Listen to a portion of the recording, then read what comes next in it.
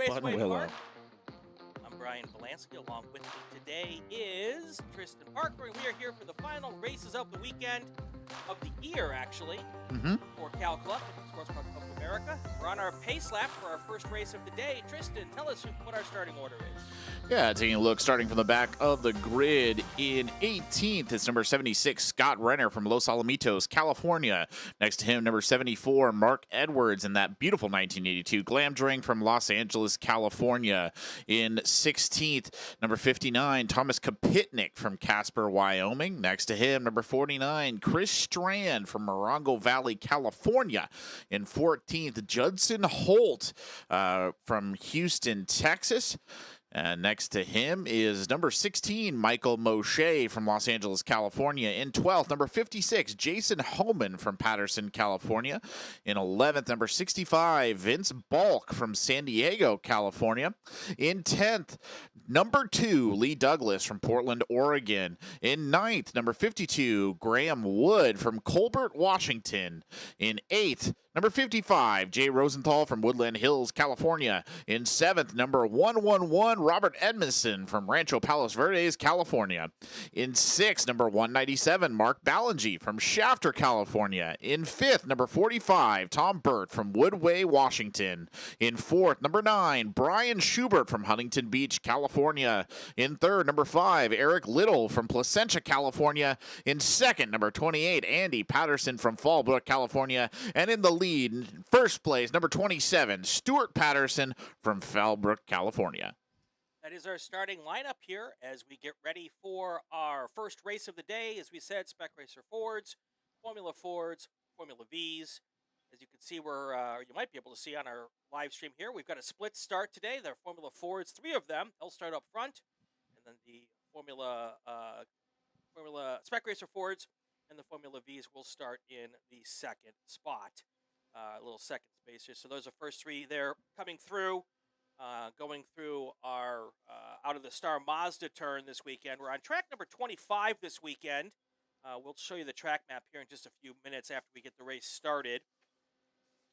We're going to go 25 minutes today, so that should be fun. All of our races 25 minutes until we get to our Enduro, which we'll talk to you a little bit more about that later.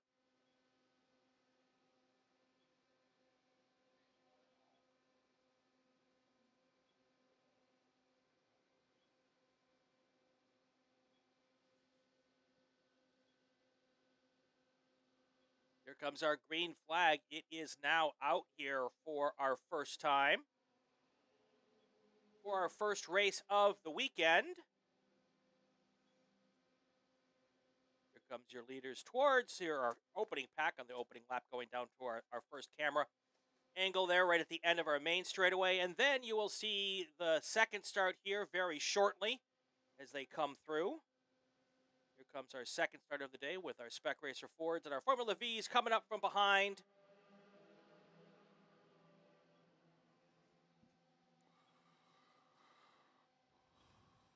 Always a bit of a tight group, the Spec Racer Fords. I think we said it before last time we were out here, but a very competitive bunch right there. Brian Schubert was the pole position for that group, and will maintain that lead coming down into the Sunrise turn right there. Tom Burt was right alongside him in a beautiful blue and yellow Spec Racer, so someone to keep an eye on right there. They were side by side as well in that top group of the Formula Fords, but they spread out, I think, relatively quickly and have established their order. There's only 3 of them in the race today, so not a particular lot of them, but there are a lot of Spec Racers out there today, Brian. They are always one of our most entertaining groups to watch. Absolutely. Absolutely. I think we had about 10 or 12 of them today. They will put on a good show, as they always do. Here you will see them now coming down towards Riverside just a second here. You can see we've got our time remaining clock up at the front. That is not official race time. That is our track or our live stream time. But it is very close to what we typically have here. As good as we can get it, all things considered, I think is the best way to put it. There must have been a little jostling right there, because when I saw that Spec Racer Ford group come by, it was actually Tom Burt in the lead, and I think Brian Schubert, who did have that pole, had fallen back about 2 or 3 positions in there, so definitely something moving and shaking in that group. All right, here comes our cars into our live stream here, looking into coming in towards the S's as our Spec Racer Ford group. Our Formula Ford's already crossed the start finish line. Andy Patterson is your leader. Stuart Patterson is in second. Eric Little is in third. And we'll wait here to see when these spec racers come across. Definitely things have shifted in that pack. So I'm coming by one of our cameras right there.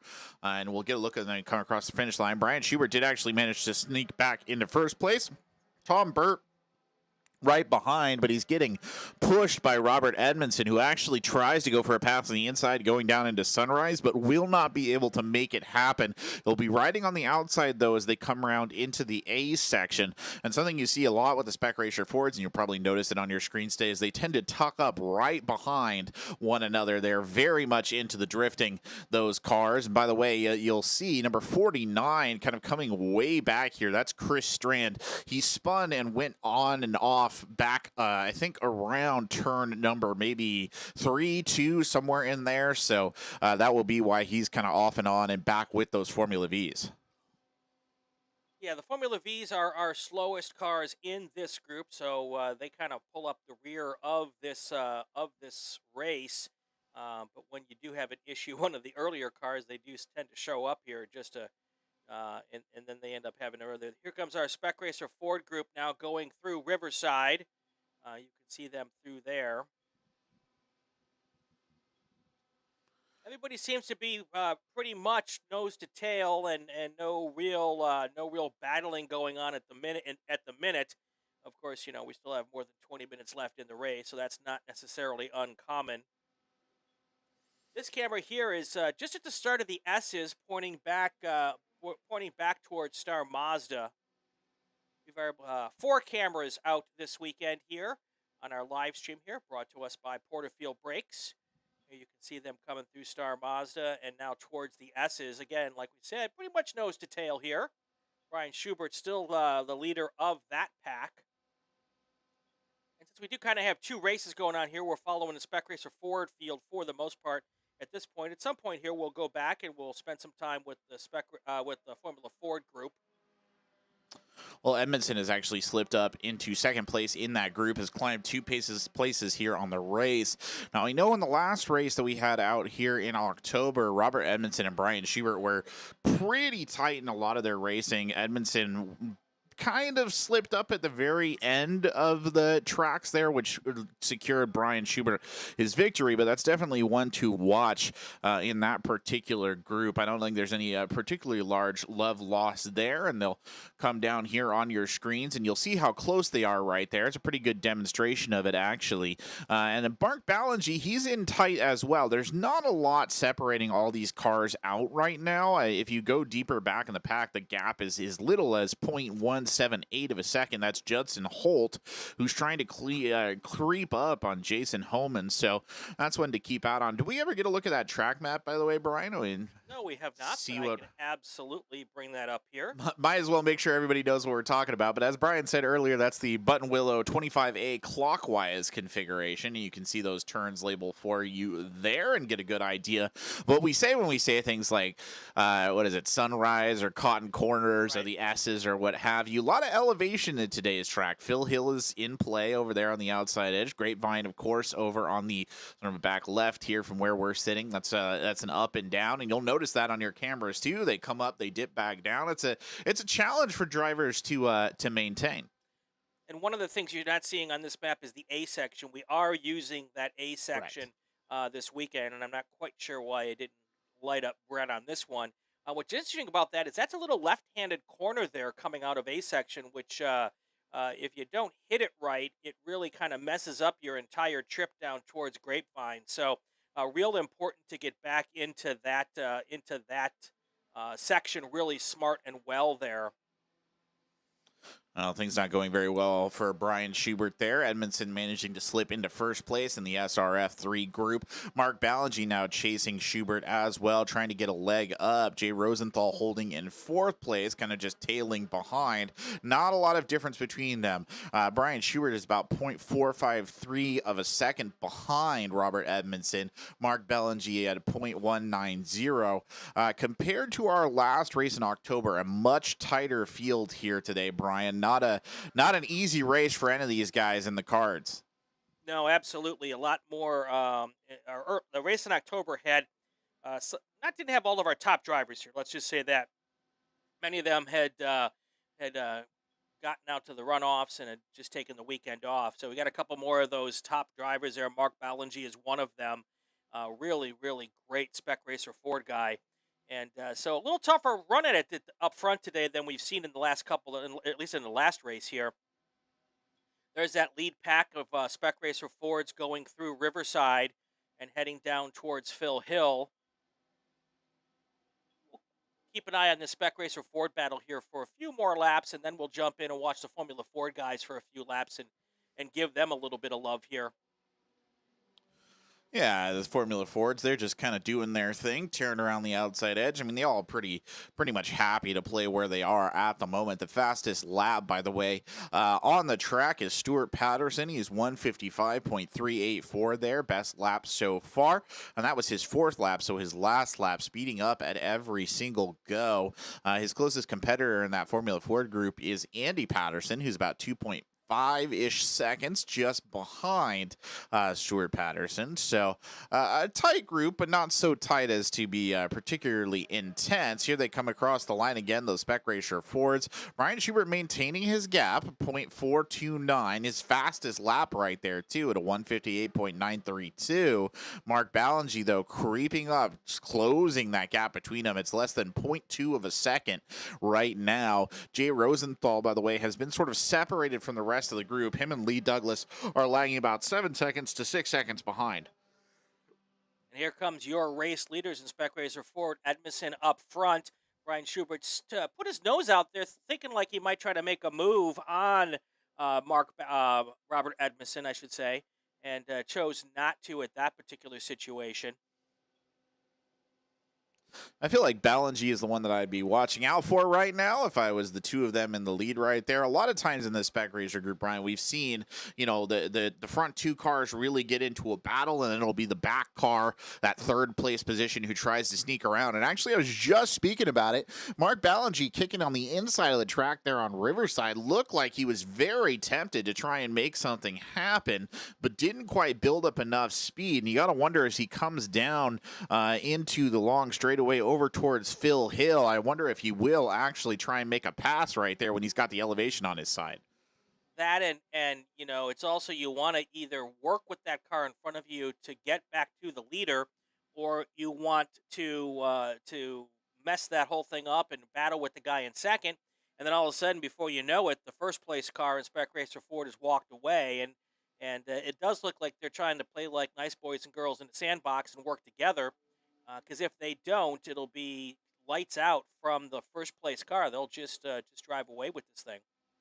Yeah, it's actually been we're, 10 minutes into it so far. It's been surprisingly clean from the spec racer Ford. Usually we see a little bit more of ups and downs, but yeah, you can see that pass was made. Mark Ballingy got around Brian Schubert, who's now in third place in the spec racer Ford group. Robert Edmondson, though, opening up a wider gap, so that battle cost both Schubert and Ballingy about a second now between Mark Ballingy and Robert Edmondson. Definitely work to be done, but if we can tell anything from the start of this, Mark Ballingy is nothing if not a patient hunter here, so he will take his time as they go around. And now it's Robert Edmondson who has to sweat a little bit looking in his rearview mirror.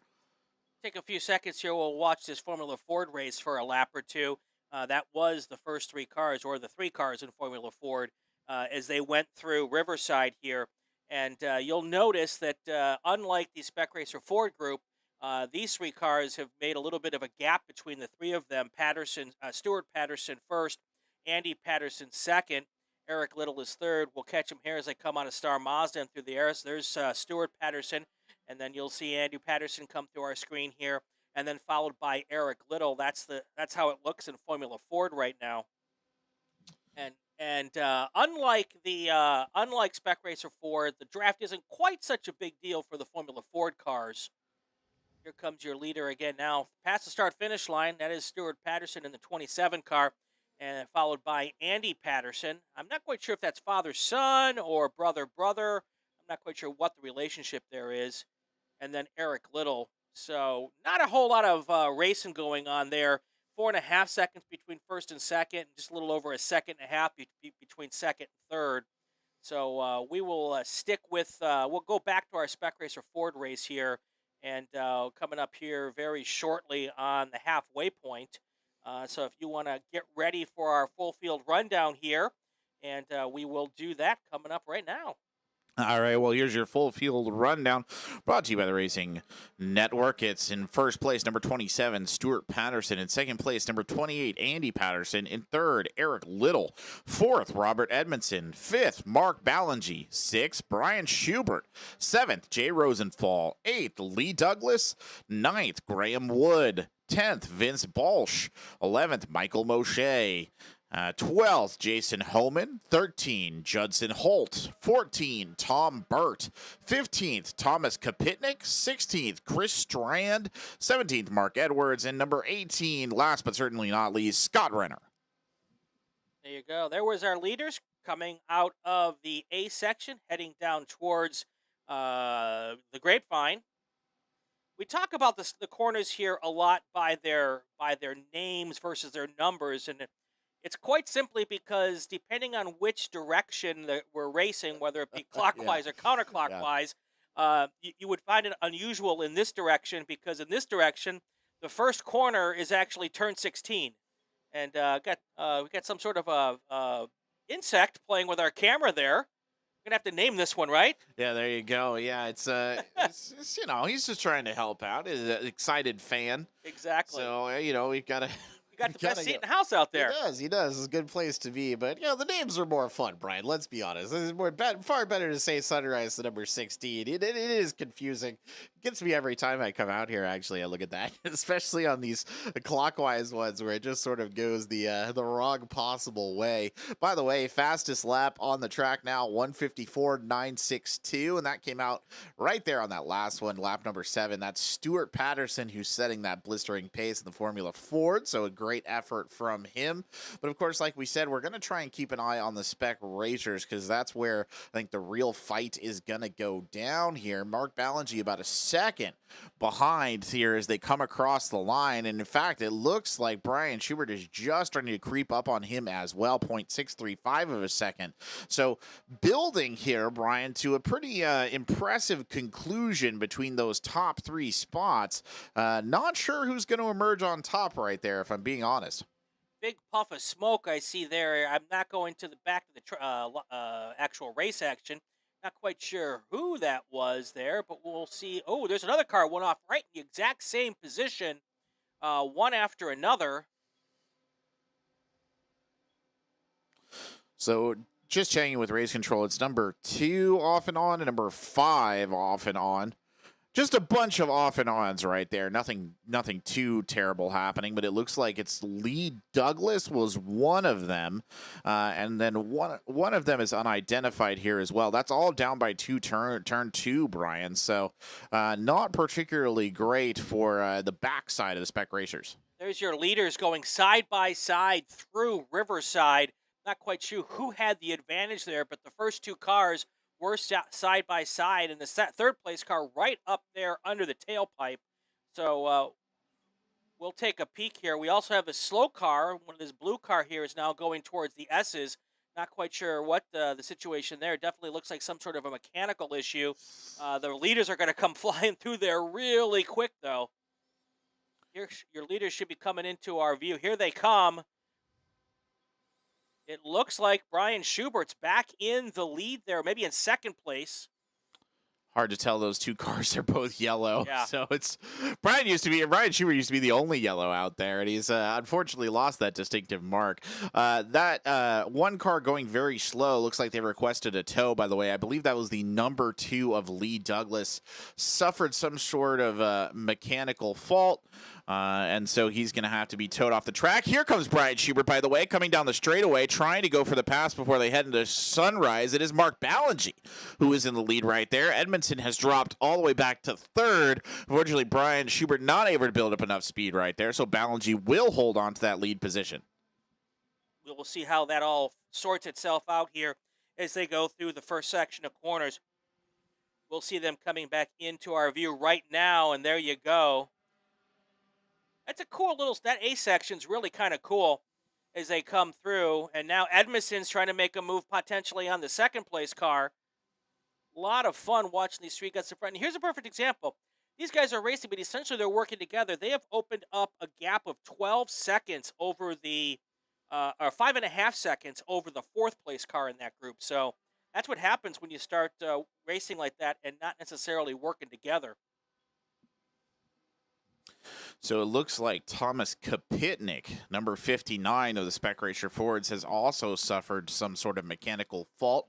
Can't quite get a confirmation about which one of the two of them is getting the tow, Lee Douglas or Thomas Kapitnik, but one of them, they're both looking like they're going to be out of the race here, at least for now.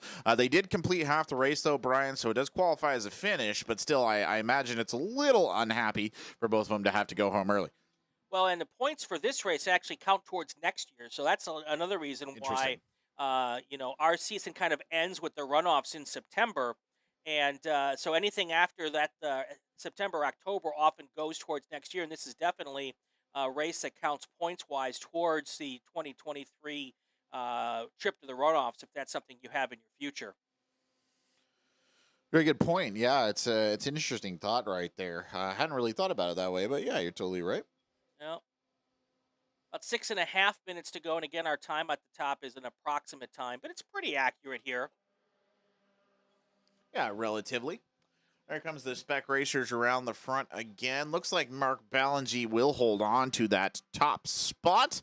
Robert Edmondson has regained second place in that group, and Brian Schubert back to third again. So that jostling between that second and third place, we were talking about it earlier, Brian, doesn't do him any favors between the two of them. And Mark Ballingy, I think, probably pretty comfortable, has a second lead almost over Robert Edmondson. Now, last time Edmondson was out here, Brian, he was a definite gunner in that number 111 car, really putting the pedal to the metal, really a fighter. So I don't think Mark Ballingy can rest completely easy, but I can already see now as we'll actually watch them come up through the grapevine. Schubert is pushing on the backside of him yet again. He's not letting him get away with it. Meanwhile, that gap between Robert Edmondson and Mark Ballingy grows bigger almost every time we see them.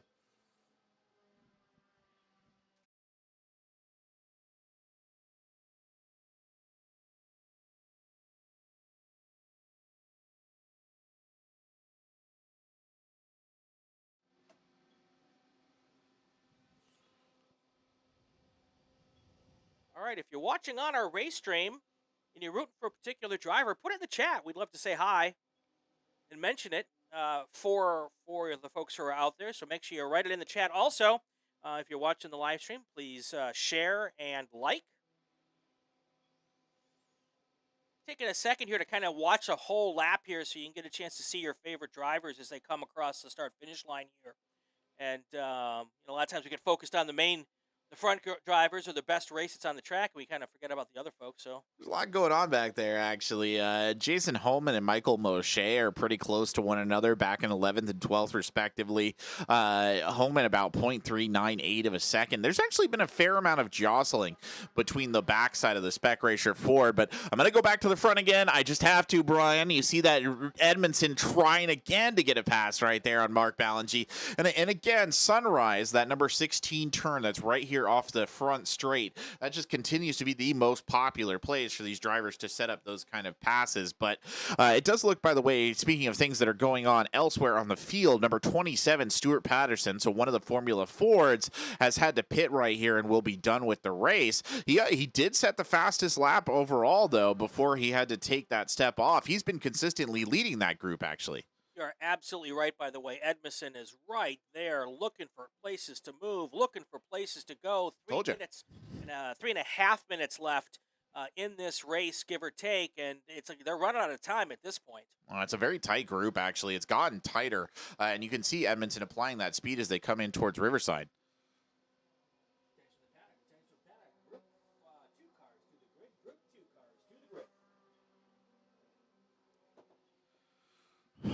for our leaders. They just went through Riverside, nose to tail, about half a second between each of them, still very much in play for all three of those cars, potentially winning this race.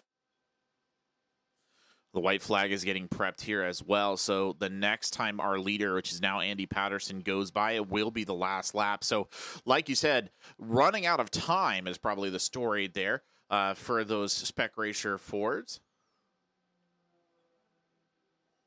There they come through the going towards the S's. No real changes at that point. No, I think if there's something's going to happen, it's going to happen towards that number 16 turn. It's just where things always happen. It's Exactly. unavoidable. Oh, and there's those three cars coming through. Put a little smoke off, or put a little dust off. But all three of them were able to keep on the track and keep heading in the hunt here. That just shows you how hard they're pushing. Yep, they are trying their level best.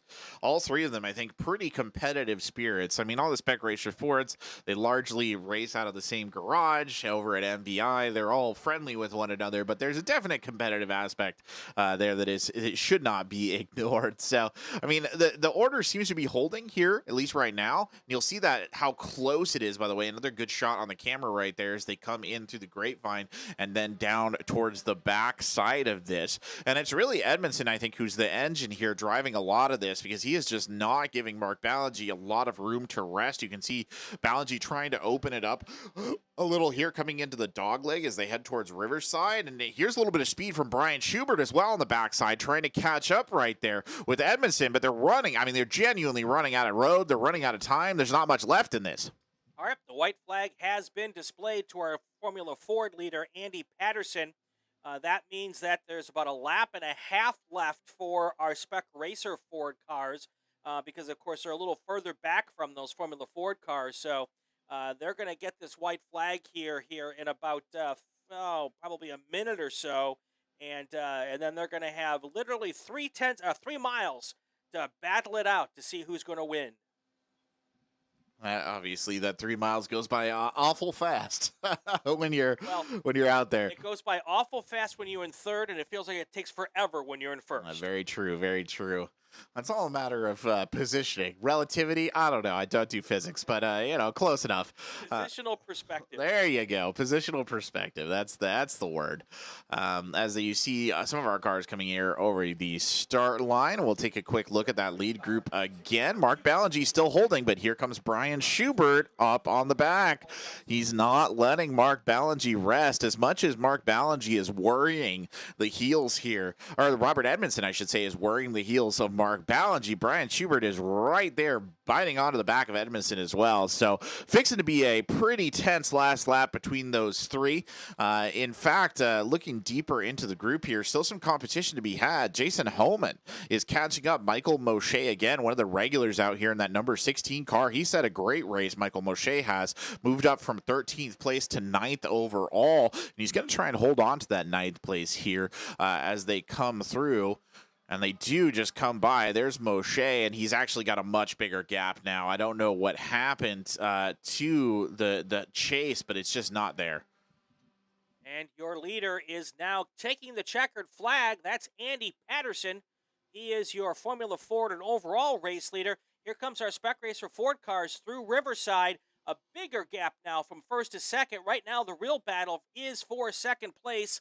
That is Robert Edmondson and Brian Schubert. Brian Schubert's probably got two more good places to try to make the pass if he wants to be the second step on the podium right now.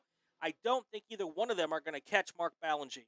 No, I think that battle between the two of them has pretty much cleared the road here for Mark Ballingy to come in. But, I mean, Brian Schubert, he's going to try and make it. Schubert's going to make an effort. Like, he's going to try and make a pass somewhere. You can just tell by the way he's angled. And coming in, I mean, look, he's right behind him, Brian. I mean, he's desperate there for an opportunity to get around. He's not got a lot left, but there are a few opportunities he might be able to pull that off. Coming up into Sunset, even possibly. It's a tight turn, but you can make an effort. Here they come across the line. Your race winner is going to be Mark Ballingy. Second place is going to be Robert Edmondson, and third place is going to be Brian Schubert. That was a well-fought race from all three of them there at the top. At the end of the day, though, Robert Edmondson holding on there, climbing 3 places. Both Edmondson and Ballingy climbed 3 places in that race, so credit where credit is due. Homan has actually managed to get around Michael Moshe there, so we'll hold that 9th spot, Michael Moshe, down to 10th.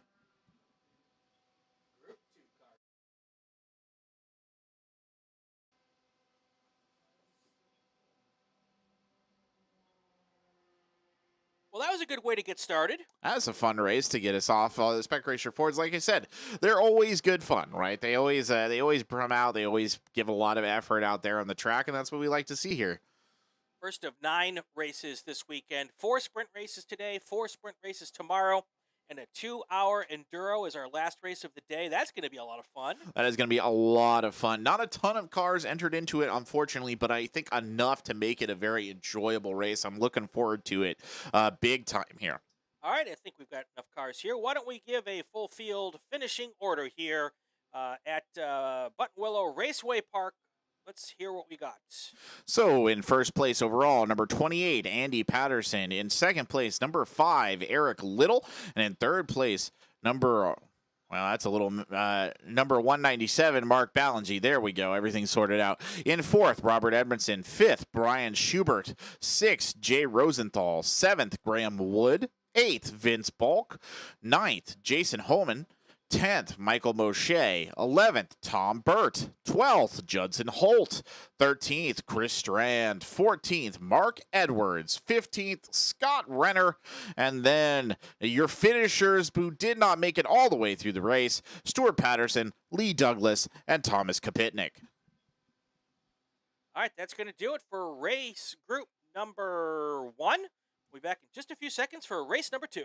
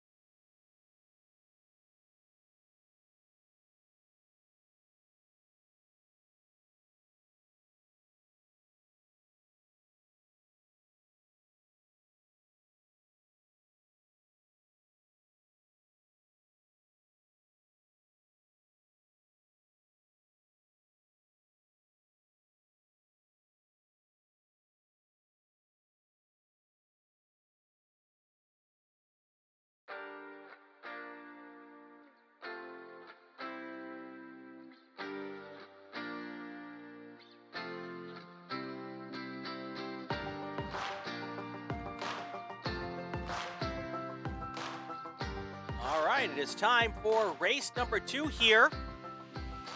Our second race of the weekend. We're at Buttonwillow Raceway Park for the Cal Club divisional races and Enduro weekend.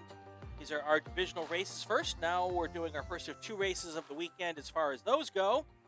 And this is for our second race of the day. Tristan Parker, let's take a look at our starting order. Starting from the back of the grid in 7th, number 11, Robert Lovinson. In 6th, number 53, Paul McFarlane. In 5th, number 38, Ben Valentine. In 4th, number 10, Richard Gray. In 3rd, number 6, Tom Van Wee. In 2nd, number 10R, that's Vincent Chameland, that's it. You just told me it too, and it went one ear right out the other. And in first place, number 45, Thomas W. Burt. All right, that's how we're going to get this thing started. You can see our field now heading towards and through Riverside. There is our pace car and our little tiny wings and things behind it. Those Formula cars look really, really tiny behind the pace car, don't they? Yeah, there's quite a mix in this group as well. You got the FE2s, you got 2 FAs, you have an ASR sneaking in here, 2 S2s, and 1 FC. So you can see there on the bottom of the screen just how diverse it is, and pretty much everybody getting represented here except for, I believe, the P1s. So a lot of those cars out on the track, and, you know, technically everybody competes in their own division. In their own class, right? Their own class, yeah. So they're not really probably racing against each other, but, you know, it's still interesting to see them go out there and give it a run. It's interesting, too. I think only one of them is an outer stater. That's the pole position there, Thomas W. Burt from Woodway, Washington. So one of our, actually, quite a few out-of-staters here at the race this weekend. Always nice to see them making their presence known, as you'll see them come by there on our camera. All nice and bunched up now, though. I assume, Brian, once they get over that start line, we get the green to go, they will get a little bit less bunched up. Yes, they should stay nice and tight in rows of 2 by 2 as they come down, kind of like the all those animals getting on Noah's Ark, until the green flag flies, and then it is mass chaos. Probably like when all the animals ended up on Noah's Ark, to be honest. That sounds like mass chaos, absolutely. All right, our pace car is on pit lane, and our green flag is out. Here they come, heading down towards our first corner. Of course, it's turn 16 here, but the first corner is Sunrise. And they were all nice, pretty well put together as they headed down towards that first turn. Going fast, actually. I would hope so in the race cars. It's faster than I expected, to be honest. They put on some speed coming out of there, is all I'm saying. They were gutting it a little bit across that finish line, which is good. Well, you like to see it. In theory, Formula Atlantic is our fastest class. Right, yes. So these should be our fastest cars of the race weekend. So, which is good for them. We do 25-minute races as opposed to laps. Because they can get the full 25 minutes. Because if it was just laps, they'd be done in like 8 minutes. Very true. Already a little bit of a incident, though, unfortunately, out there. Ben Valentine is number 38. Just tapped into the back of Robert Lovinson, I believe, as they came around, I think, turn number 12. You saw maybe a little bit of dust kicked up. And that was why I think we saw a little bit of dust kicked up there from that number 10 car, actually, number 10 red. So it's all right. It's going to happen. But didn't even make it a lap, unfortunately. All right. We should see our cars here coming into our view here. This is the exit of the Star Mazda turn heading down towards the S's. There's your race leader coming through. That looks like it is probably the S2 car of Ben Valentine or Robert Lovinson. One of those 2 cars is up front. We'll know more when they come past the start-finish line here.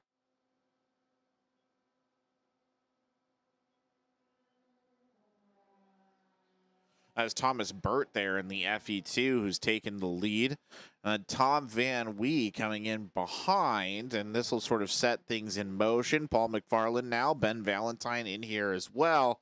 So Vincent and Loveson, I believe, is some of our cars involved in the tapping earlier. They'll all sort of get weighed down a little bit by that and fall back just a bit.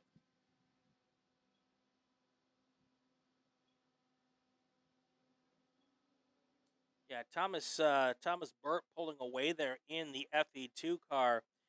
Tom Van Wee in the Formula Atlanta car second, so he will be trying to hunt him down.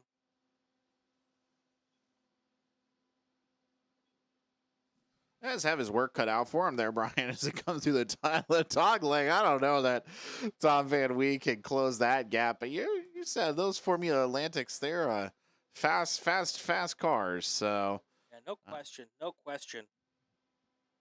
Want to remind everybody to stick around for our enduro race at the end of the day. 2 hours, somewhere between 8 and 10 cars, driver changes, lots of fun. We really endurance racing's got a whole different feel to it than the sprint racing. A lot of strategery, as I like to call it, and you got whether you're going to be able to go on one driver change or two driver changes, how much fuel you're going to have, and we don't do a lot of that in the SCCA, so it's always kind of fun to see kind of a fish out of water situation for some of these teams and drivers. Yep. But it'll be good. We're going to get that thing started right around 2 o'clock this afternoon. So it'll be on this stream. Don't have to change channels or anything. We'll have it all for you right here. Yeah, it's going to be a fun race and an engaging race, I think, as well. We were there for the meeting they had with the drivers earlier where they sort of chit-chatted about things. They're trying to keep it as streamlined as possible to kind of get them in, on, and out and have some fun out there. Like I said earlier, not a big field, Brian. I think only 9 cars entered at the end of the day, but enough cars out there on the track, I think, to be genuinely quite interesting and provide us with some good footage. Like you said, a lot of changes in the Enduro about how things are handled and who does what. And I will say it is also, I think, one of my favorite styles of racing as well. There's a lot of thoughts that goes into it. Absolutely. Also want to take an opportunity to thank our friends at Porterfield Racing Brakes. They are our presenting sponsor here of the Cal Club races. We want to thank them very much. If you need anything for your car, brakes, and a bunch of other stuff, they don't just do brakes. Go to porterfield-brakes.com. And there is a discount for SCCA racers. So show them your SCCA card or give them your number. And depending on what you're buying, there's different discounts. And check those folks out. Really good people. And again, we appreciate them being on board for all of next season. That's awesome, Brian. I love to see the sponsorship keep things going out here, and obviously everybody at the SCCA appreciates all the support they can get. Speaking on the subject of the race, number 38, Ben Valentine, who is running that red, white, and blue car. Again, another nose-to-tail incident for him, this time the victim, Paul McFarland, right there. So both... Looks like there's a little bit of damage on the front of that Ben Valentine car as well. Probably not enough to take him out of the race, but it's been a bit of a bullish race from the number 38. Absolutely. And we're seeing those cars now. Tom Van Wee just crossed the start-finish line. A bright yellow car coming into your view right now. Of course, we always like to talk about the bright yellow cars. Can't miss it. We know which ones they are. Here comes your second and third place car. That is McFarland and Valentine. And, I don't see too much damage on that Ben Valentine all right. car. So, nothing that's going to slow him down, or at least stop him. Might slow him down a little bit, but. You know, sharks are incredibly attracted to the color yellow. I didn't realize we were going to get dating advice for sharks. It's their favorite color, apparently. Shark scientists, thing that exists, sharkologists even, dare I say it, call it yum yellow, colloquially. Big problem during the Second World War because all the life vests were, you guessed it, yellow. Yeah. So the sharks were having a great time. Nobody else was. Anyway, that's your fun shark fact. I know that y'all joined in for our Racing Network podcast for that, but and we try to keep the content diverse. for today's edition of Useless Facts from Tristan Parker. Exactly. Got a lot of them. Could be here all day. But looking back on the track right now, fastest lap on there, Thomas W. Burt. Third lap was a 149.344. So actually pretty dang fast. That's that FE2 car, the only FE2 car we have out there. Big gap between the Formula Atlantics, by the way, Brian. I didn't know if you noticed that. Number 6, Tom Van Wee, sitting at 152.829 as their fastest lap. And then Vincent, no, not Vincent. Oh, yeah, Vincent Chamelin. God, I'm going to get it one of these days. Yep. Way back in the order at fifth place. And that's genuinely interesting. I would expect those two Formula Atlantics to be a little bit closer together. But Vincent Chamelin did get clipped by Ben Valentine earlier on in the race, which might explain that differential right there. Hasn't really been able to recover from that. So, Mr. Tristan, I've been doing this for 4 years now, and it took me about 3 to get Vince's name right. So don't worry about it. Okay, thank you. I appreciate it. It's a heck of a name. It's one of the most interesting names I think I've ever seen. Chamelin? Chamelin. That's how I say it. All right, I'm there with you. I'm going to write it down if I have to on a cue card, just like the olden days. Vincent Chamelin. There we go. Now, I forgot to start the clock at the top of the screen. You may have noticed we had that last race, but we didn't have it this race. It requires me to press a button, and guess what I didn't do? Didn't press the button. Yeah. So I can tell you, though, that we're we're at 8.5 minutes left, which means it's time for our full field rundown. Take it away. All right, well, we'll do a full field rundown here. Starting at the top, Thomas W. Burt, that FE2 car. In second, Tom Van Wee. In third, Ben Valentine. In fourth, Paul McFarland. In fifth, Vincent Temeland. In sixth, Robert Levinson. In seventh, Mike Bachman. And then eighth, Richard Gray. I don't actually know that Mr. Gray is out there, but there's your full field rundown. Yeah, he either has a transponder that's not working or he did not take the green flag. One of those two things have happened. I'm thinking it might actually be a transponder issue. I mean, I'll watch next time they come around. But earlier today, one of the Formula Atlantic, or not the Formula Atlantic car, one of the Formula Ford cars, their transponder did not work on lap number 1. So they technically were a ghost car out there for us here in the booth as well. Worth pointing out, by the way, Ben Valentine in that number 38 car did get around Paul McFarland. That happened out there, I think, a lap ago. So Ben Valentine has actually claimed about 2 places up here in this race. A good day for him. But hey, Paul McFarland, not bad either. Only 0.273 of a second between Ben Valentine. Very much in this. There you go. It's just a beautiful. And that Ben Valentine car is really, that's a pretty Sports 2000 car. It's the red, white, and blue car. And might have actually been back from when they had the old All-American Racing Series, or American Cities Racing Series, where each city had a team, and you got your car all painted up for the city you were from. So at least it looks a lot like one of those cars. You learn. I didn't know about that, so that's interesting. That's probably back before you were born, to be honest with you. It very well might be. It's a cool concept, I guess. But hey, franchise anything these days if you can. If you can manage it. Look at just here, a lot of fast laps coming around on last lap number 5.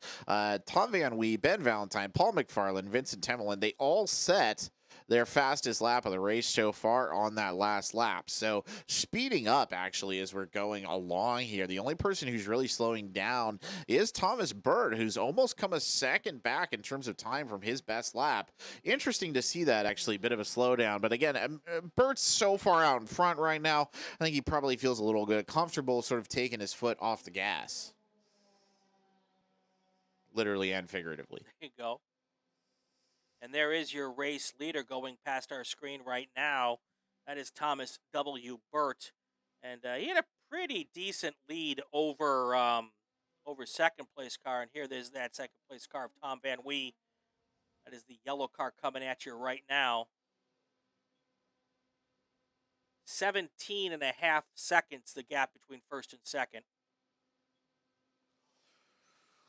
It's a lot. It's a lot there. Not getting it made up, I think, in the course of this race. I mean, from the look of it, pretty much everybody has settled into a relatively comfortable position. Paul McFarland has actually fallen back pretty far now behind Ben Valentine. That was the closest grouping we had. Paul McFarland now 6 seconds behind Ben Valentine. Not impossible for him to make that up, but I doubt it's going to happen anytime soon. So they will just keep going around here for the rest of this race. And they've already completed 6 laps. They're putting up some fun times here. Should say Tom W. Burt coming in again with another fast lap, 147.453. So a significant improvement there over his previous best lap on lap number 3. So the speed being applied now by the leader just a little bit. Right when I was talking about him easing off here, Brian, he goes and he puts up the best lap of the day. There you go, and you can see a car just off in the distance went off and picked up some dust there. That looks like it's one of our Sports 2000 cars. I'm going to put a guess on it that that's Robert Lovinson in the 11 car there. Mike Bachman. Mike Bachman. You were close. Yeah, they're P2 very car. close to each other. Yeah, Right, it's Mike Bachman, number 3. There you go. And I also want to correct myself. Earlier I said there were 8.5 minutes left in the race. I read it wrong. We were 8.5 minutes into the race. So we gave a full field rundown at the quarter mark as opposed to the half mark. That's okay. All No good. worries. We're now at the 13 minutes in, which means we've got 12 minutes left to go. Unfortunate news here for that number 3 car that we were talking about earlier. Mike Bachman did go off and on right there, hit a bump, something didn't go right, now dragging his nose splitter along with the car. So that's not particularly good news right there, and might potentially be the end of Mike Bachman's race. We'll see if he pulls off here when he comes back around the next time. I'm not sure how big of an issue dragging a nose splitter is. Sounds bad to me, though, so... Well, it depends on how badly you're dragging it. It can be a big, big problem. Yeah. But if it's just a tiny bit, it's just carbon fiber or fiberglass, and, your body guy's probably not real happy about it. But No. I see Tom Van Wee passing one of the S2 cars, not the Mike Bachman car. So we'll just kind of keep an eye on that whole thing. I also want to remind everybody to listen to the racing, Inside the SCCA podcast. Comes out every Friday. We've got some great new guests. So we've had second season now. We started our second season back in October, and we've had some really fun stuff. Just did one with Goodyear Tires, their Goodyear Racing Tire lead sales guy, Jay Chapman. Talked about why Goodyear is involved in the SCCA, and also really cool what they're doing at the PRI show coming up in December. One of their featured displays is going to display an SCCA car, and that's a really cool story, so check that out. That's the most recent Inside the SCCA podcast. You can catch it on racer.com or wherever else you listen to your podcasts. No change up front. Tom Van Wee is in second. He just crossed the start-finish line. There he comes into our view right now. Thomas Burt still your race leader in the FE2 car. And Ben Valentine, here he comes in the, that's the 11 car of Robert Lovison, who's more than a lap down. Here comes Ben Valentine now. Car number 38 coming into your view right here. He is your third place car at the moment. There is the Tom Van Wee car. When they get spread out like this, it's hard to catch everybody as they come through the different parts of the racetrack here. So, Right, yeah, it does get a little bit tricky. We got 4 cameras out on the track today. For those of you who are joining us on the YouTube live stream, we hope you like these camera angles and you like the view. You see your favorite racers come through right here. Of course, if you have any observations you want to share, any ideas in the chat, we're happy to see them there as well. Always looking for some suggestions to keep things interesting here as best we can. But good cameras, they're working great out there today. So it's fun to actually get to see these guys going around the track. It's not a pure radio broadcast anymore, and that's some fun stuff right there. well, and if you want to see more cameras, just give me a call, and it'd be great for you to jump on and be a sponsor. There you go. Because there are plenty of opportunities to sponsor. Come on and join.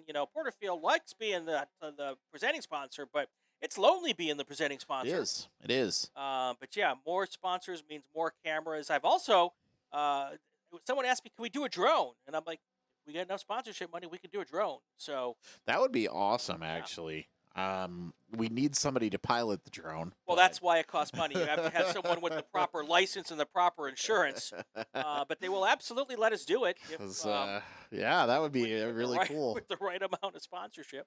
I was just thinking of here trying to fly a drone with my feet while I'm doing the commentary. I don't know how well that's going to go, not. but No, I think we need a dedicated drone pilot. need a drone pilot. Anyway, that's always we're in expanding operations. So That's right. more races, by the way, today. Just so you know, we've got race group 3 coming up next. A big race group for our Spec Miatas. 16 cars entered in that one, so don't tune out. We got group 4, and then of course we have that aforementioned Enduro. Beautiful day for it out here in Buttonwillow. Always a beautiful day for it, though the temperature may be a little cooler than we usually get, which is nice. A little hazy out there too, actually, today, weirdly enough. But other than that, it's a nice day on the track. Everybody seems to be enjoying themselves. A little bit of wind. We had some heavy winds actually a couple of days ago, but it's tapered off now, so that's not really affecting things all too much. But all things considered, lovely Saturday, some good racing. It's wonderful out here at Buttonwillow. If you've never had the chance to be out, it's a real great time.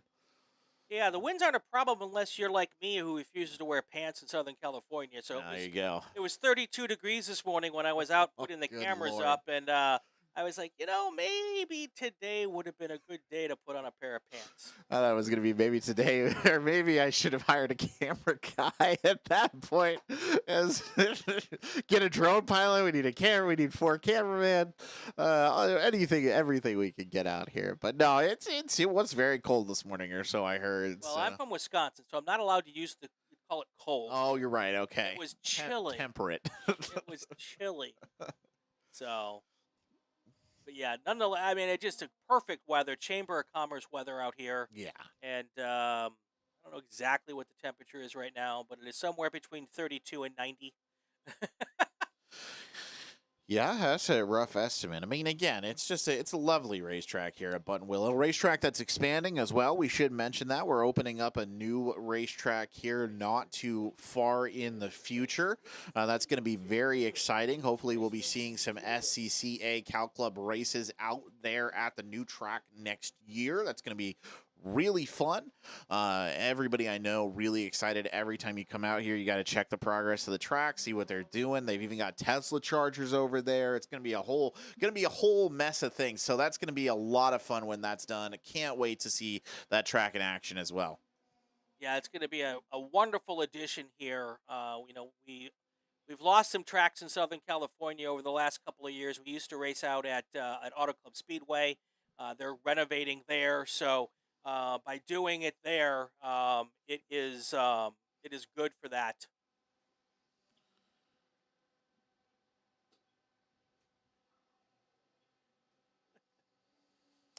About 5 minutes left here in the race, just coming up on 20 minutes in deep. 10 laps completed overall. Thomas W. Burt setting another fast lap here, really fast lap actually. Lap 11, 147.091. So really putting his car through his paces here while he has the opportunity, I guess, to do so with his extensive lead. Tom Van Wee still holding that second place spot. Ben Valentine there as well. Not an awful lot of competition between all these cars. Poor Vincent Temlin, who did fall back, has actually managed to get another place back up here, so he's in 5th right now, but still Ben Valentine and Paul McFarland separating him from the other Formula Atlantic car on the track. Mike Bachman, that number 3 car who suffered that bit of nose damage, still holding strong there in 7th, did not need to go to the pits.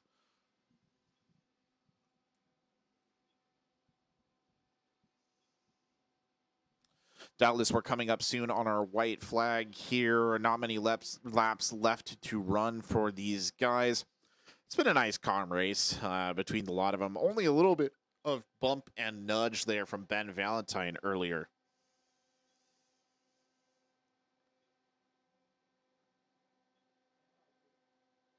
Our next race up is always one of our more fun races of the day. Spec Miata, usually a really big field.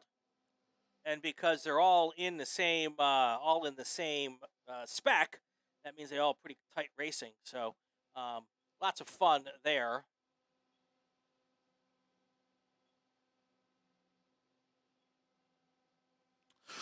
Looks like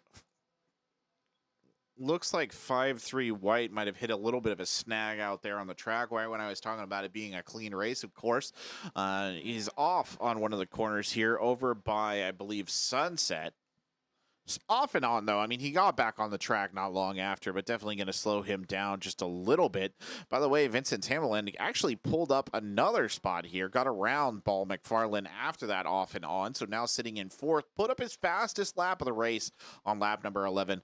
151.109. Meanwhile, the white flag being prepared down here. Next time Thomas W. Burt comes around, that will be the final lap here in this race. And then we will get it all wrapped up and head on to race number 3. Again, we just said that's a Spec Miata race. Then we'll take a little break before race 4. And, of course, we've got our Enduro coming up around 2 o'clock this afternoon. 2 hours of racing. We will have all the action for you right here on the Racing Network.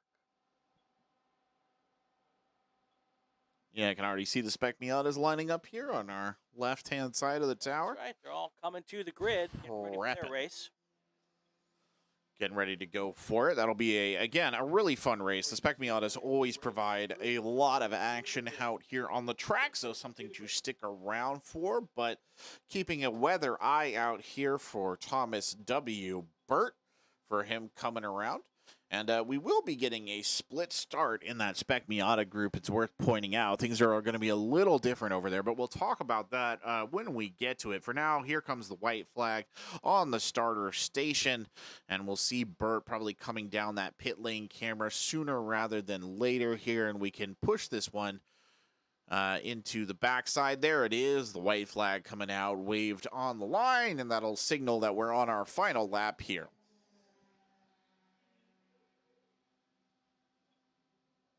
3 miles left for Thomas W. Burt to pick up the win.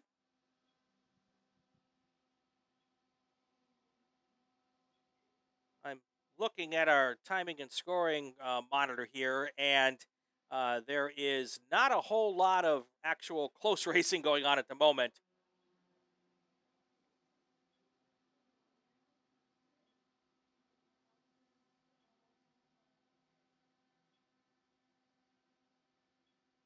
Got a car. It's off right around Phil Hill, but they're hoping it will get going under its own power.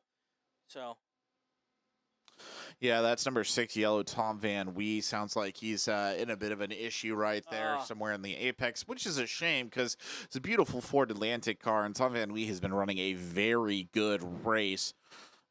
So they can't quite get him rolling right there. He's just before the straightaway down there that leads into 3B. That's the drag strip right there. So they're going to have to get a tow truck out for him. Hopefully nothing terrible that's going to prevent him from racing tomorrow. Assume it's some sort of technical issue. But that said, he was your second place car and your first place car in Formula Atlantic. The only class in this race where there was more than one car. So if he does not get going, Vince Chamelin will be able to take over that second spot, which he just did, and he will now move into a podium finish if he can get to the finish here without any issues. So Vince Chamelin is now your third place car. Tom Van Wee will continue to lose positions here. Thomas W. Burt is your race winner. Just took the checkered flag. Here he comes into your view for the final time. What a great race for him. Tom Van Wee now officially being marked as out of the race, and Ben Valentine should be finishing here in second. Good race for Ben Valentine, despite those errors earlier on. Still managed to get 3 positions here overall in the grid, move his way up to the top, and he'll finish first out of the 2 S2s that we have. Robert Loveson, the other one, will most likely come in deeper down in the pack.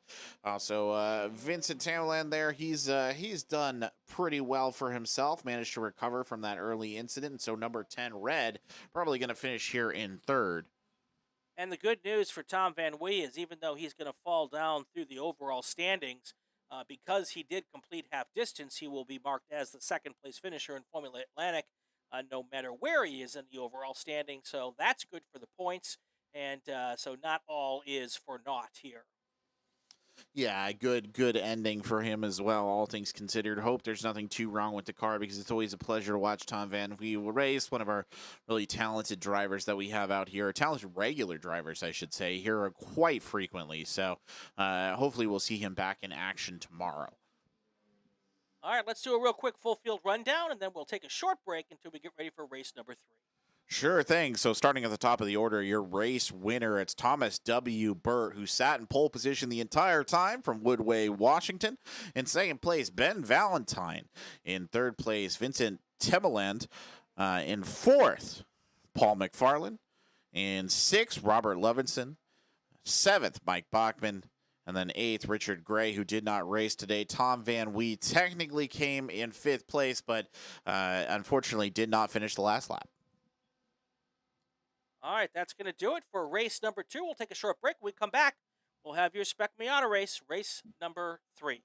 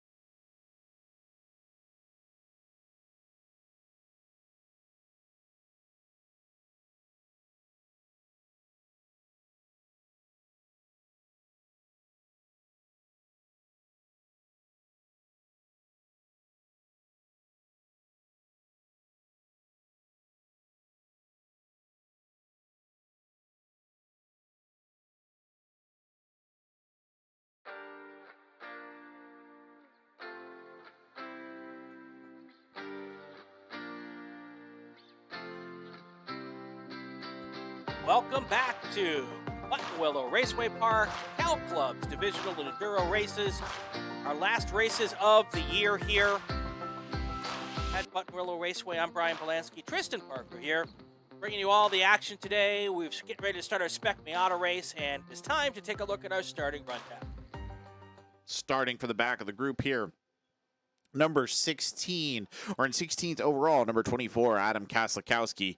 In 15th, number 73, John Gorman from Los Angeles, California. In 14th, number 62, Nathan Del Carmen. In 13th, number 55, Angela Swan from West Hills, California. In 12th, number 74, Gabe Estrada Jr. from Vista, California. In 11th, number 21, Jack McKecham from Santa Monica, California. In 10th, number 45, John Stott from NorCal, California. In 9th, number 83, Carl Young from Cardiff by the Sea, California. In 8th, number 75, David Mitchell from Yucaipa, California. In 7th, number 98, David Varco from Bonita, California. In 6th, number 7, Alan Lucart IV from Corona, California. In 5th, number 33, Rocco Ruzic from Humble, Texas.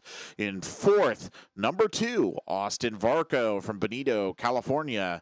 In 3rd, number 35, Evan Jacobs from Encino, California. In number 2, number 191, Richard James from Jabuco Canyon, California. And then in your pole position, number 89, Clement Lee from San Diego, California. All right, we are getting ready to go here. This is always one of our more exciting races of the day. We're going to go 25 minutes here. This time I'm going to try to remember to start the darn clock.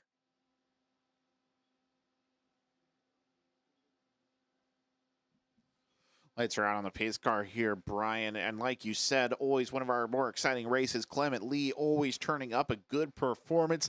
The Varcos here in this one as well. Only one Lucart this time, which is a bit of a shame, but promises to be a very interesting race. That front three group is going to be called an awful lot here today.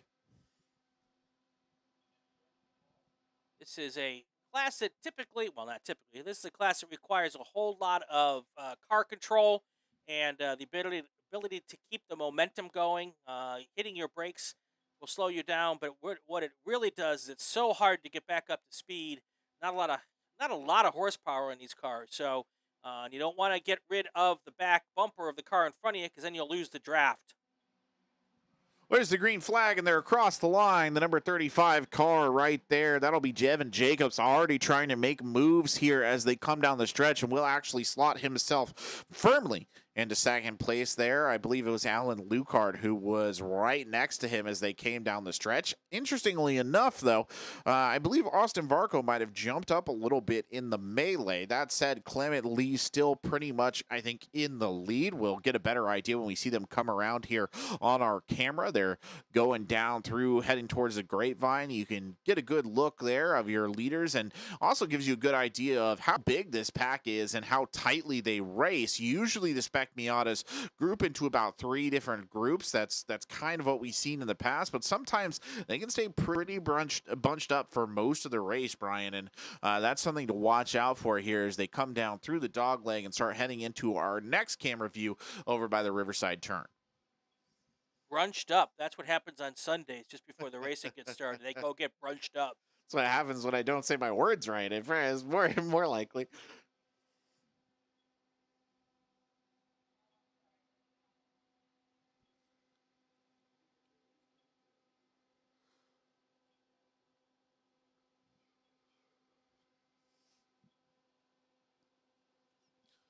Just as a reminder, we are running 25A clockwise here this weekend at Buttonwillow. This is our 3rd race of the day. One more race will come before our Enduro, the 2-hour race happening at the tail end right here.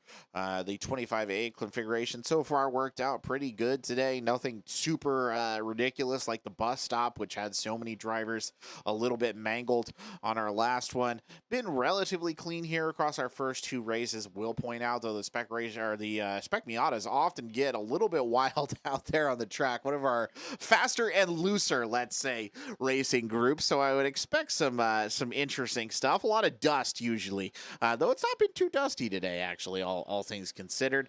And here they come across the line. We'll get a good idea of who's what and where. It'll be Clement Lee taking the lead early on, Evan Jacobs, and then Austin Varco cementing your top three. But the two Varcos right next to one another. David Varco just behind Austin Varco by about 2 seconds, so not far off. Very tight grouping here across the line for all of the members of the Spec Miata group. Austin, David Varco, they are father and son, David being the senior of the two. Last race, David got into Austin and caused a little schmozzle. That was a mistake, yeah. But, and that doesn't happen very often between dad and son, but that's what happened there. No issues right now because a little bit of space between the two of them.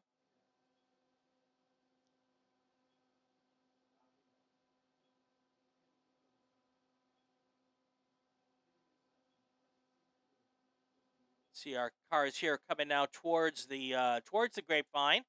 We will get them into our view here in just a second, and you will see Clement Lee. Then there's Evan Jacobs and Austin Varco coming through.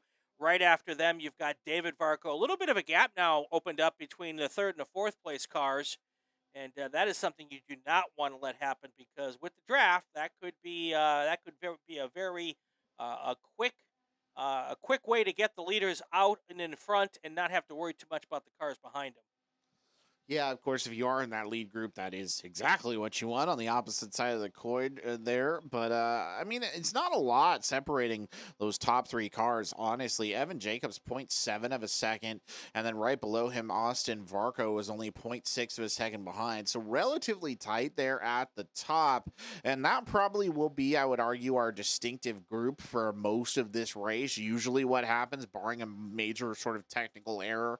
But as you actually go deeper into the field here, for example, taking a look at John Stott, only 0.6 of a second behind David Mitchell back there in 7th and 8th, and then in 9th, Gabe Estrada Jr., 0.29 of a second behind that aforementioned John Stott. So something to keep an eye on right there. And that gap, by the way, between Varco the younger and Varco the elder has opened up to about 5 seconds. So getting pretty big between the two of them as that group of three at the start of the track kind of begins to make their way into a separate sort of race of their own.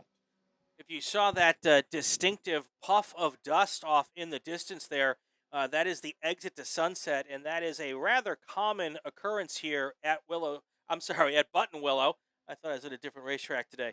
Different Willow. Gets confused. It genuinely can be confusing. And you'll see another puff of dust here on our camera coming out of the A section. Puffs of dust are kind of the signature. I think we should call it. Maybe that's what we should have called the other track, the Puffs of Dust Circuit. Yeah, especially the one coming out of Sunset. We saw that last time we were out there when the track was very dusty. That was a dusty day. They were constantly hitting that. It's not so bad today. I think probably the winds have maybe blown off some of that top layer that often kicks up the excessive amounts of dust. But you're going to see it. And I mean, I did say earlier, the Spec Miatas, they're a little wild in the way that they take this. And they have a propensity to take some of these turns a little wide and kick up a fair amount of dust every once in a while. So as the race progresses, I think we'll be seeing a lot of those little dust devils being thrown up here and there. Shouldn't be anything too dramatically impactful in terms of the race, but always worth keeping an eye on. Absolutely. Absolutely. You'll see the timer at the top of the screen. That is not official race time. Let me make that clear. But it is really darn close to being synced up with official race time. We're doing 25-minute races here, of course, until we get to the Enduro. Then I get to put 2 hours on the clock. And that's a lot. That's going to be a wild one. I'm really looking forward to the Enduro. I think we're gonna have a great time with that. So I mean, I hope that everybody joins us for it because I think it'll be well worth the effort. Yeah. Speaking of effort, by the way, Austin Varco trying to creep up on Evan Jacobs here in the straight, really tight onto the back there, going through Sunrise, but did not find an opportunity to pass. If you're wondering just how tight, less than 0.2 of a seconds there between Evan Jacobs and Austin Varco. So, I mean, keeping it very close. close. Similarly, Rocco Ruzic just behind Alan Lukart IV, who's maintaining that 5th place position overall. One of the other battles to watch out here. As you go deeper into the order, things get a little bit more set in stone. At the very back of the pack, though, do want to point out Adam Kaslikowski did manage to get around John Gorman right there last time we saw them come by, though Gorman only 0.184 of a second off, chasing Kaslikowski out. So that's something I think to keep an eye on. I know it's the very back of the pack, but it is pretty interesting. By the way, it appears that Nathan Del Carmen is not, in fact, racing in this race. That or his transponder is not working, but I'm going to assume the former until I get confirmation of the latter. Other than that, I mean, Clement Lee is putting up a faster time every single go round here. So we'll see kind of where he peaks at right there. You can see on your screen, that's the 3rd lap, 207.890 was his last one, which is an improvement over the previous 2. Just keeps going. Well, and the number to focus on there is 2.569. That's the gap between 1st and 2nd. If Clement Lee can lock in another 2.5 or 2, that's going to be even early in the race without any kind of a mistake. That's going to be a situation where it will be very difficult to come back from that. So, he wants to try to squeeze out a little half a second here, a half a second there. If he could get that gap up to 3 or 4 seconds, that can be insurmountable in these cars. So we'll have to keep a really close eye on that. Vaguely reminds me actually of our Spec Racer Ford race in the sense that, the leader, he's pulled out ahead by a bit, and then Evan Jacobs and Austin Varco, they are genuinely battling. Like the two of them are trying to get around one another. The gap between them has widened to almost a second here as we come across the line, but don't let that fool you at all. I mean, Varco got the pass on Evan Jacobs, but interestingly enough, Austin Varco is sitting at 3.33 gap. So you can already see the impact that those two dueling is having on the lead for Clement Lee, who is an impeccably consistent driver, right? Every time that we see him out on the track, he runs very clean and he runs very efficient. So if you're going to give him those kind of situations where he can just keep doing his thing while the two of you battle behind him, it's a happy Saturday. It's a good race for him. Absolutely, and it's just very interesting to watch. And your comparison to Spec Racer Ford is spot on. All these cars are so equal, and the draft is so important in both of those classes. So, it is kind of like a wash, rinse, repeat kind of situation for us, but it is exactly what you're seeing there. You saw a little leap there on the camera. That was deeper down on the pack. Not exactly sure who that blue and yellow car is, but we'll get a little bit of a confirmation. Much like the Spec Racer Ford as well, a lot of these Spec Miata drivers, they all know each other, right? They're a friendly bunch. They get along, and there's a lot of competition out there as well. But at the end of the day, it's a competitive group of comrades, really, is the best way to describe it. And that familiarity, I think, helps a lot of them out when it comes to the racing. It makes each other a little bit easier to predict, and you get an understanding of different drivers and their styles. That said, there are some out-of-staters. There is a little bit of diversity in this lineup today. So I think that will give them something to think about. Worth pointing out, too, it's not just Spec Miatas. We've been referring to it as the Spec Miata group. We should acknowledge there's a Spec MX-5 out there. That's Richard James in the number 191 car. And then I believe there's 2 STLs. That'll be Jack McKecham and Carl Yonk are the 2 STL cars out there. So not just Spec Miatas. You mentioned that, these cars all, these guys all know each other. They drive with each other all the time. Interesting to note with these cars is, you don't get into a Spec Racer Ford class or a Spec Miata class if you don't want to have a lot of cars to drive with. Right, exactly. That is kind of the whole point of why people get involved in these, because there's always somebody out there to race with. There's usually really big fields, and it's just a lot of fun. Yeah, I couldn't agree more. I mean, it's one of the reasons why it's always our entertaining race is there's a good number of drivers. It's a good entry point, too, realistically, for people who are interested in racing. It's always, a lot of fun to watch, a lot of competition.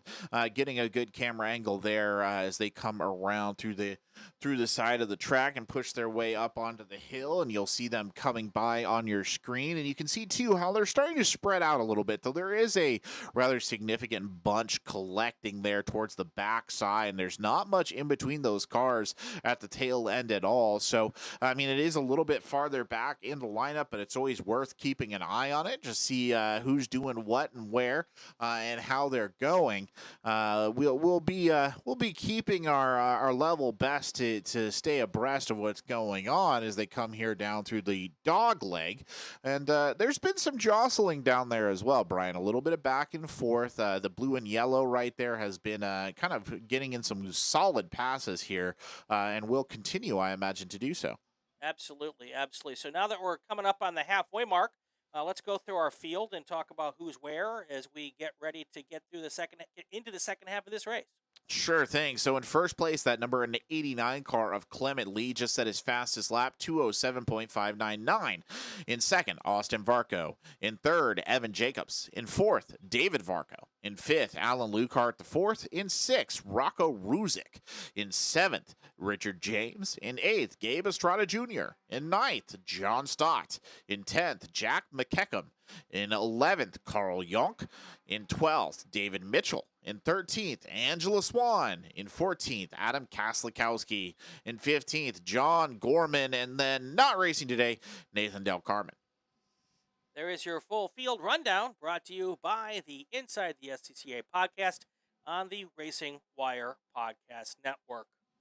Speaking of movement deeper back in the pack, it's that number 33 car of Rocco Ruzic who's actually trying to get around Alan Lucart there as they come down into the Sunrise turn. Carl Yonk, by the way, that's the number 83 car. The STL has made up some more space here, managed to get around David Mitchell. David Mitchell having a bit of a rough race, has actually dropped 5 places overall. But the big winners so far in this race in terms of positioning battle, this is overall positioning, I should clarify. Jack McKecham has jumped 7 places. That's the number 21 car at STL. And Richard James, the number 191, that Spec MX-5, has jumped 7 places as well. So the jostling favoring them in the backside of the pack. Absolutely. Also want to give a big shout out to Nicholas Johnson. He on the chat said, "Let's go, Gabe." Gabe Estrada fan. So Gabe Estrada fan club weighing in here. You want to give a shout out to one of your favorite drivers, and heck, if you want to throw some shade, we can talk about that too. Happily throw some shade. Trust me, I do commentary for video game competitions. I've seen a lot worse shade that I think we'll get here on the racetrack. So happy to share it 100%. But yeah, don't forget, we stream these races on YouTube. This will be up as a podcast as well after the fact. Plenty of listening opportunities there for everyone who wants to get involved. And it's been great here. The podcast is improving constantly. We've got all these camera angles for you now, and we only hope to keep improving the experience here for viewers to enjoy this race. Keeping an eye out, you'll see actually on their camera one of the cars here going off the track. I'm not sure who that is. We'll get a confirmation of the number, but I can hear the chatter over the intercom here that he's gonna need to have a tow. There's some sort of technical issue. It appears that he's lost power. So you'll get to watch the recovery crew in action here on the camera as well. Absolutely, absolutely. Scott McPeak, let's go Varco squad. Yeah, there you go. He says, "Spicy Spec Miata, we love to see it." That's pretty good stuff there. So we've got some of the best rescue crews here at Buttonwillow. They're going to hop out here, and they will quickly get this car hooked up and pulled to safety. They probably won't bring him all the way in. They'll just tug him so he's in the infield there and really away from the traffic and the danger. Hopefully we can get that done without having to go full course yellow here with 9 minutes left in the race.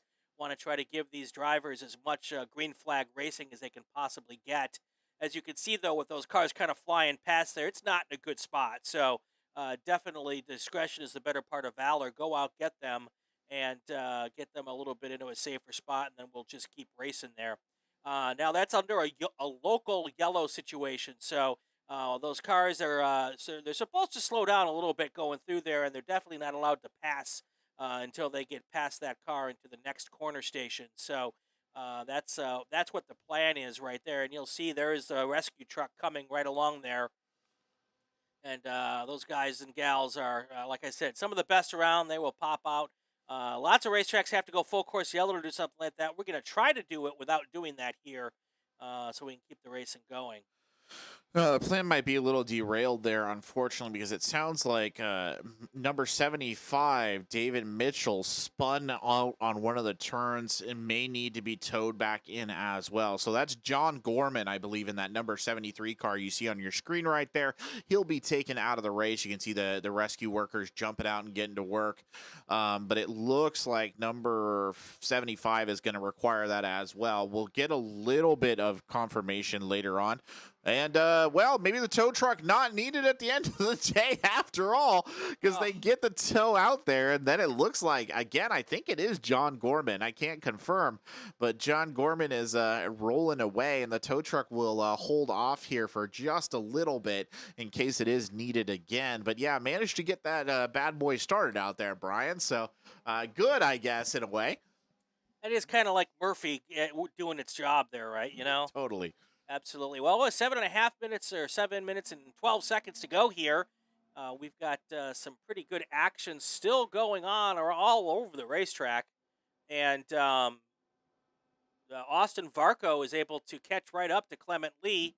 That's kind of what that full course or that yellow situation may have played a little role in that, to be able to get those cars bunched back together here just a tad. Whoa, they are so close out there in the dog leg. A good group of three, and you'll be seeing them on your camera in short order, I think. They are tight as they came down the dog leg. It's deeper back in the pack for sure, but there you go. They'll be coming across your screen, and you'll get a good view. A lot of jostling back and forth between that group. So fun to watch indeed. 3 cars, by the way, all Spec Miata is now suffering technical difficulties and out of the race, at least for now. David Mitchell, Adam Kaslikowski, that was the black car that you saw there on your screen, and then number 73, John Gorman. Looking back up at the top, though, it is really now turning into a battle between Austin Varco and Clement Lee. Evan Jacobs, though, he's still in that 0.5 of a second behind Austin Varco, shouldn't be discounted. David Varco, the other Varco on the field, is getting a little heat from Rocco Ruzic, but really a big gap there for David Varco and for Rocco Ruzic. So I don't think that's going to be much of an impactful part of the race here. Though, again, keep an eye on Carl Yonk in that number 83 car. You'll see his pretty distinctive old school sort of retro blue and yellow color scheme. He's been doing nothing but climbing here today, and he'll, I think, do some more before the day is out. But here's that lead group coming across the line. Clement Lee still holding off Austin Varco, 0.249 of a second, though, not for lack of trying on the side of good old Varco. He tried to pass right there as they came down into Sunrise, wasn't able to do it. Evan Jacobs, though, still hanging in 0.5 of a second consistently behind Austin Varco. Here comes Richard James, who has now climbed up 9 places overall, will get around Rocco Ruiz and put himself 2.4 seconds behind David Varco. Here comes your leaders now heading down towards the Cotton Corners area. Boy, they were side by side, weaving around left and right. This is going to be an exciting last 2 or 3 laps here. Yeah, they're really maintaining that fight, Brian. They are not willing to give it up on either side. And you'll now see them coming out of the dog leg. They're widened out just a little bit here, and you can see that Clement Lee has really put on a burst of speed to try and get by. But Austin Varco needs to be checking his mirrors, because as we see them come down into Riverside, and you'll see it on your screens, that's Evan Jacobs nipping at the heels right there, trying to close up that gap. Absolutely. And the good news for the 3 cars up front is that the gap between 3rd and 4th place is 17 seconds. So they don't have to worry about that car catching them. So they can trade places back and forth now for the last 4 minutes of this race without having to worry at all about losing podium positions. That's when it becomes fun. When the 3 cars up front don't have to worry about being challenged, they can go challenge each other, and we're going to have some fun to talk about here. Yeah, very much. They're running a race of their own, and I kind of said that at the beginning. They got that lead, they got that space, and then they just go to work, right? So that'll be something to keep our eye on. I'm just going to go a little bit deeper in the pack and make sure we're not missing any battles here. The closest one is the aforementioned Gabe Estrada. Gabe Estrada, friends, will be happy to know that he's chasing the backside of Carl Yonk right now, who just continues to climb. Should give credit to Richard James and Jack McKecken as well. We mentioned their names a couple of times. They've done a really good job, but back to the front of the pack we go. Austin Varco has managed to jump around Evan Jacobs as they come across the line, but Evan Jacobs not quite ready to give up the ghost. That said, cannot get back around the inside of Austin Varco as they come to Sunrise. So your new order at the top of the deck: Austin Varco, Evan Jacobs, Clement Lee. Kylie Green in the chat, happy about that, saying, yay, Austin. Sam McPeak saying, Austin's one of his best friends, but don't sleep on Evan Jacobs, because Evan Jacobs is right there wanting to go in there and pounce. Here comes your leaders right there. First, second, third, going for a pass on the outside. That was probably Evan Jacobs trying to get the lead here with 2.5 to go. I'm guessing next time by is going to be the white flag. Here they come through the dogleg section. They'll be coming into our view here in just a few seconds on the camera. Still 1-2. Now you've got the third place car, Clement Lee, trying to make a pass going into Riverside. You're going to see it on your screen here very, very shortly. Here they come, side by side for first place. The third place car is thinking about getting involved too. What great action we've got here. Unfortunate there for Clement Lee. He did try to make a pass on the dog leg coming into Riverside, but he bottled it just a little bit. You saw him kind of go off the dirt. And if you want to know how competitive it is out there, across the chat right now, Evan Jacobs and Austin Varco, they get they've nudged one another multiple times on this lap. And I think number 2, Austin Varco, might even be getting a black warning here. That's how competitive it's getting out there. They really have nudged multiple times, so something to keep an eye on. Clement Lee, though, that pass on the dog leg shows you that he is thinking about it, right? He genuinely is looking for the opportunity, so they have to be constantly aware of that in their back. From the chat, the atmosphere is electric, and that's exactly what's happening. The white flag is out as soon as they cross the line. 3 miles to go. Your top 3 drivers are going to be at the line. It's going to be Austin Varco, Evan Jacobs, and Clement Lee. In less than 2 minutes, we will know who wins this race. Big puff of smoke out the back. That came from your leaders, I think, as they head now down towards the A section for the final time. I think that Clement Lee must be very unhappy to have dropped back those 2 places right there. Was running such a good race, and now not only is he fallen behind Austin Varco, he's fallen behind Evan Jacobs as well. Speaking of which, another attempted pass, Alan Lucard here, but we'll go back to our camera. You'll see that lead maintained, but you can watch Clement Lee there on the backside of Evan Jacobs, not giving up any room, just trying to find a way around, and that'll lead him well into the dog leg here, Brian, which is another very good passing opportunity. That's where we saw Clement Lee try the same thing on not that long ago. And their leaders are going through the dog leg. They'll be back in your view as they come through Riverside for the final time. Last time by it was Varco, Jacobs, and Lee. Those positions have not changed. Here you should see them. Here they come. Those are your 3. Varco, Jacobs, and Lee right there coming in and out of our view. Next time you see them, they'll be heading towards the checkered flag. Yeah, and it widened up a little bit right there, as you could probably all see on your screens. It wasn't half as tight as it had been. So Austin Varco has ran himself a very solid race here, gaining 2 positions at the very competitive top of the grid. But once we've got an idea of them coming into the final turn, I think we'll get a chance to see if there's been any passing down. Keep in mind, the drag strip, the Star Mazda turn, that's a long way to go there, Brian. So there's a lot of room for maneuvering around the crew at the deep back side of it. And here they come onto the front straight for the final time, I believe. Or is that some back? Well, it's a couple of back markers. A back marker. But here is your checkered flag. Your leaders on the front straight. Who is it going to be at the line? Your race winner is going to be Austin Varco. Second place is going to be Evan Jacobs, followed by Clement Lee. Well, there's the conclusion right there. So Austin Varco, again, great race from the young driver, battles his way forward. Unfortunately, Clement Lee did go off and on right there at the end. That explains why there's such a discrepancy in places, but the rest of the field will filter in. Number 191, Richard James, was the one who did a spectacularly good job overall. That's that Spec MX-5, climbed 10 places in the race, which is really quite good. And then number 8, Jack McKecham, I want to give credit out there as well. That number 21 car climbed 8 places. Carl Yonk got 6. So good effort from those drivers there that weren't in the Spec Miatas. Yeah, it was, as always, our Spec Racer Very Ford entertaining. folks give us a big and fun and entertaining race. Well, we're at the end of that race. I think most of our drivers who will finish have finished. So let's go ahead and do a full field rundown here, brought to you by the Racing Network. Starting with your first place, your winner, number 2, Austin Varco. In second place, number 35, Evan Jacobs. In third place, number 89, Clement Lee. In fourth place, climbing 10 places, number 191, Richard James. In fifth, David Varco. In sixth, Rocco Ruzick. In seventh, Alan Lukart IV.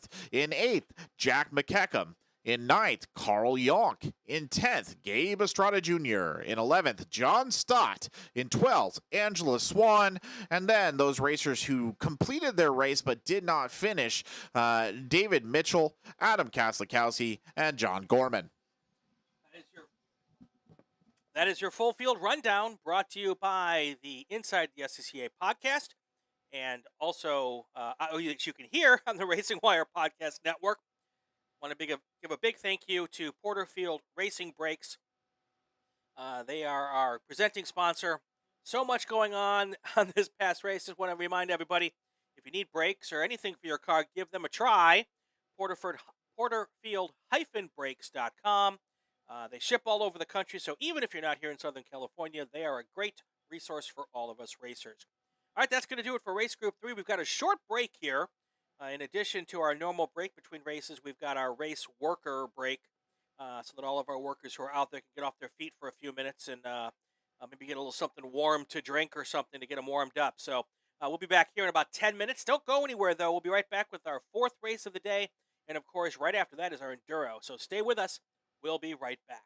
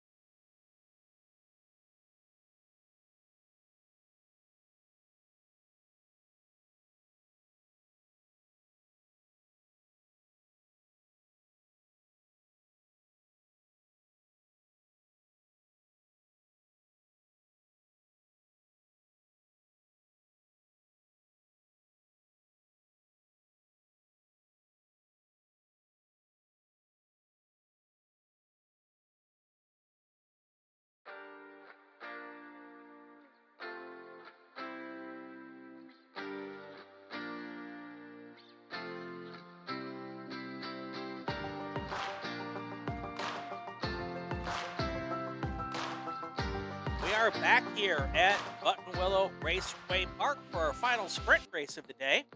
This is our race 4. Got this race, and then coming up right after that, our 2-hour Enduro. So let's get right to our starting lineup here. Take it away.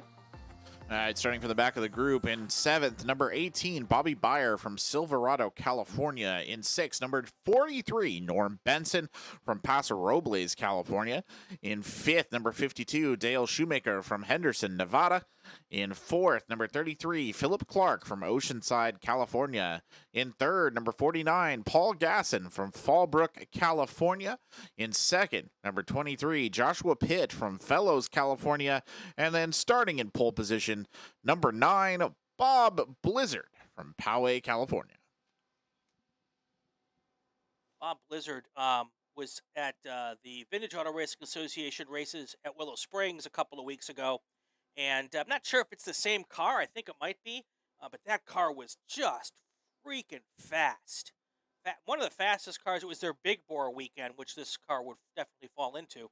So it'll be interesting to see if that car is as quick as it looked a couple of weeks ago. Hit like, share it, subscribe, all that cool stuff. We've got a lot more racing action coming for you next year here on the Racing Network. We appreciate everybody who's here. Also want to appreciate our presenting sponsor, Porterfield Racing Brakes. Be great if you could check them out, porterfield-brakes.com. They have everything from race brakes and rotors to a bunch of other stuff that has nothing to do with brakes, but does have a lot to do with helping your car go fast. We're going to go another 25 minutes here.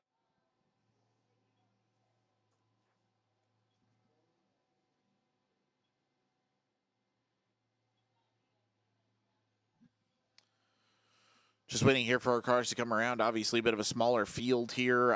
All these cars different from one another in terms of class, except for the one group of 2 SPs, the ones that are in the lead, Bob Blizzard and Joshua Pitt. So not a ton of competitive motivation out here, but all an interesting, diverse group of vehicles. It'll be fun to watch them run around the track out here today and see how they do. See what they do in terms of timing as well. Absolutely. This would be probably our second fastest group of cars this weekend. These big bore cars. We have ourselves a green flag here.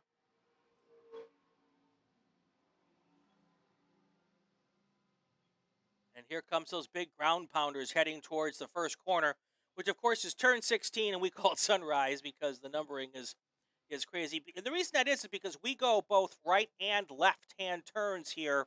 Counterclockwise and clockwise. We also go right and left-hand turns as well. But the reason we use the names more so than numbers is because depending on which direction we're going depends on what numbers, and they don't make sense in this direction. So here comes your race leader on the first lap, coming out of the A section, heading towards what we call Cotton Corners and Grapevine. First couple of cars have pulled away. Then we've got this little pack of 4 here. That may end up being the most fun that we watch here for the next the next 25 minutes. Alrighty, some spacing out happening right there. In the lead, the 2 SPs, Bob Blizzard, Joshua Pitt, they're getting a little bit of distance on one another.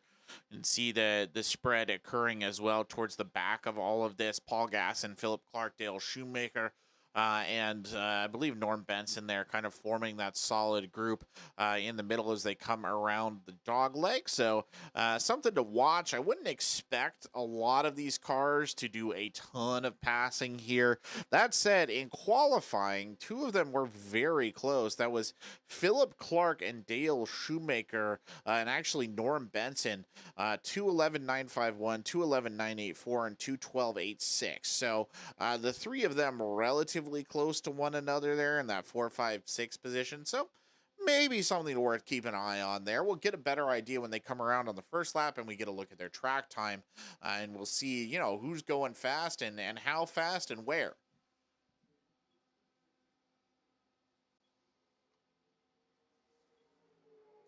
Here comes our leaders again across the start-finish line. This will be their first time across the start-finish line. As we said, Bob Blizzard first, at least how I thought it would be. I don't say as we said, as I thought it might happen. Bob Blizzard first. That car is extremely fast, that SP car, 156.1. Then followed by Joshua Pitt and Dale Shoemaker should come across the line here in just a second. Yep, there he is. Shoemaker second. Norm Benson is, Shoemaker third. Norm Benson fourth, followed by Philip Clark. And you can watch them come through on our camera right there as they make their way along. This is our fourth race group of the day, our last group sprint race here, the 25-minute race. After this, we'll probably have a few minutes, and then we'll get our Enduro underway. The Enduro is going to be 2 hours, and keep in mind, that's going to be 2 hours, so that'll actually be taking us right up to the edge of darkness here out in Buttonwillow, I believe, and we'll get a confirmation on it, given that days are getting a little bit shorter. It's going to be probably finish right around sunset. Sunset finishes at 4:49, and the Enduro is scheduled at 2:40. So cutting it a little bit close right there between those two, taking us right up into the evening.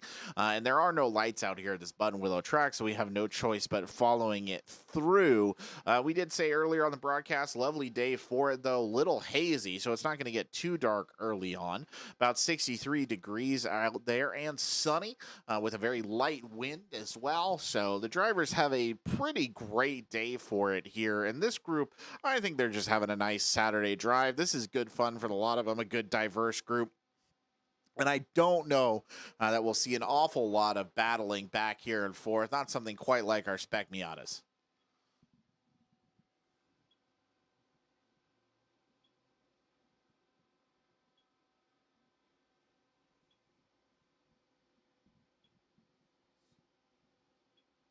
Still 20 minutes to go in this race. You're right.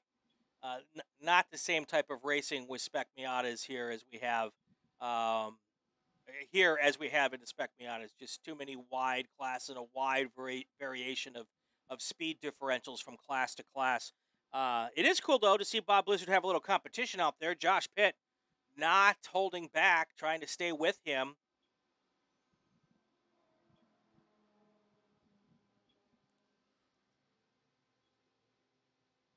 See those cars here coming up through the grapevine here in just a second, and that number 9 SP car is blazing fast. So no question that at least no surprise for me that those two cars are able to pull away already 42 seconds between second place and third place.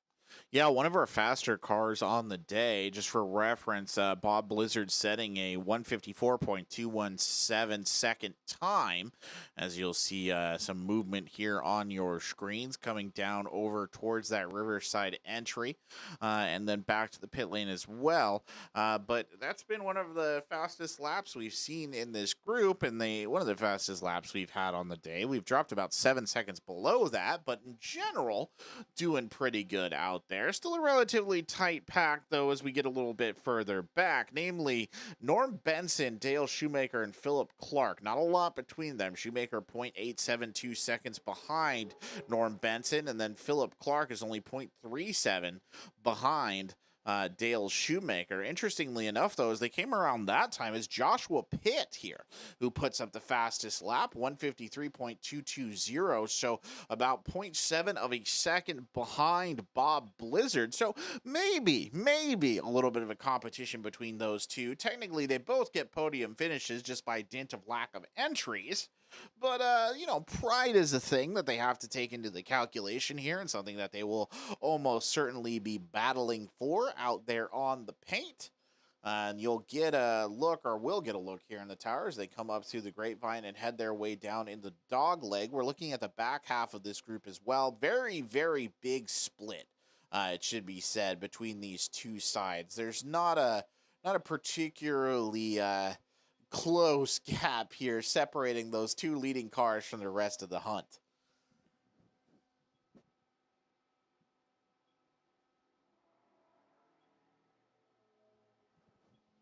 Speaking of the rest of the hunt, here they come across the line. Some shifts going on here, and the gaps have widened, so not as tight as they were, spreading out a little bit here. Philip Clark now 2 seconds behind Norm Benson, and then Dale Shoemaker about 1.5 seconds behind Philip Clark. So that group of three that was very close, now a little less close, all things considered.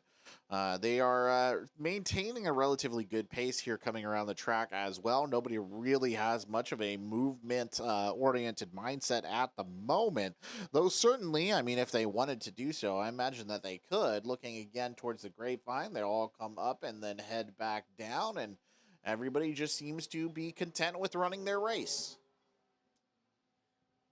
And that is often what happens here with some of these slower, lower subscribed classes. You know, it's about getting out there, doing your best. It's almost kind of like a time trial, in one sense, is that in many cases you're just racing against yourself and your best time of the weekend. So, going off their personal best, maybe trying something new on the car and seeing if it works or doesn't work, and that is what a lot of this is. But at the same time, you know, they're all out there trying to still score points for next year in whatever their future endeavors are. Right, and the motivation you speak of, Brian, I mean, it's totally there. There's no doubt about it. You know, they've got points on the line that they want to get wins, you know, but at the same point in time, they're all such diverse cars that they're really, not going to be fighting each other all that hard. I mean, you can see at the bottom of your screen how diverse this group is, right? A lot of cars getting piled in here, and that list is maybe even a little bit closed up. I think there's a STLs that are going to be racing in this group as well. They are racing with the Spec Miatas today, but I believe tomorrow they will be over here in this group when race group number 4 gets their go. So that's something to keep a thought on as well. And we did see, a very good performance out of the Spec Miatas last time around. A lot of gunning of engines here as they come back around on the finish line. Fastest lap still in the hands of Joshua Pitt, but out of our 7 cars in the race, 4 set their fastest lap on lap number 4. So that's something to keep in mind. Their engine's starting to heat up, the tires starting to heat up, going a little bit faster. Best battle on the racetrack right now is this battle for 3rd, 4th, and 5th. And here they are coming in, and 6th. Here they are coming into your view right here. And of course, you get a little lock up here on the camera. But there are those four cars: Benson, Clark, Shoemaker, and Beyer. And that is what it looks like. And that's just been a fun little battle to watch. Yeah, and I can hear them driving through there on the race control channel. You can hear the vroom of the engines going by. Meanwhile, the number 43 car of Norm Benson just kind of continuing to pick up speed, doing some passing now, has actually lapped some of these cars by the looks of it that are down here. Sounds like there might be a little engine trouble for one of our racers out there. Number 49 black, that'll be Paul Gasson, the ITE car here in this race. Seems to have had a little damage to the wing of his vehicle. So that's an unfortunate opening here, and something that, again, our corners will have to keep an eye on. They're very diligent about that, making sure that nobody is a threat to themselves or to the racetrack as a whole. We saw them doing a great job of it actually earlier in one of our races when there was some nose damage to one of the cars, and they're following it up in fine fettle.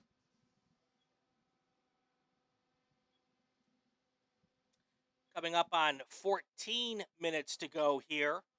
Want to remind everybody that at 2:40 this afternoon, we're going to get our Enduro underway. 2 hours of action here. We're going to bring it all to you, and hopefully by the end of that time, you and I will still have a voice left.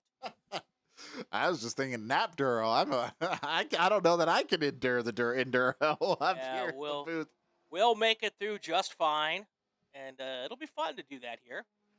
Yeah, I'll go get heavily caffeinated here in the brief window of time we have between those two races. But it's going to be a fun one. I'm genuinely, like I said earlier, I'm genuinely looking forward to it. It's a cool race format. It's great that it gets to do it. And I know that they were talking about during the meeting earlier today that in the next race here for 2023, there's hope that they will see a bigger, more extensive Enduro coming out here to Buttonwillow, national style Enduro. So that's going to be awesome. It's something to really look forward to. Definitely. All right, we're coming up here on the halfway point. You know what we do at the halfway point? I sure do. Let's give you a full field rundown brought to you by the Racing Network. Starting with your first place, number 9, Bob Blizzard. In second place, Joshua Pitt. In third, Norm Benson. In fourth, Philip Clark. In fifth, Dale Shoemaker. In sixth, Bobby Beyer. And then in seventh, Paul Gasson here. And you get it on the screen there as well. And you can see that diversity in the classes of these cars. And you can see that gaggle of cars there coming through the Grapevine area. And you can also see Joshua Pitt coming up on him from behind. So it won't be long before the entire field has been lapped by Bob Blizzard and Joshua Pitt in those S production cars, those SP cars. Those SP cars are almost, what is it, 20 seconds, 25 seconds ahead, faster than the cars from third and below. So they are really, really getting it done here as we get into our last 12 minutes here at Buttonwillow for this race today. Don't forget, we're going to do it all over again tomorrow. You'll be able to find the link to the race stream on the Cal Club Facebook page. You can also subscribe to the Racing Network, so you know every time we go live. We do all of the Cal Club races, as well as some of the other races in the area. So that's a great way to keep caught up with everything that's going on here in Southern California from a road racing sense. Also, if you run races and you want some live stream coverage, let me know about it. We would love to come out and do your races as well. Definitely should do so. It's well worth the experience. Doing a great job, and I know you've been working with some classic car broadcasters, some older cars as well. A lot of good stuff. You had your stint to the Nationals there with your podcast as well. It was very exciting to see that in action. So well worth taking a look here and picking up Brian to cover some of your races. I'm so bored. I need to get more stuff. Yeah, you just got to get more gigs. So my wife's not listening.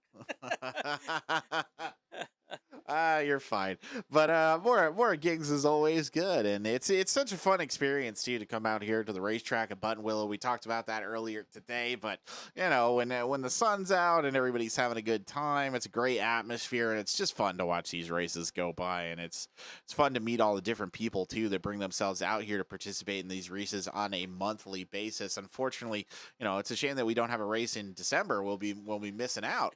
So I said, don't tell my wife that. You'll still be out here though. Yeah, you got to work, so you'll still be out here for the December race. But checking back in, speaking of races, let's see what's going on the field. Nothing too close out here. Philip Clark and Dale Schumacher have opened up their gaps respectively. 2.66 between Philip Clark and Norm Benson, and then Dale Schumacher hanging about 3.4 seconds behind Philip Clark. So some spacing out, quite literally happening out there on the side. Bobby Beyer and Norm Benson have both set very fast laps for themselves, though. Norm Benson coming in on lap number 6 at a 2:11, and then Bobby Beyer coming in at a 2:17. So doing a relatively good job there, the two of them holding on to it. And we actually saw Norm Benson come by just now, and I think reinforce that lead as Paul Gasson is slipping across the line here. Norm Benson now coming through. Philip Clark not far behind. Dale Schumacher leaping in, setting his fastest lap at 2:11.845. And that just leaves the tail end Charlies there of Bob Beyer and Paul Gasson that we have yet to see cross the line. But everybody just doing their thing out there, Brian. There's not a lot more to say about it. No, and it's just that's the situation we're at here with a little under 9 minutes to go. Our field completely lapped by our lead two cars. This is the second. This is third through fourth, fifth, sixth place here that you're seeing come through our screen right now, and they are the closest battles on the racetrack. It doesn't look as though at the moment, without some sort of a mistake, that Joshua Pitt has a whole lot for that Bob Blizzard, that number 9 car. That gap is widened to 5.8 seconds. And it's that's kind of feeling a little insurmountable. But that's why we're going to run the last 8 minutes, because you just never know what's going to happen with any of the cars out here. As we found out late in the last race, several cars had some mechanical problems, so anything's possible And in our in race number 3, our second place car fell out on the second to last lap. So we'll keep racing. We will keep racing. And it's very true. We saw Tom. I believe that was Tom Van Wee was one of the Yep. ones who had a little bit of trouble there earlier on. Just a shame to see a car kind of bust up so close to the tail end of a race. But none of these guys seem to be exhibiting any major issues. They're just sort of ticking along, happy as can be out there on the track and maintaining a good distance from one another. Just like I said, having a Saturday drive, a great Saturday drive, laying the groundwork here for our enduro that is coming up after this. So you got to appreciate them for that. The sun already, by the way, we talked about how close it was going to be. The sun's already starting to set, getting closer and lower to the horizon out here. So going to be some work in the dark here for our crews to get him off of that track at the end of the day, but that's all right. All in good fun. Joshua Pitt, Norm Benson, Philip Clark now coming through that group of Benson, Clark, and Shoemaker just made their pass, and this time it was Philip Clark who set a fast lap. 2:11.501. Looks like I'm thinking we're going to have maybe 3 more laps. These guys are fast, so definitely about 3 laps left in this race with 6 minutes and 42 seconds to go. That time at the top is not official race time, but it's really close. So, we'll keep an eye on all of that as we get through our final few minutes here. We sure will. Watching the backside of everything now, Bobby Beyer finally crossing the finish line, sets himself the fastest lap of the day, 2:15.963. Well done, Bobby Beyer. Paul Gasson there, last but certainly not least, plugging along in the ITE, will not be forgotten about. And I'd be curious to see if Joshua Pitt can kind of speed this up, maybe take himself another very fast lap closer to that 153 that we saw from him earlier. Everything's just been kind of sedate in the pacing of this group, so I think it's not necessarily surprising that we haven't seen anyone really go wheels off right here. But Bob Blizzard coming across the line right there, still maintaining the same speed and position of which he started, and there's that number 23 car, and they won't speed up much more either. So Joshua Pitt and Bob Blizzard happy with 1 and 2 and happy to just keep going despite them being from the same group. Enduro cars to the grid. Enduro cars to the grid.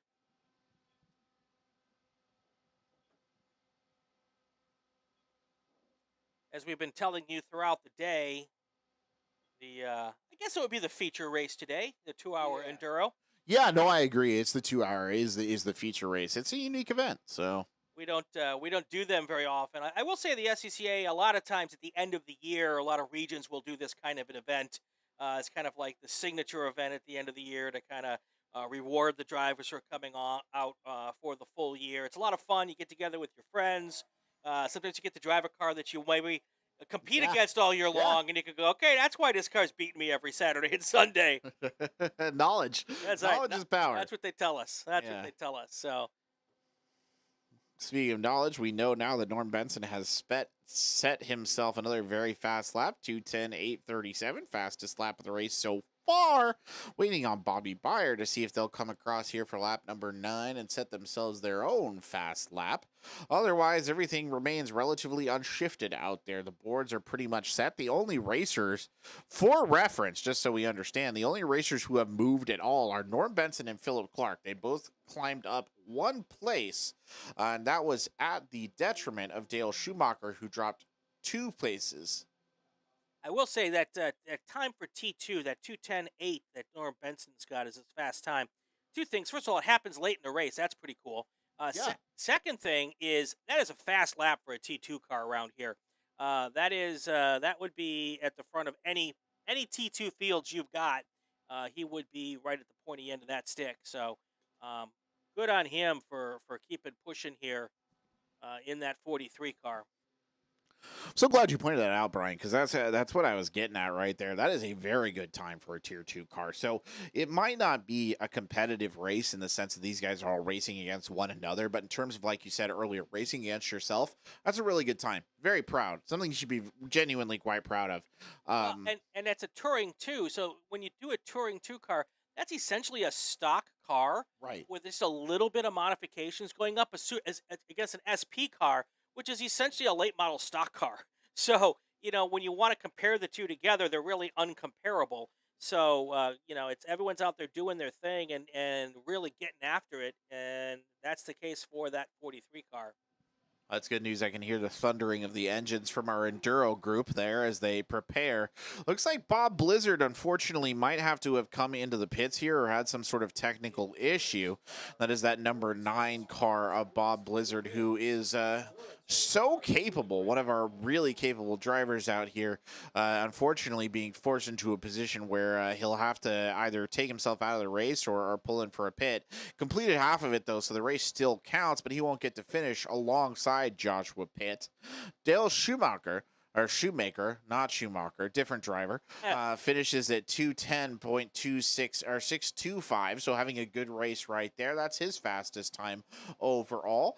So, it's interesting to see these cars putting in fast times here at the end. Just the drivers get more comfortable, they feel confident about the track, and they start pulling out these fast times right here, right before the wrap-up.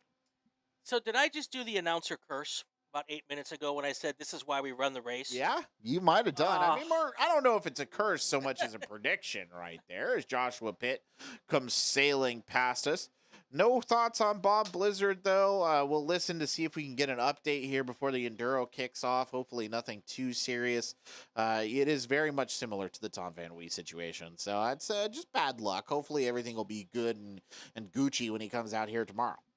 Yeah, Bob Blizzard's in the pits and into impound, and he had a little smoke coming from the car. Hopefully that's not That'll a do it. terminal problem, something that, like you said, you can put back together and get it out there for tomorrow. But that's what's going on there. There you can see Joshua Pitt going past a back marker there, coming up out of the A section. So he is on his way now with a minute to go on the white flag out to winning this race.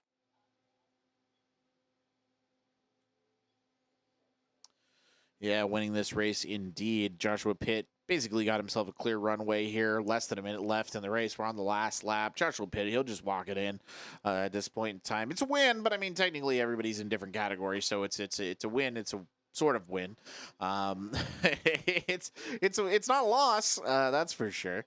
And of course, we had a little camera breakup just as Josh Pitt went through the grapevine, but Going too fast That's right. for even the camera to handle. It cannot get a competent picture of it. That's how quick Joshua Pitt is powering through. We it's like know the Flash. he's like the Flash. You're right. He just can't get it. Setting that what was it? 2 minutes time, just blazing through. He's just come down into the drag strip. He'll be heading into the Star Mazda turn, and before long, you will have him on your finish line camera right there, or as close as we can get to a finish line camera, all things considered. Let's see how close you get to the time running out here, because that's what I'm always looking for. And here comes the checkered flag. It's going to be displayed to Joshua Pitt. Norm Benson will end up finishing second. What a great run for him. Early in this race, I don't think he maybe felt he might have a shot at the podium, but he is there now. There was that white car of Joshua Pitt coming through your screen. What a great finish. Yeah, great race for all of these drivers, absolutely. actually. Kept it very clean. I mean, the only casualty was Bob Blizzard. I think that's, not the worst thing that could have happened right here. And hopefully, again, like you said, not a terminal issue, something that can be cleaned up relatively easily. Absolutely, absolutely. All right, let's do our last full field rundown here. Well, not our Sure last, thing. our last one for our sprint races. Let's get that out of the way. Sure thing. So your winner for this race, number 23, Joshua Pitt. In second place, number 43, Norm Benson. In third place, number 33, Philip Clark. In fourth place, number 52, Dale Shoemaker. In fifth place, Bobby Byer. And then in seventh, Paul Gass. And Bob Blizzard technically listed as sixth. He did not finish the race. All right, that's going to do it here for race number 4. This is the Cal Club Divisional and Enduro races here, brought to you by Porterfield Racing Brakes. For all of your racing brakes and other race car needs, go to porterfield-brakes.com. We'll be back in just a few minutes for our 2-hour Enduro. Don't go away. We'll be right back.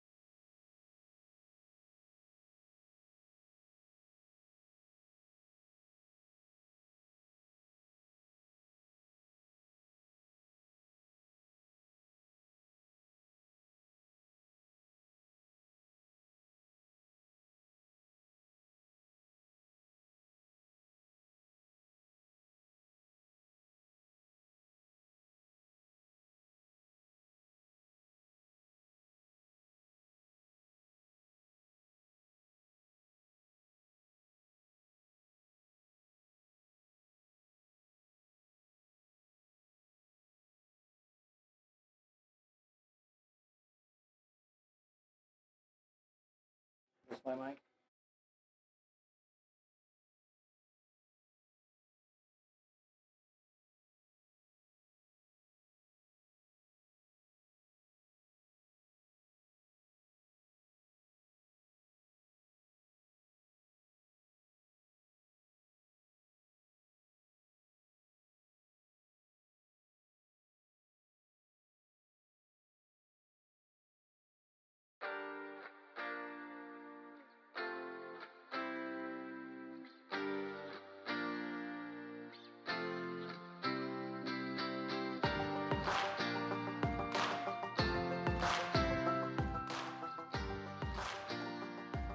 All right, welcome back to Buttonwillow Raceway Park. We're here for the Cal Club Divisional races, and this is our Enduro event, 2 hours of racing action. We're going to be here for the duration, come hell or high water. I'm Brian Belansky. Tristan Park will be back with us in just a second. Brian Schubert is joining us for the 2 hours. Brian Schubert, one of our Spec Racer Ford drivers. Welcome. Brian, it's good to be here. I'm excited to see another Enduro. It's been a few years since we've seen Enduro. I think about 3, so it's nice that Cal Club is finally bringing it out. And I think we have some pretty cool cars running here, too. Absolutely. We will get to all of that in just a second. We're getting ready to get the race started here. Again, 2 hours of racing. It is a timed event. We're going to have some pit stops, probably some driver changes, and lots of different ways to strategery this one up. And different drivers here, different cars here for different reasons, too. So we'll get into all of that. Here comes our checkered flag, or our green flag.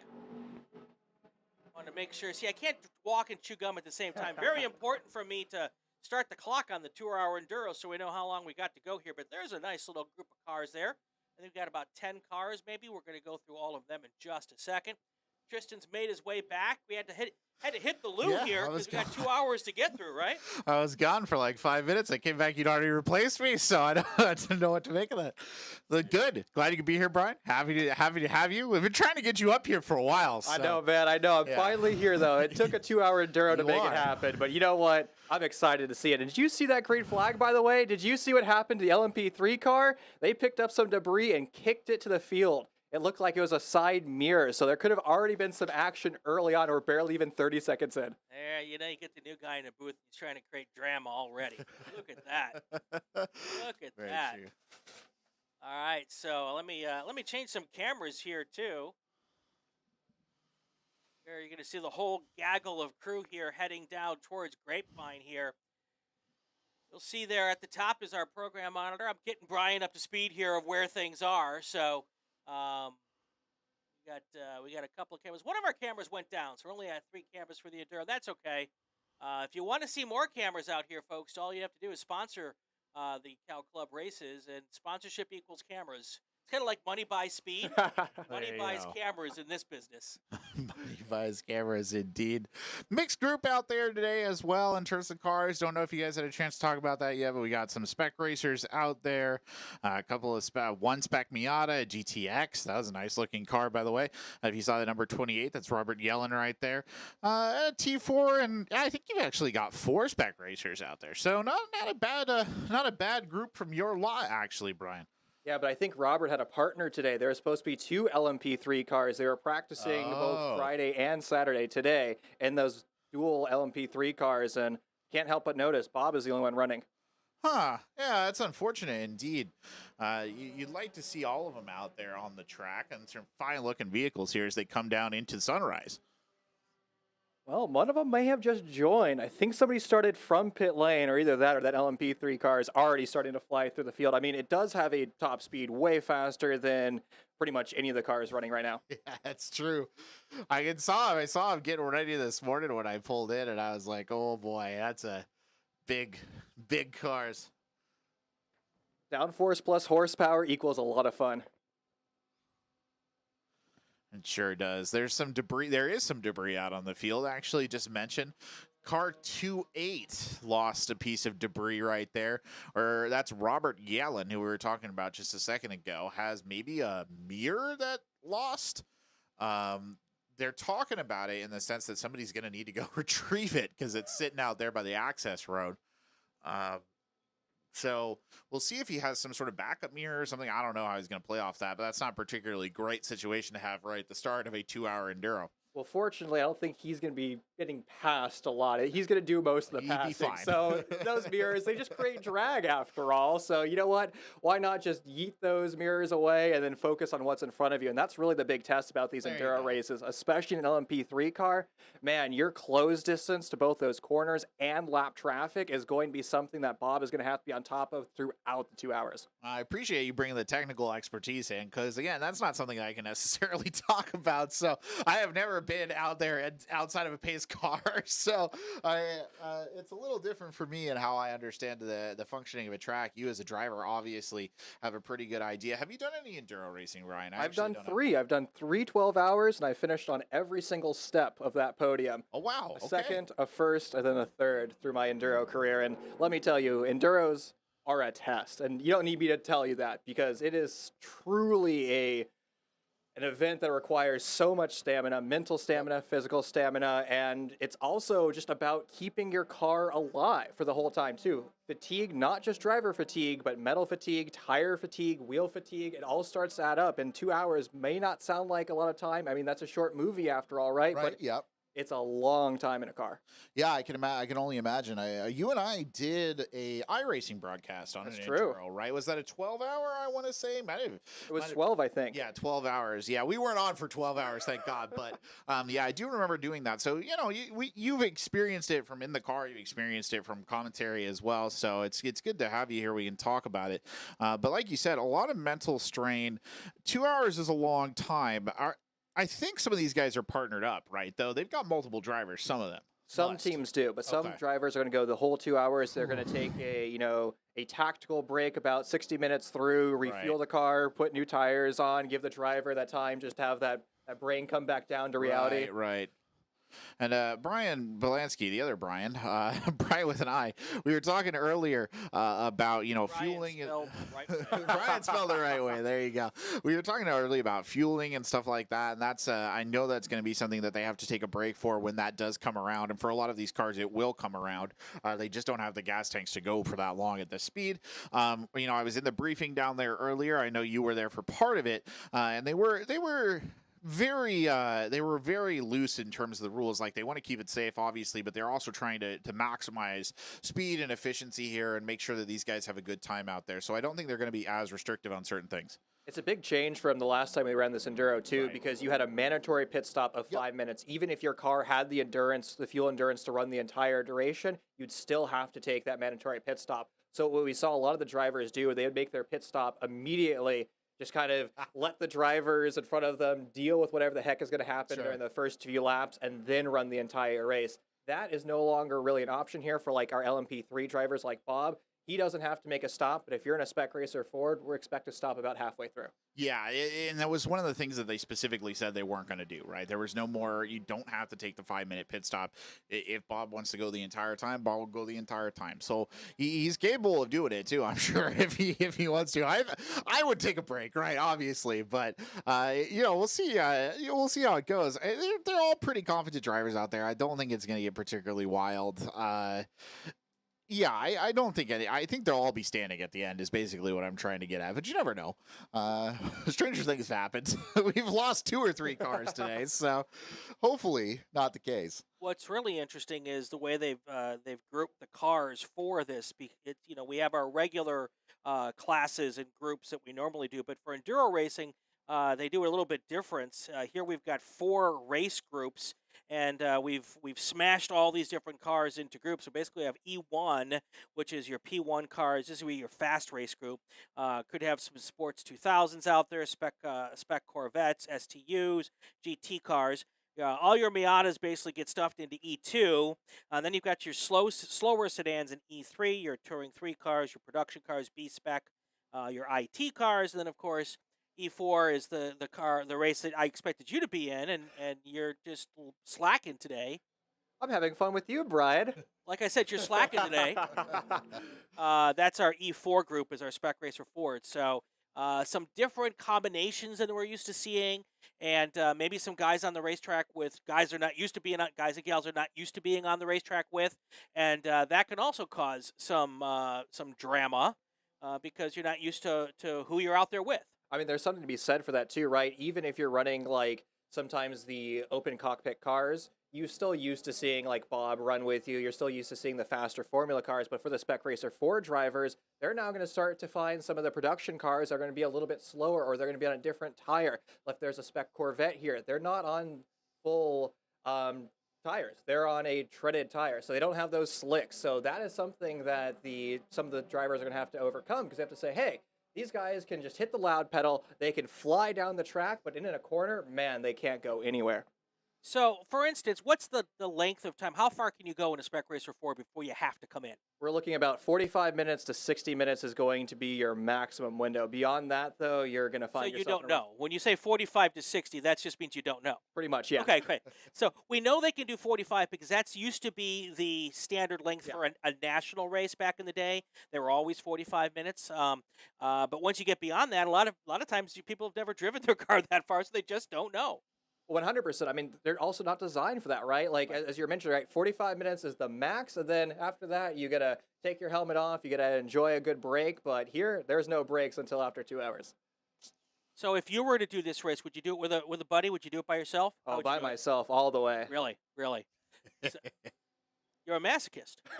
Somewhat. I mean, well, let me ask you this question. It's what, 65 degrees out there today? Yeah. If it were 105 degrees, would you be doing it by yourself? I'm not doing it at all. There you go. That's the correct answer, I think, right there. Absolutely. We're fortunate that we're not dealing with that. We only had one weekend where it got that bad, so thank you for that. One thing I think worth mentioning, and I did bring this up in our last broadcast here with the Group 4, is that this race is set to end at 4:40. Sunset here in Buttonwillow is at 4:49, so it's going to get dark out there for these drivers. Not dark to the point where you can't see, obviously, but the light is going to fade towards the tail end of this, which is going to make things, I think, a little bit more interesting. I mean, when you rope in what you guys were saying about not recognizing the drivers that are out there with you necessarily, stuff like that, that's a little bit more challenging, especially when you reach the end and you're already getting tired. I mean, from my experience, the hardest part of an enduro race is going from being light out to being dark out. That 30-minute transition is completely different. Why? Because moisture starts to build up on the track. The temperature of the surface starts to change. Your tire temperature starts to change. And you as a driver have to start to drive around that. And more importantly, you have to start to predict those changes, because what you're doing throughout the enduro is not going to work anymore. You're going to have to start to have that braking marker a little bit close, or a little bit further away from where it used to be. 10 minutes in, 11 minutes in, Robert Yellen's your race leader, followed by Jay Rosenthal, Judson Holt, Chris Strand, and Thomas Kopitnik. There's your top 5 right here. Then they've got Richard Gray, Carl Yonk, Such Melland, Robert Edmondson is in 9th place. Let me flip down to the second screen here. In 10th, we only have 9. So there is your 9 cars. I don't even need to go to the second screen today. It's interesting, Richard Gray already taking the pit. I'm not sure what that's about exactly. I'll keep an eye here or listening to race control. Good lap from Robert Yellen. And yeah, we can actually see him down in the pit right now. Looks like they're taking the back off of the car, so clearly doing something back there. By the way, just so we know, it's not about speed, it's about distance here, but 150.300 is what Robert Yellen put on the board. It's always about speed. Always about speed.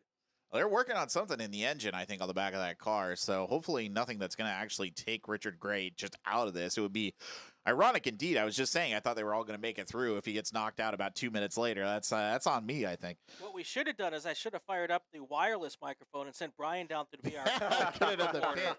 Or I could have gone down and been the pit reporter while you guys were doing your thing. On a way up here, yeah.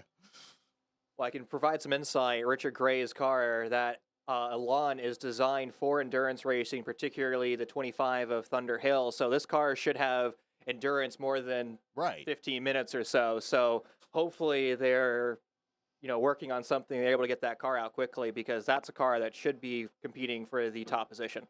Yeah, that's actually the interesting thing that I was going to say. That is you are correct. That's a specific, like, long distance car, right? Or made for this kind of race. So, not particularly good. It looks like they're opening the driver's door down there as well to have a bit of a conversation. So, I mean, unfortunately, we don't have access to their chat. We don't get one of the microphone guns. You know, we could listen down there, but we don't have it. That would also imply that we were back, like, at Willow Springs, hanging off the edge of the race tower, which fortunately we're nice and indoors here as well as it goes. But you know, it's always good to see an enduro race like this. It's the first one that I've seen at Buttonwillow, so it's exciting to be out here. What do you make of the configuration for this as well? You feel like it's a tough configuration for a 2-hour race, or you feel like it's relatively set? I feel like this is the perfect configuration for an endurance race. We just came off the bus stop configuration back in October. Oh, yeah, I remember the bus stop. That was good. I enjoyed that.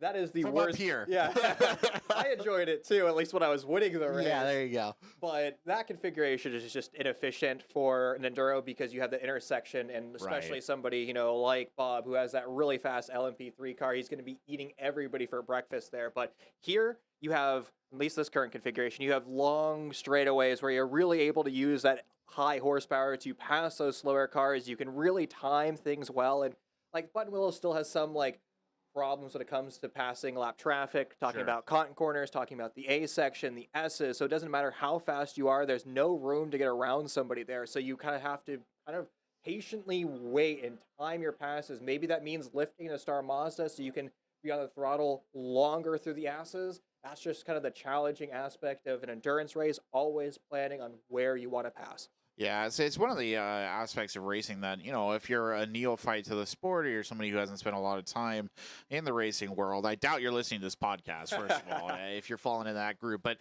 if you do fall into that group, the strategy behind racing, I mean, that's always a huge aspect. Even for your 25-minute sprints, I know there's a ton of thought and there's a ton of thinking that goes into how you're going to handle everything. And it's a constant mental game as well. And this is something I know you've talked about and I've heard other drivers talk about, that you really are playing like a whole... Outside of the physical aspect of this and body handling the turns and when to turn in, there's a whole strategy game as well, especially with your opponents. I mean, yeah, it's like a game of chess, or I've even described it as taking like a really long test where you're constantly processing information, digesting the information, and then outputting that information. The output in a race car is your turns, your passes. I mean, there's so much nuance. And even as a driver, there's like a bajillion things going on, and about 10 of them are worth actually using your brain power for.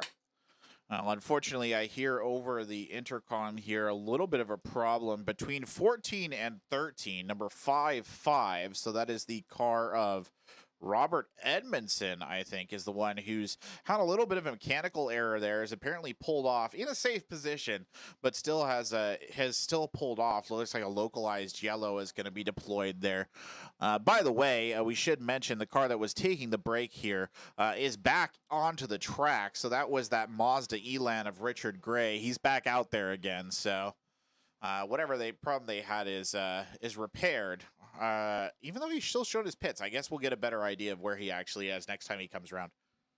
I think it takes him one lap for it to take off the pit. So we'll see in a second. And I'm curious to see what happened to Robert. One of the problems right now with the Spec Racer Fords is if you spin, given how dusty everything is right now, your starter just gets caked in dirt and you can't restart. So that's one of the problems. When we go back here and we'll say January and February, that won't be a problem because there'll be plenty of grass. But right now, if you go off track, the Spec Racer Fords really struggle to come back. Yeah. It's not been the dustiest day that we've seen, I will say, but it is always dusty. Last time I was out there with my shoes on, helping Brian with an eye here set up cameras. I was kicking dirt out of my shoes for like a week after that. This is ridiculous how much dirt is up there. But all sorts of back and forth right now. It sounds like Judson Holt, who's one of those Spec Racer Fords, might have not slowed down enough for a yellow. I mean, a little bit of drama, nothing too bad, but something to keep an eye on right there. And it looks like a tow truck is being dispatched to help Robert Edmondson out. So yeah, definitely. They just gave a tow now for that number 55 car. It is out there between turn 13 and between 15 and 14. So just out of our camera view on this camera. It's kind of out behind our little pylon there. Can I move the pylon and still see it? Hold on a second. This is television magic, folks. I tell you. Not the pylon. we worked hard to get that into position. So Yeah, let's see. Let's see what I can do here. make it disappear. No, not that button. No, we can't see it there. Anyway, it's off to the left there that you can't see out of camera frame. But they're going to go out and get him in. And the joy of endurance racing, if they can get him back to pit lane, they can fix it fast. They still go out and have some fun. I mean, 100%. But again, you kind of want to compete for that trophy. But I mean, you know what? If your own personal trophy is just finishing the race strong, then A+ to you. That's exactly what you need to do. Yeah, I should clarify that there's two number 55s out there. So a little bit of confusion. It is not number 55 White. That is Robert Edmondson in a Spec Miata. This is number 55 Jay Rosenthal. So he is a Spec Racer Ford. So yeah, that will be the tow right there. Driver's out of the car. On your screen desk now, I think you saw the tow truck go by. Gives you an idea of kind of where that's happening as best you can understand the track. So they'll get him the tow, and they'll take him off. Frustrating result for Jay Rosenthal. I mean, he is one of the favorite drivers to win this class for this endurance race. I mean, he has been a strong driver, currently sitting second in the points championship right now for 2022. So he's a driver that could have probably taken this into that category. Yep. Sitting second behind behind you, I believe. If I remember. 102 points behind me. There you go. Cheers. Good season so far for you. So credit where credit is due. But we'll see. Hopefully it's not something too terrible. But I mean, the fact that it requires a tow probably, will take him out of the competition, as it were. Judson Holt, I think, is currently in the lead for the Spec Racer Fords. So our race leader right now is Robert Yellen in the 2.8 car. That is it. We're calling it GTX in the SCCA. That's an LMP3 car. Correct. Right. And there's at least 3 drivers for that car. So they're going to come in and do 2 driver changes. And I think they're probably still going to win. 100%. But I think they're kind of using this as a test session, which is a great opportunity for them. It's also kind of cool to be out here and seeing that car out there racing with us. They've been practicing for about 2 months at Thermal. This is where the car has been based. They brought Dave Freitas to run this car as well. So they have been practicing, and they're setting themselves up for success for this Enduro. And I believe the long-term plan is to try to take victory at the 24 Hours of Thunderhill. Oh, that's actually very interesting. Something to look forward to there for them then. And yeah, obviously getting the practice in for the driver changes, that is something that they said in the practice and in the meeting that they had, right? They talked about if you want to use this as an opportunity to practice driver changes, this is perfect for it. Like, you're more than welcome to go at it. So it makes a lot of sense. If they've already been prepping, it's good to get a competitive race in there as well. What's also interesting is that we're not going to know which driver's in the car. We don't have the technology that we're able to have the little driver chips, so that when one driver comes in, another one driver comes out, it changes on our timing and scoring screen. So I'm guessing the main driver is Robert Yellen. There's 2 other people who we don't know, and one of them might be dog slow. I don't guess that one of them will be dog slow. But anyway, it's really interesting. Was that a black flag for Bob right there in the 28? I don't know. I was not listening. I didn't hear a black flag call, so maybe not. But again, I might have missed it. Sometimes it is a little hard to hear over our rather decrepit, if I'm being honest, PR system. But we try our best. Yeah, I don't know. That would be interesting with black flag, though. I don't think he's done anything to warrant that. No, wait. I couldn't tell if it was a full black flag or a mechanical black flag with the meatball in the middle. The scoreboard with the number was right where Bob was passing, and it was a very aggressive black, which usually means that it's right in front of you. So, or pardon me, the car that's approaching that is going to be the one taking that black flag. So, I don't know. We're going to have to see if that's actually something that's going to be developing or whatnot. We'll take a look at it. Now, it could also be a furled black flag. It was full. Oh, it was full. Okay. Maybe that there's communication issues with the car, and they're trying to get the car to come in. The crew has requested it. That happens on occasion. So we'll have to kind of pay attention to that. Unfortunately, I think they're pitted on the other side of the tower, so it's going to be kind of difficult to see if they do end up servicing that car, but we might be able to see them on the approach into pit lane. Yeah, just listening here on the chatter. Nothing about a black flag, so I guess we'll wait to see if there's a little confirmation. Jay Rosenthal can't quite get that car back into the pits just yet, so they're a little held up. Here we go. Worst news to hear is a driver getting black flagged. Yeah, not really sure what exactly is going on right there. We always tried to get my dad black flag during qualifying because it would just make him mad, and then he would turn a fast lap and be on the pole. It's trickery. Until the steward comes talking to you, and yeah, that's when it becomes not fun. That was back in the day when things weren't quite as interesting as they are now. Here on CSI Black Flag, a little bit of an update. It sounds like Robert Yellen might have actually gone into the pit. So number 28 did take a pit, so I don't know if that's applicable or related, but we'll see. I can't see. I just hear the chatter, but it doesn't appear that he's quite there yet. You can see, by the way, out there on the track. Oh, there he is. So it's possibly a drive-through penalty as he passes right in front of us in the commentary booth. Did not take service. He's just driving in through pit lane right now. So I wonder if that was the stewards calling in for something. There is a black flag station just on the approach to pit in, and the steward of the meet will talk to you. If you did something naughty, they'll tell you what to do and how to proceed. Well, and here's the other situation. I don't know how often that car and those drivers drive with the SCCA. So maybe they were being a little over exuberant here with all these other drivers who aren't used to the speed differential. And they might just say, hey, listen, we know you're the fastest car out there. Can you just cool it a little bit? I mean, patience is how you win endurance races. You can be the fastest driver by 1,000 miles per hour, but if you don't have patience, you won't be able to do anything. Tom, I think, is off. Tom Kapotnik is off. Somebody's off. Yeah, he spun. Tom Kapitnik Yep. spun on turn number 2. I just heard it over the comms as well. So a big old kick up of dust, and I think he got back on. He's going. He's trucking along. Eventful corner, turn 1, turn 2. That's a fast left-hander. It requires a lot of rolling speed, and what makes that corner so difficult is the difference between the curb height and the bottom of that corner. There's a huge divot in that corner, and if you put your left front there, you won't be making that corner, and you're going to find yourself off in the dirt, and hopefully Tom did not go for that ride. That's funny. Brian and I were talking actually earlier in the broadcast about how much dust is kicked up at that 2-1 kind of turn in there. So good of you to explain why that's a bit of a challenge. It's interesting to see how people handle it. Taking a look here at our race, our update on time. So Jay Rosenthal, we know he's up on a tow truck. We literally could see him a second ago. I think he just got brought in. Seems like Richard Gray might also have some sort of long-term problem. He did get back out there, I think, for a lap, and it looks like he took out, and here comes the tow truck getting that Jay Rosenthal car off. It's a bit of a race here, actually, to get him off.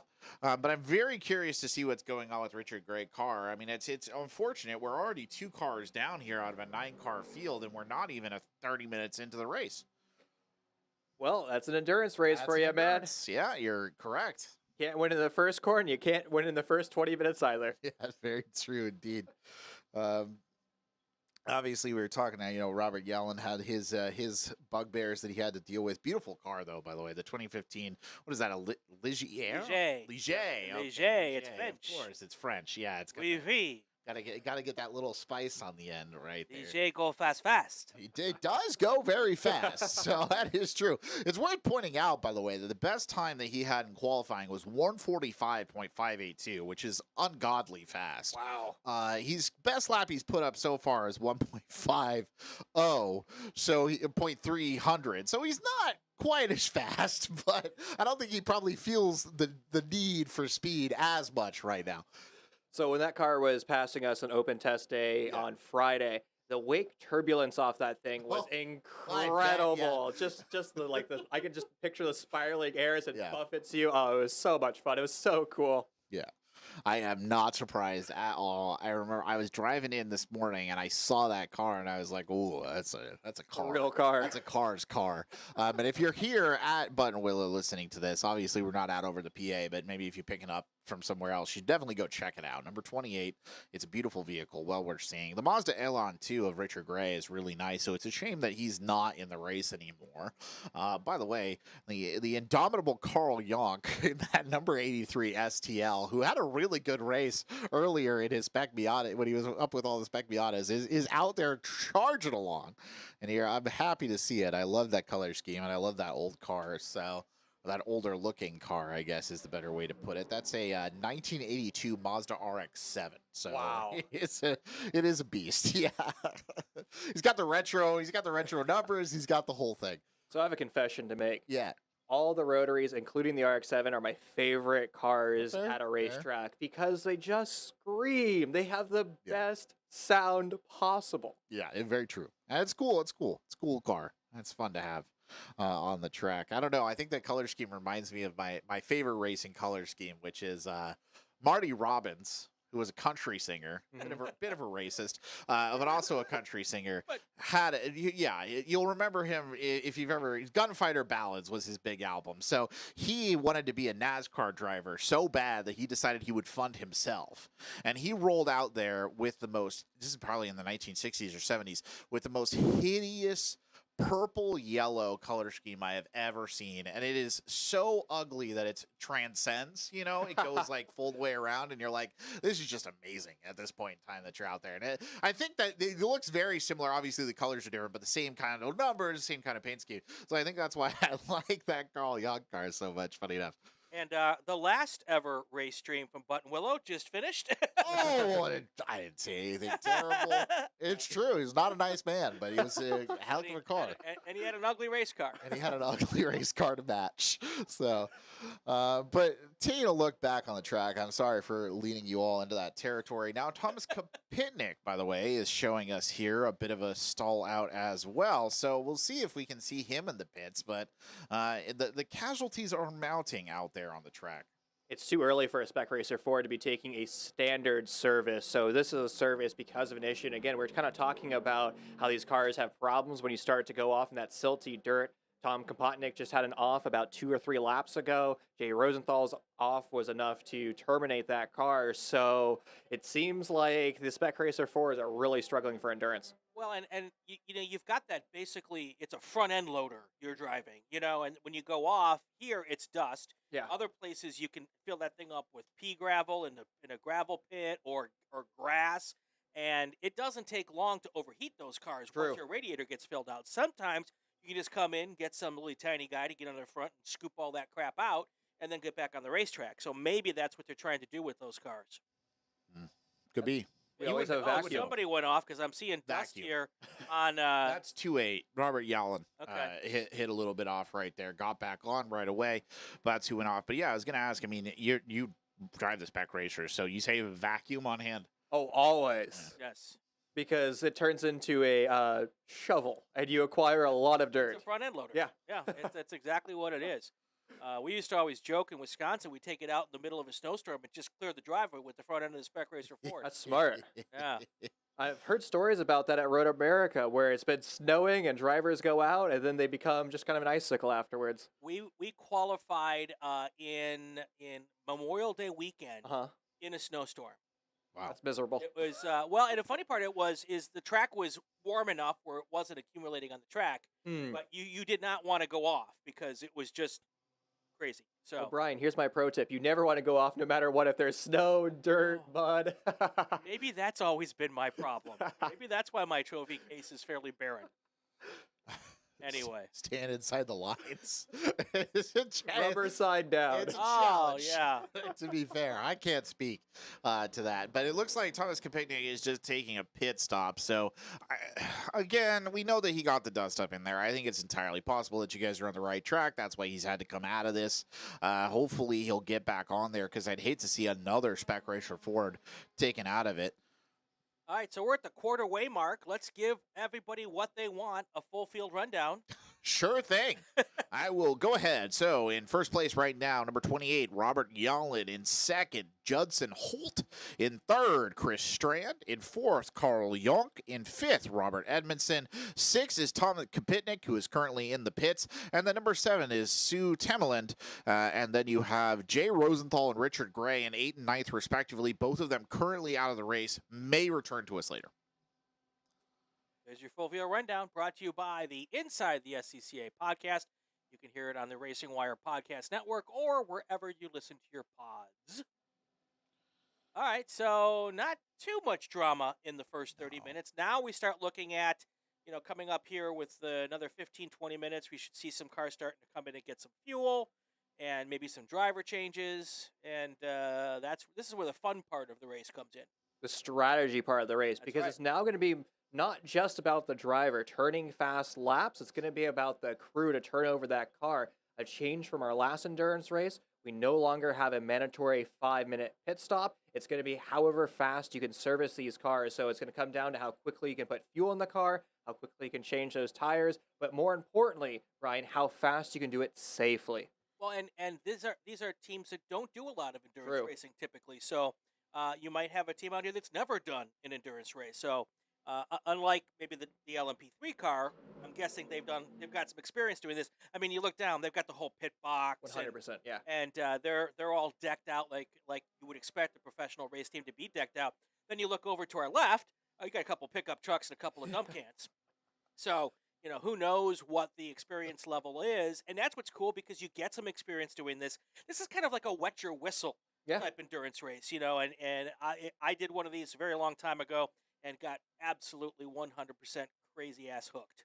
Oh, 100%. Yeah. They're addicting. The last endurance race that I was at, we had a NASA scientist and we had a SpaceX scientist doing fuel calculations by hand to determine our fuel consumption. And they were modifying it to the ambient air conditions, because especially when we were starting to get darker, starting to get cooler, which means we're producing more horsepower, which means they have to do their calculations all over again. And it was a treat to watch. And I don't think anybody is, taking pen to paper today to run those numbers, but if they are, props to you.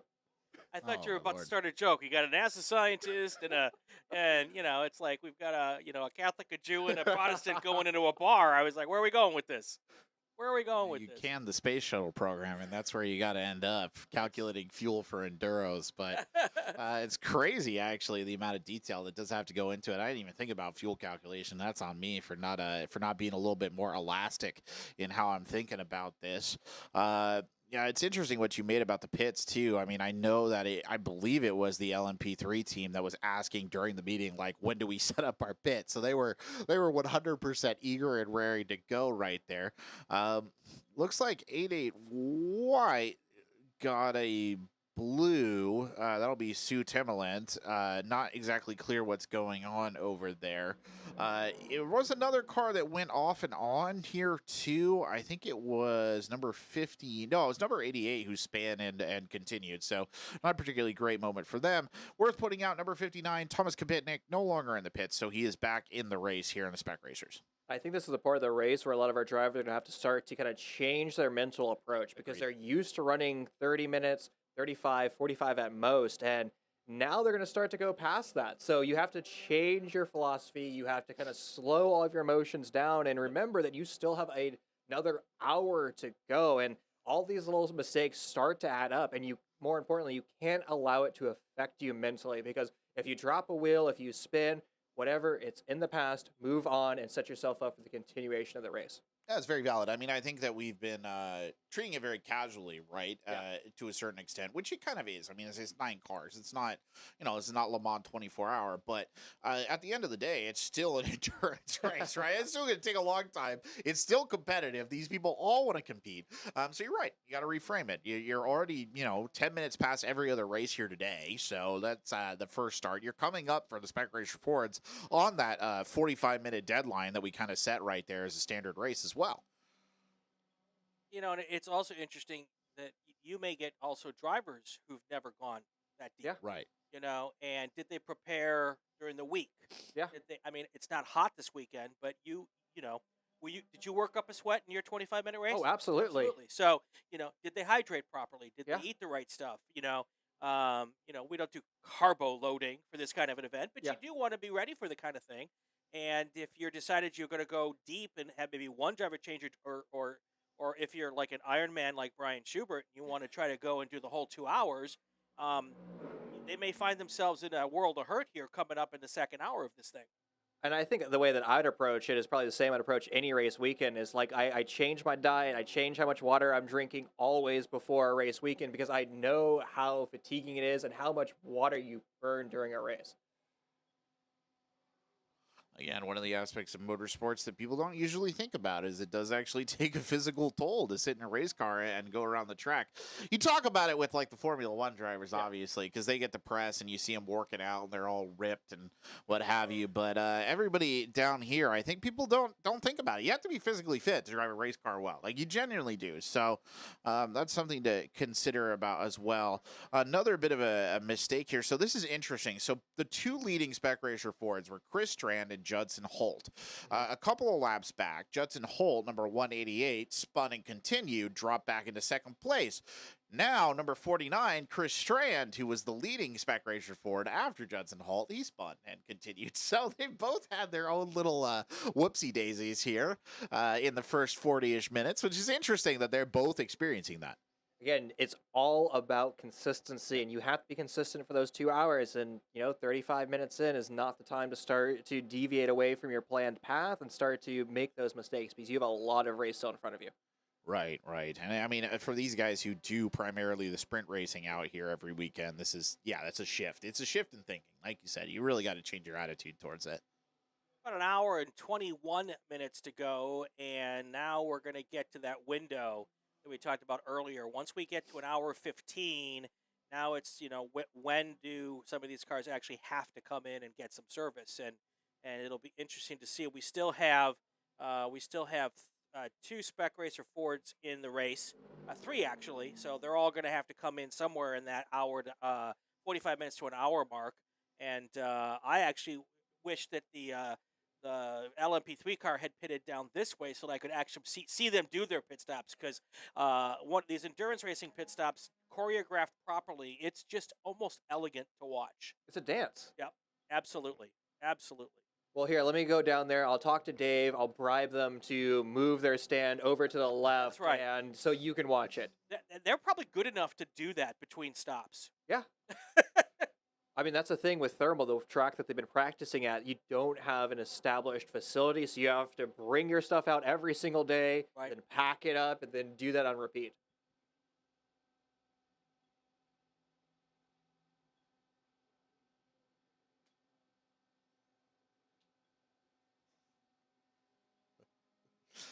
This camera angle here is we're looking at the A section, and that little left, right, what is it? Right, left coming out of the A section. I'm looking at it in the wrong direction, and I'm Polish, so I have a hard time. That little right, left coming out of the A section, if you don't hit that well, I mean, that's really important to come through that properly to get you going down towards the towards Grapevine, right? The whole corner is so unique because the beginning of the corner goes from like asphalt to concrete, so like a smooth concrete, and then you go up a little hill, it changes back to asphalt to concrete, and then you go to, again, another little like patch. And the whole initial part of that corner, on the brakes, you have to be very careful with where you roll those brakes off because of that change of surface, plus the camber.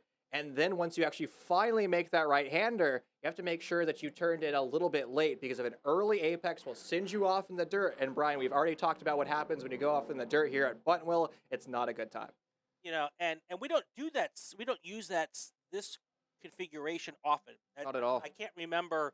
I mean, I'm sure we've used it since I've been here, but we don't do it very often. So it's a whole new thing for a lot of people. And even those who've done it have to like, oh, how do I do this one again? And again, like we talked about moisture on the track as it starts to get dark, that's going to be the worst corner on that track because that smooth concrete will hold the moisture on the surface. It won't run it off. And that's, again, in your braking zone. So you as a driver have to consciously kind of say, all right, I know there's going to be moisture here. How do I approach this? Do I fully roll the corner? Do I modulate the throttle? Do I put minimal wheel input? Those are all questions the driver's going to have to start to ask in maybe about an hour. I think one of the benefits, though, just in terms of weather, is that temperature is not going to drop significantly before this race winds down. At most 4 degrees, but yeah, hopefully we're not going to hit 1 a.m. in the morning temperatures just yet out there. That would be a bit of a cold snap, but no, I think we're going to finish here probably about 62, 63, so somewhere around there, which is good. But like you said about moisture and the light fading and stuff like that, that's going to be a thing that they're all going to have to deal with out there as this continues here. I think that definitely some of these drivers are new to this. I think number 88, Sue Temeland, has not necessarily done this one before, so that's something that will require some learning.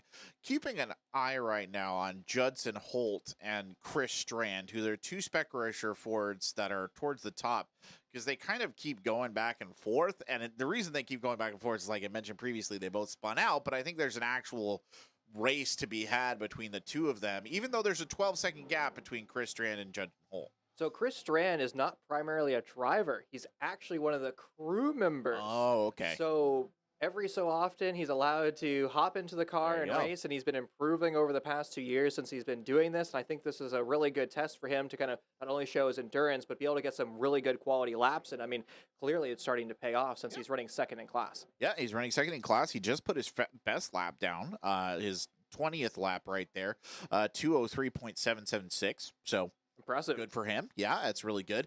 And interestingly, speaking of fast laps, Robert Yellen hit a 150.354, which is 0.054 of a second faster than his fastest lap so far in the race. That's his 22nd lap, by the way, if you're wondering how far. What? Oh, slower. Thank you. Math, never my strong suit. Up, down, big numbers, small numbers. 22 laps in, so he's 2 laps ahead of Judson Holt. So. Tristan, you forgot the golden rule of broadcasting. Never do math on a broadcast. Oh, I know. You'd think I would have learned by now. That's my golden rule of life. So got hoisted by my own petard right there, I'm afraid. That's why we have calculators on our phones. So quick mental math. My math teacher told me that would never happen. So joke's on you, but Mr. Georgiades. But regardless, that's where we are. So he's lapped him twice now at this point in time, has Robert Yellen. So he's having a great day right there for his enduro. You know, something we really haven't talked a lot about is tire degradation. Oh, that's a very good point. We're now about 45 minutes in, and those tires are going to be a lot different than when they first started. And sure, even if you're coming in from a spec racer and you can get 15 heat cycles, the one heat cycle that you have now is going to be probably more detrimental in the overall tire life because it's sustained, right? You're putting a lot of temperature over a long period of time, and those tires are going to start to drop off quickly. I noticed that a lot of the Spec Racer 4s were going out on sticker tires, which means that they haven't had time to cure. So the oil in the tires haven't really come to the surface yet, which means their tire degradation is going to be even faster. That's a very good point. I had not considered the tire degradation aspect. I mean, I thought about the tire degradation, but you raise a valid point there about the sticker tires and how that's going to go. So are the Spec Racer 4 drivers going to do this on one set of tires? So we were talking about that earlier, and like some drivers are just going to go on a one set. Some of them have a scrub set, so they're going to run 2 scrub sets. It just really depends on their strategy. Because unlike any other car out here, on a Spec Racer 4, you've got to take bodywork off the car to change the rear tires, don't you? No, you don't. You can just take the gun to it, take all the nuts and bolts off, and it's actually a pretty easy tire change. Really? Because back in the day, you couldn't do that. So yeah, you're talking about the OG Renault car where you had that one body panel over the rear. Right. That has been removed, and now you can just go straight to the rear tire. See, I'm so old. Speaking of Spec Racers, by the way, we have You just said I was old without saying I was old. Did you notice that? I wasn't going to jump on it. Thank you. Some things are best left, to lie. But speaking of the Spec Racer Ford, I should point out we have hit the 45-minute mark. So this is what we were talking about. This is the standard national race length. So after this, we are kind of in the great beyond for all those Spec Racer Ford cars in terms of how they're going to do in performance-wise. Worth pointing out, Chris Strand was 12 seconds back from Judson Holt. It's actually made up that gap, so 5.714 seconds now as he tries to close in. That could be a really good battle. I mean, once they start to go nose to tail, you now have the draft. We're talking about kind of how difficult it is to race. Well, now you have the help. You have somebody breaking the air for you, and could make your life that much easier. I just say that LMP3 car is beyond cool. Very cool. I mean, it looks cool. It sounds cool. It's just cool. I'm fanboying right now. Brian, you want to invest in one? Sure. Sure, and I will take it directly from my child's college fund, and they will be going to CSUN now. CSUN's a good school.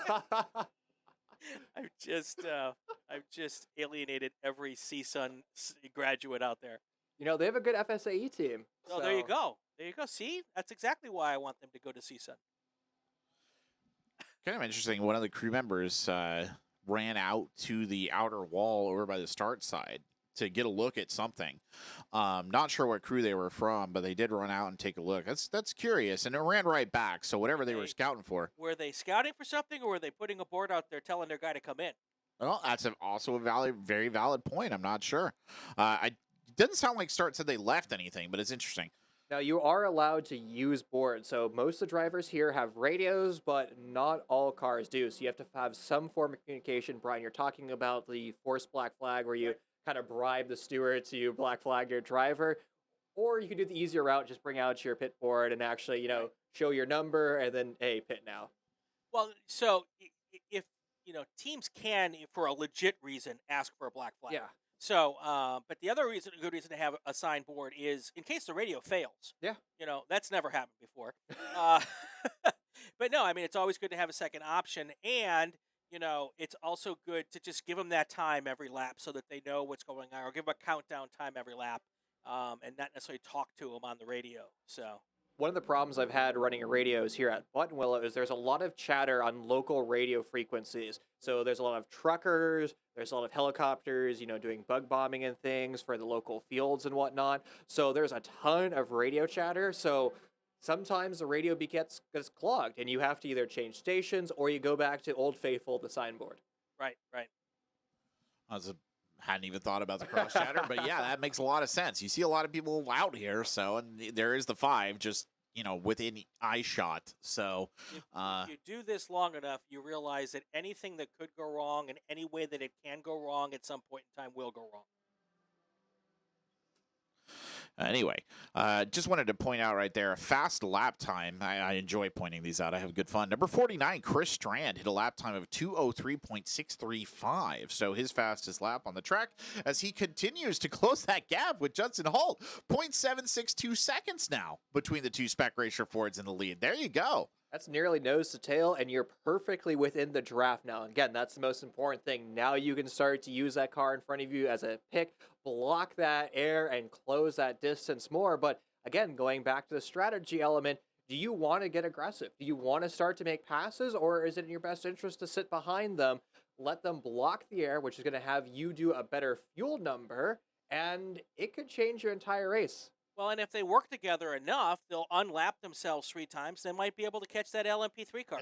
Brilliant. I like that strategy. You can actually see them coming down into Riverside right now, and it actually looks like I can't quite tell if they're drafting or if I don't look They're like drafted. Yeah, I was gonna say that looks like drafting here, at least temporary. These Spec Racer drivers, you love doing the slotting in like Legos right up underneath each other. So I assume that's what's going on over there, and we'll keep an eye on it.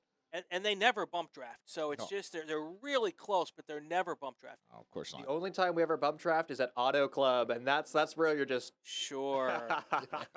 Sure. I can't help but notice Jay Rosenthal is back. I just saw him cross start finish line. So some problems with that car early on, had to be brought in on a lift tow, but they're driving once again. 10 laps back in the race. That's what matters, though. He'll keep fighting, as you see Robert Yellen, by the way, come blazing past on your screens right there. But yes, Jay Rosenthal. That's Jay Rosenthal, actually, coming across your screen right now in that red paint scheme. So he is out and good and ready to go. That's not just red. That's Ferrari Racing Red. It's Ferrari Racing Red, which makes it go faster. It's a $25,000 race car and a $35,000 paint job. Exactly.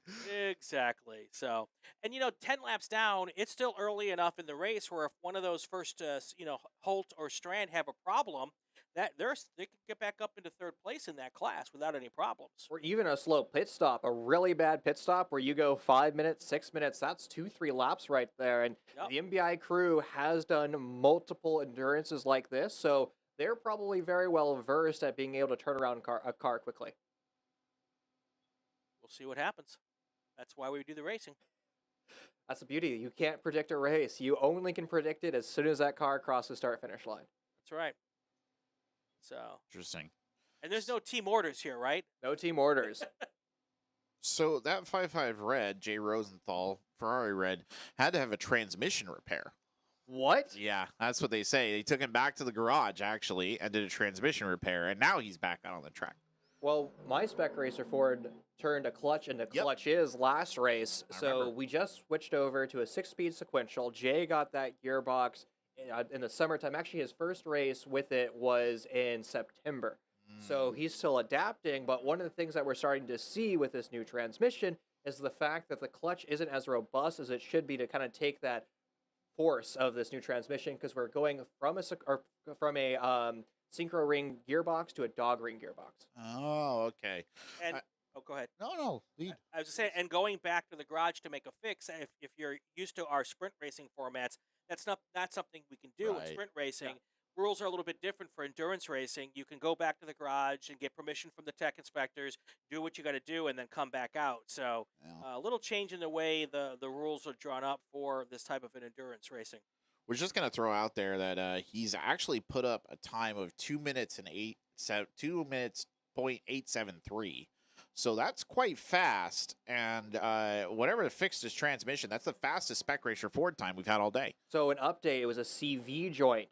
So Spec Racer Fords are prone to breaking CV joints, especially in second gear corners like the A corner. Yep. Because of that camber, because of that weird surface change, sometimes wheels will spin independently, and that's when the CV joint goes pop. So did they pop out a CV joint and put a new one in less than 10 laps? Yes. That is crazy fast. That's what happens when you go to a CSR Yep. who's got a shop on site, who can put the car up on a lift, because that's not a job I could ever do in 10 laps. Oh, 100%. I mean, they can turn around transmissions, they can turn around CV joints. It would take me a year to do that, Brian. It wouldn't take me a year to do it, but it certainly would take me more than 10 laps. It's I like working on the cars a lot, but and that's the other good thing is in a car like a Spec Racer Ford, where it's easy to get to stuff, that makes the repair faster. If it's in something like a Spec Miata, that is not a 10-minute fix. No, not at all. So even if you're really good at it. So 8-8, by the way, has come in for some refueling right there. That's Sue Temeland who's stopped and is getting refueled. Just heard that over my don't know which side they're on or whereabouts they are, but yeah, they're down there. Yep, sure enough, can see them getting refueled as we speak, just outside of my vision. And interesting, there's another crew member going out to the line. He does have a board in hand. Big old 5 on it, so I'm not sure. 5 laps? That would be my guess, or 5 5 minutes minutes to go before they have to come in. That Yeah. would be my guess. Now, for the endurance race, the 12-hour that I won, our pit board had a giant spider on it, because that was the way that we knew it was our pit board. We called ourselves the Enterprising Spiders. There you go. Is that the one with the NASA guys? They came up with that? No, so the story Go ahead. behind it was there was an RX-8 that had a spider in the wheel well during a race, and it set its nice little abode up during the wheel well, and it was an Enterprising Spider. So we stole that name for our 12-hour endurance team. That's cool. So that was for Judson Holt or Chris Strand. They both came across really close to one another, those two Spec Racers. 0.787 between the two of them. But that was a 5-minute board. I don't know for whom of those two. Worth pointing out that there's a driver suiting up down there as well. I don't know what crew they're with next to a green pickup truck. That doesn't help identify him. It's just a good marker for us up here in the booth. So somebody's going to be making a driver swap here soon as well. Maybe connected to that 5 board, if I had to guess, might be what we're seeing in motion right there. For whom the 5-minute board tolls. For whom the 5-minute board tolls. Yeah, it tolls for someone. I'm a little disappointed. You haven't dropped any 25-cent words. I was trying to curtail. No, dude. I was trying to curtail. It's like a master class when I'm up here in the booth. Tristan. My vocabulary expands. Oh lordy! I keep Webster up on the little screen over here, so I can. What the hell does that word mean?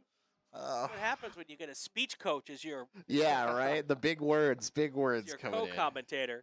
I'm trying to figure out, is that 88 car still down there? Correct, it is. Must be the full 5-minute then, I guess, or are they switching drivers? Well, there's a driver. They have a helmet in hand, a Hans device in hand, and it's likely that they're going to be switching drivers. Now, I noticed there is a crew member on driver's right, so the passenger side of the door. Yeah. I wonder if they're changing belt lengths or moving the seat position. Might be. Because the first driver, they looked quite tall, and our next driver is not as tall as them. So there could be some changes going on there.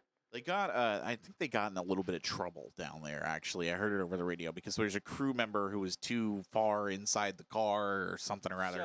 So the driver has to be out of the car while the fueling is happening. Makes sense. So they have to wait for the driver to disconnect and get out, start the fueling, complete the fueling, and then you can reach in the car.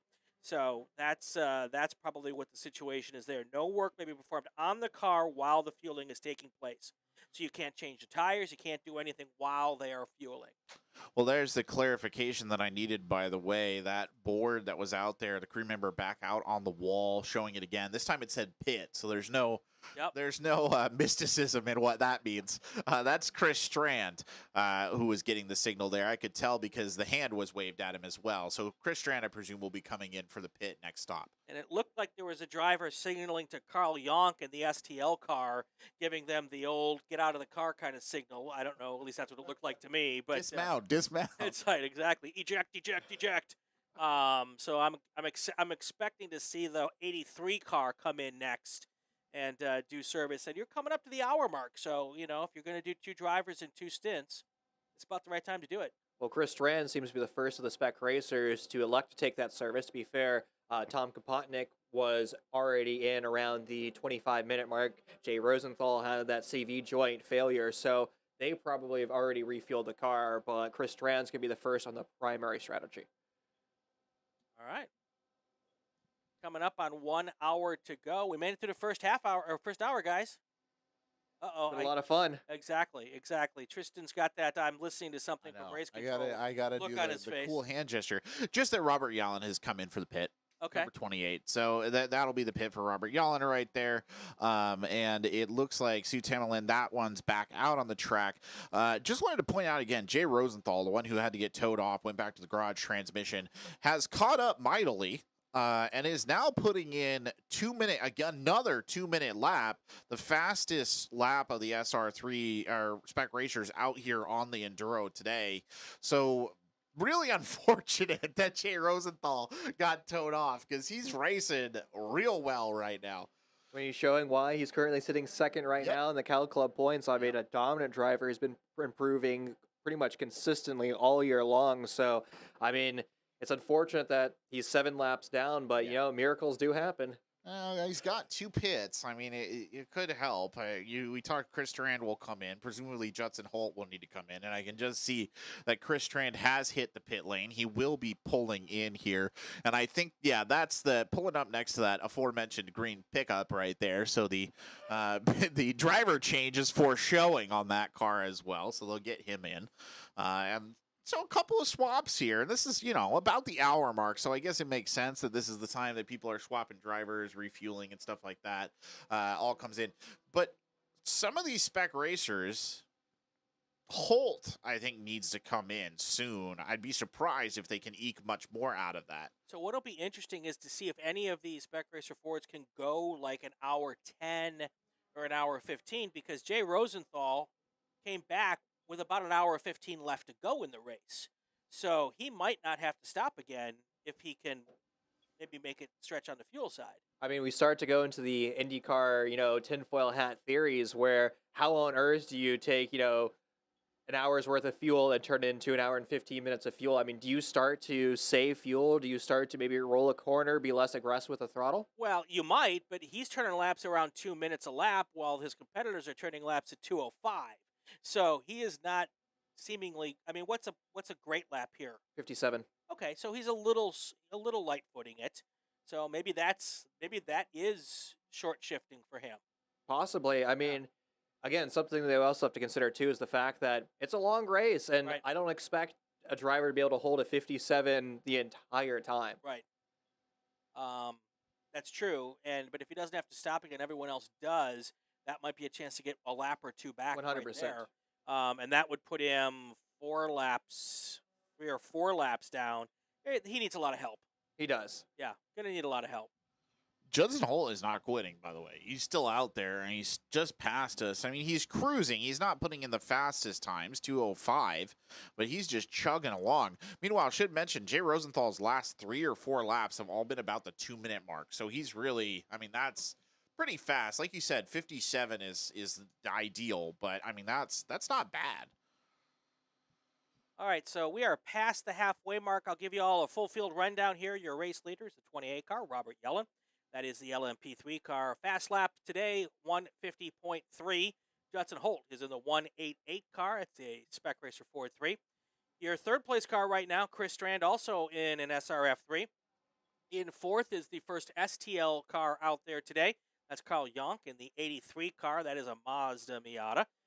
Thomas Kopitnik in the 59 car, an SRF3. That car is 2 laps down.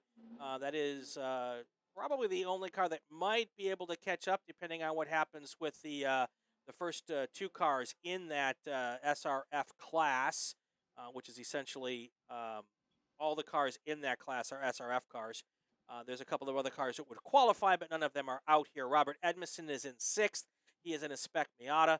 Stooch Melland is in 7th in that T4 car. And then we've been talking about Jay Rosenthal. He is in the 55 car in 8th place, several laps down. And then you've got Richard Gray, who I think is done for the day. I think that car is actually parked out in the infield, and they brought him in so he didn't have to sit out there and twiddle his thumbs for 2 hours and an hour and 25 minutes. But the car, I believe, is still out there. There is your full field rundown, brought to you by the Inside the SCCA podcast on the Racing Wire Podcast Network. 56 minutes and some change to go. That, of course, is not the official race time, but it's really close. So I think I started it at about the same time. So that's what we're doing here.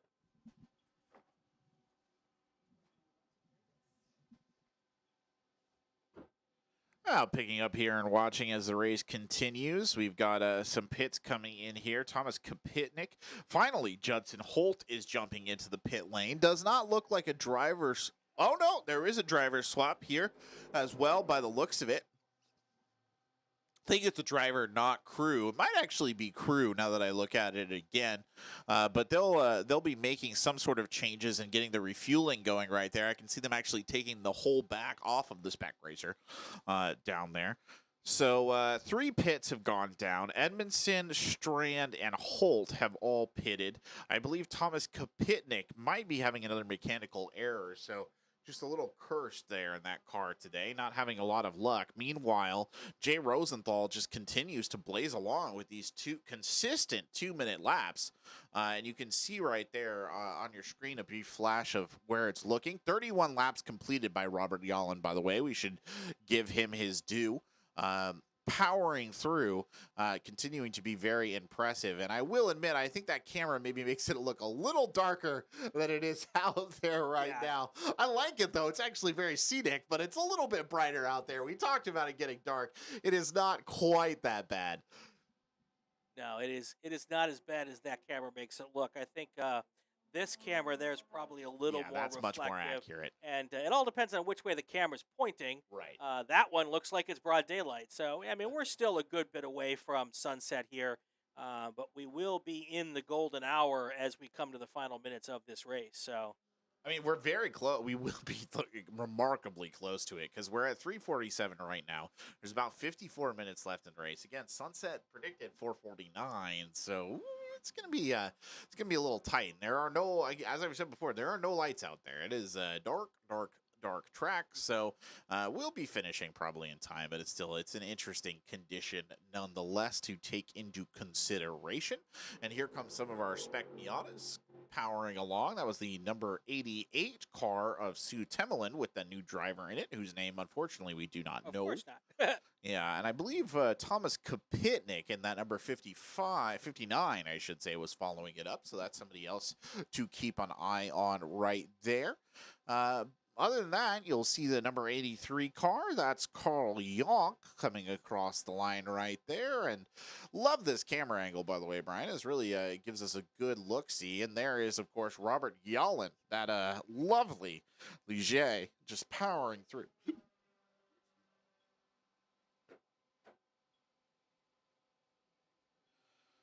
Ooh. 88 Silver has the driver change. It is confirmed. There you go. If for those who are watching from home or have access to the YouTube, put some comments in the chat. Who are you rooting for? Who should we look out for? This would be a good chance for us to give you all a big old shout out. Of course, this is the Cal Club races here on the Racing Network, brought to you by Porterfield Racing Brakes. The place to go for all your brake needs and a bunch of other race-related stuff as well. It's Porterfield-brakes.com. Check them out. Tell them you heard about them on the Racing Network. Of course, if you'd like to be a sponsor there alongside Porterfield, reach out to Brian Bielansky. Get your info in here. And, I mean, the production value is going up every time and looking better and better. We've got multiple cameras. We've got some exciting races here at the SCCA. Cal Club doing a great job. So I would highly encourage you to get in contact if you're an enterprising racing business. Absolutely. Or any business, actually, for that matter. I don't, as long as you ain't a hoochie coochie club, I'll take your money. And I might even take your money if you're a hoochie coochie club. It depends. It depends. I look forward to the day. That'll be very funny to bring you sponsored by Pink Rhino or something. That'll be spectacular. But I think we're a little ways off from that. But I'll have to click the "This is not made for kids" button on the YouTube channel at that point in time. There you go. 2-8 actually just had an off and on out there. So it was So here's some drama for you. Number 88 Silver is not watching the blue flag, so Robert Yellen had to go off and on to evade number 88 with a new driver in. We'll point that out of there as well. So it's not Sue Temeland who's in it right now. So that's obviously a little bit of consternation there across the radios. Here's a perfect example. The car that didn't move over is a T4 car. The car that had to go off to avoid him is an LMP3 car. The the T4 car probably has a top speed of 125 miles per hour. The LMP3 car is probably bearing down at them at like 180 or 190. That could be scary. I believe we call that a moment. Code Brown. That's Code Brown. Code Brown. But that's what you have to, this is how everyone learns. And in endurance racing, it's always multi-class. There's always really fast cars and really slow cars. And it's kind of like endurance university here. Yeah. And if you're a slower car, that T4 car getting passed by an LMP3 car, just look in your mirrors and be predictable. That's the most important thing when it comes to these multi-class racing, is be as predictable as possible. Right. And you don't get the opportunity to debrief with your co-driver here, because you're jumping in, getting your belt strapped on. You're all excited because you're getting in a car for the first time. And in this type of racing, the co-driver's probably not listening to the radio as you're coming in, because what I try to do when I'm coming off the track in an endurance car, in an endurance race, is I want the other driver on the last 2 laps on the radio. I'm going to say, okay, turn 4 is really greasy. It's a lot of dust in turn 5. Look out for the LMP3 car because you can't see them really well in your mirrors because it's lower and you're up higher. I'm telling that driver all of that as I'm coming in, because that's when they can process it. Because as they're getting in the car, they got one thing on their mind, and that's not just going as fast as they can. And there's another element to that, too. A lot of drivers have a certain, ramp-up period where it takes them 3 or 4 corners to be a competent driver again, right? You kind of have to mentally warm yourself up. And when you're going in cold, you're not only processing the plethora of data that you were just provided, but then you also have to actually drive the car and apply that data. There's just so much going on there that there's a high level, I guess you can make a lot of mistakes during that transition period. Absolutely. Well, Thomas Kopitnik has had a driver swap here as well, just confirmed over the radio. So that was the number 59 car. That's what they said. You have any idea who that might be? No, I'm shocked. I heard that he would be running the entire time. Apparently officially confirmed. So he took a pit stop and they switched drivers out and he's back on. So with this way that we're doing it, where the driver has to be out of car for fueling, it almost makes it makes good sense to change the driver because you get a fresh driver in, you get to share the thing. There's really no, other than the fun factor for the one driver to go the whole way, there's no advantage to leaving the driver in during a fuel stop. Yeah, totally correct. But again, if I were to be doing it, I would run it myself because that's fun, right? But if you want to be competitive, you're 100% right, Brian. You want to make that driver change at the hour mark just because you have the maximum freshness of those drivers.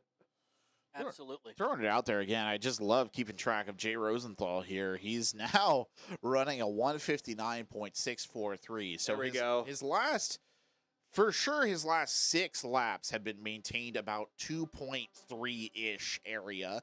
Now he's hit 159. So, I mean, he's really putting out a good performance right there. So, that transmission issue really skunked him today, because I have no doubt that he would be leading the Spec Racer Ford group right now if that hadn't happened. For reference, the current leader of the Spec Racer Ford group is number 49, Chris Strand. Judson Holt, who we're not sure whether or not Judson Holt had a driver swap. He might not have. He's on the back end now of, actually, I don't think that he did. So he's on the back end now of Chris Strand, 0.837 between them. So close. So I'm going to make this story even more wild. So Thomas Kapotnik just drove by us. The driver had a dark helmet. The only MBI driver that has a dark helmet, a fully black helmet, is either Tom or Robert Edmondson. Well, there you go. So are you suggesting that Robert Edmondson has driven in 2 different cars today in the same race? It's possible. Drama. We've got drama. Oh, okay. So that was 8-8. Vic Temland has taken over driving. Vince. Yes. Sorry, okay. Vince. I knew it was a V name. Has taken over. That makes sense. And then it's interesting. I don't know. That's interesting, the black helmet. So what might have happened is, I know Robert Edmondson owns that Spec Miata, right? Correct. So maybe he swapped out of the Spec Miata and hopped over into the Spec Racer Ford to get both in, because that's actually very entertaining. I have no idea. And I got to take a break, and I'll be back in about 46 minutes. So yeah, go down there. And I might or might not have a black helmet. So you guys have a good time. I'll be back in 46 minutes and 30 seconds. That's quite funny. Gosh, I almost. What a weird little. We need to get an announcer team. Yeah, let's do it. Yeah. Can we announce while we're driving? Just hook us up to. You don't want me to do that. We're getting definitely taken off the airwaves. Keep your finger on the dump button. You're only going to be holding the dump button. Live censoring. Beep, beep, beep. Best way to do it. Yeah, great. We'll just go no audio for that section. There you go. No audio. What a thought. What an absolute terrifying thought. Regardless, taking a look at how things are going, I mean, Robert Yallen actually just put in his second best lap of the day, 1:50.903. So he's very close to what he did back on lap number 6. That was his 36th lap, by the way. I haven't actually heard that they had a driver change, which is interesting because they came out with multiple drivers for the LMP3, but it sounds like it's just been Robert Yallen, even after they pitted. So no, I don't know if there's a pit worker on that end. Oh, maybe they didn't pick it up. Yeah, so I can't imagine that you come all this way and not practice a driver change. You would assume that you would practice driver change. Yeah. And I wonder.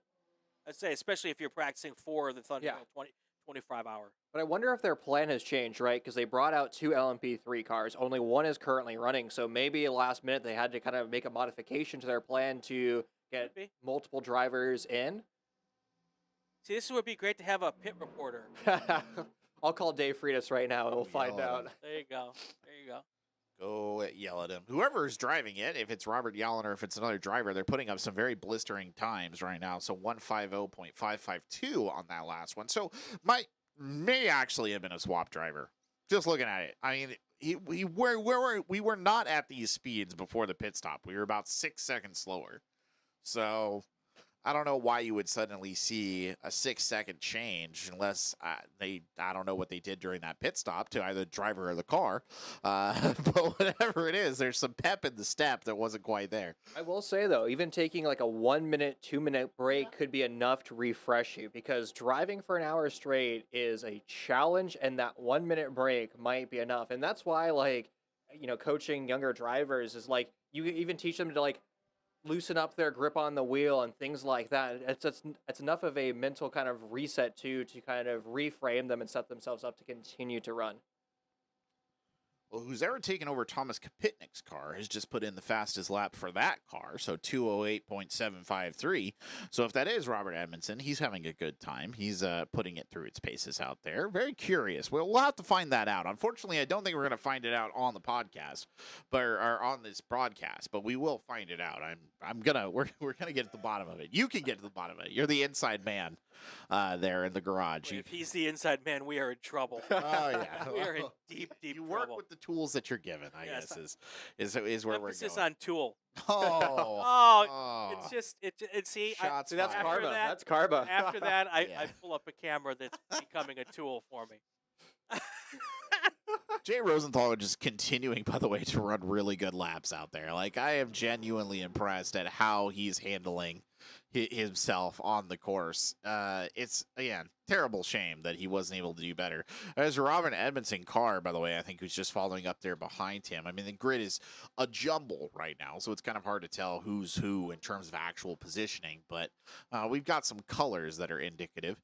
Carl Yonk, by the way, he's just having a good time. He's just been consistently running about a 2.13, 2.14, and just round and round he goes. No real issues. Don't think they did a driver change either.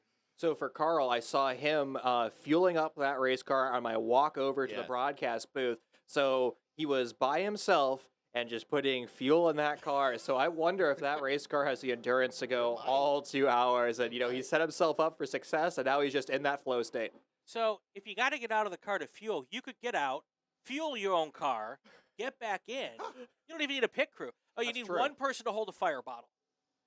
You can hire somebody. Yeah, I'll do it for free. that's right. I'm sure they'll find someone down there to hold the fire bottle. That's pretty. Could you imagine? He's just doing it all himself. He plays all positions. You could do that for 2-hour enduro, but you couldn't probably do that beyond that. I don't think so. That would be fun. That would be fun. So I did the 12-hour enduro, and there's a team with only 2 drivers, and they made it to about the 10-hour mark, and then they're like, yeah, we're done. Yeah. Makes sense. That's a lot of driving. Even if you split that up evenly, that's everybody doing? Yeah. No. 6 hours, 6 hours each? 1 hour stint, Good yeah. Lord. Hour on, hour off. No, that's too much. 3 hours is about my limit, physically and mentally. Yeah, I don't think I can imagine. That seems very challenging. Oh, it is. It's just, that's a lot of time in a car. Taking a look here, seeing if there's anything interesting worth updating. Not necessarily. Everybody's just kind of running their race at this point in time. 40 minutes in, 41 minutes in to go, I should say. You're watching the Cal Club live stream brought to you by Porterfield Racing Brakes. They are the place to go if you need race brakes or anything else race brake related. You know what? They have stuff that isn't even brake related. They sell a bunch of other cool stuff there. It's all race related. So if you need some stuff, give them a call or check them out at porterfield-brakes.com. They ship all over the United States. And so even if you're back east or, in Buffalo with nothing better to do during a 97-inch blizzard, and you're watching the live stream, give them a call, and they'll have stuff there by the time maybe June, it thaws out in June. Or you could order your brakes, you could put it on your race car, and then just hope that the snow thaws and melts, and then you can be ready for the June sprint. That's right. Exactly. So coming up on 40 minutes to go here, and now we're at the length of about what would normally be a sprint race, maybe a little even longer. And we see how many of these cars start having a little bit of issue here and there, because this is the time of day when that kind of stuff starts to happen in a race like this. I was telling Jay Rosenthal as he was prepping for this race was to start to maybe no longer lean on the curbs. The Spec Racer 4s are just smashing the curbs through the S's. We're really aggressive to the A corner. That's the section of turn 15. After a while, the metal starts fatigue, and that car might not be able to slam those curbs as they once did. So maybe it's a time to start to say, hey, you know what? I'm going to start to plan the long-term aspect of this race, start to lay off those curbs, and just hopefully I can survive for the next 39 minutes. Robert Yallen coming across the line just now. We could hear him go by, the dull roar of the Ligier, and he is at 149.344, which is fast. That is awful fast. It's okay.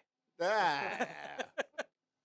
Get you out there, we'll play a sing, but that's fast. So It is fast. Here it is coming through our screen here. And yeah, he's a fast car. definitely one of the cool cars out here It's this weekend. Yeah, I mean, all the cars are fun, but that's an awesome car right there. If you are watching at home and you want to come out and play with us, there's ways to do that. Yeah. go to calclub.com and you can become a member and then come out here and work some of the races. You can be a flagging communications person. You can work tech if that's the kind of thing you like. Heck, you could be a race broadcaster. Could be. Yeah, I'm the guy making the decisions, and my bar is real low.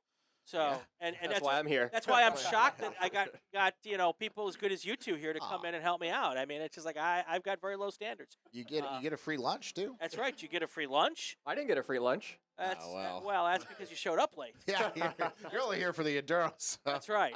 you got to be out there for the other ones, so it's a little different. But but it's a ton of fun, you Yeah. know, and as I like to say, it's as close to the action as you can get without holding onto a steering wheel. yeah, fair enough. Come on out and join us again. calclub.com. If you are not in Southern California, you can just go to SCCA.com, and they will get you hooked up with the region of that is closest to you. And good people all the way around, car people, tons of fun. So check it out. Thomas Kopitnik putting up his fastest lap there, but he's got Robert Yallen right on his tail. Robert Yallen setting another fast lap, 148.873, so better every time. Yeah. That's really impressive that Tom Kopotnik was able to turn his fastest lap right there because he was offline allowing Jay Rosenthal to pass him. Yep. So that really shows how quick that Tom was running during that stint or during that lap. So I think he's starting to kind of shake off those jitters. Again, Tom Kopotnik's kind of a newer driver who's still learning the ropes. They're only about a year into their racing career. Well, and this is a perfect situation for someone like that because they're just, 34, where are we at? 32 laps.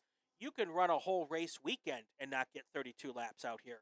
Oh, so, yeah, absolutely. A great opportunity. And there's still 36 minutes left to go. So, this is like jamming an entire race weekend into 2 hours. So our race today in the Spec Racer Ford was exactly 15 laps. Okay. So you'd have to turn that multiple times to even get close to what you're earning right now. Yeah, great opportunity for someone just starting out to be able to get a lot of laps in. So it's also a cool opportunity to get into someone else's car and honestly, and learn what that car does that your car might not do. Or to get someone who's faster in your car so they can tell you what you need to do to make it faster. Lots of cool opportunities to come out and get things like that taken care of, too. Setup preference, too, is something that you can learn. I like a car that oversteers just a little bit, so we chassis tune some oversteer. I've driven Tom Kopotnik's car, and that's much more of a neutral, balanced car. His throttle is different than mine, and just like kind of learning and adapting against those changes is also one of the funs about motorsports.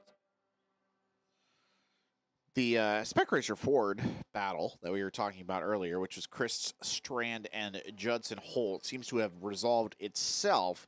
So Chris Strand is now in the lead by about 20 seconds over Judson Holt. There's a big gap between them.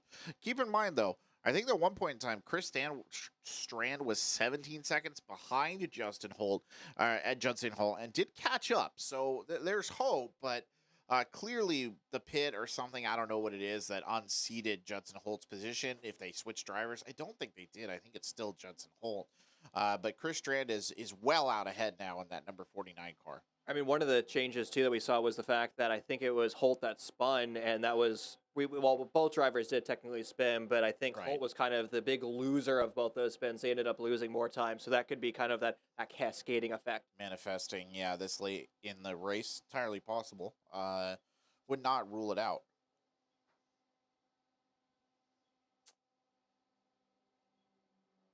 "34 minutes in, this is when the race really starts to get difficult. Those last 30 minutes are torture." Yeah, but, you're a young guy. All right. It's not me doing it. But even, you could be in the best shape in the world, man. Yeah. Racing for 2 hours straight, or I guess now for 90 minutes straight, that's a true test, man. And these drivers are fatigued. The cars aren't as good as they were when they first started. Your brain is basically gelatin at this point, and you still got to go for another 33 minutes. Absolutely. And the 2-hour stint is pretty common in professional endurance racing. So it'll get, if you do the whole thing, you'll have a good idea of what those guys do. And it's also only about 60 degrees outside. Think about doing it when it's 95 degrees outside. No, thank you. I don't want to think about that. That sounds miserable. Brian, I melt if it's over 80 degrees. I love it.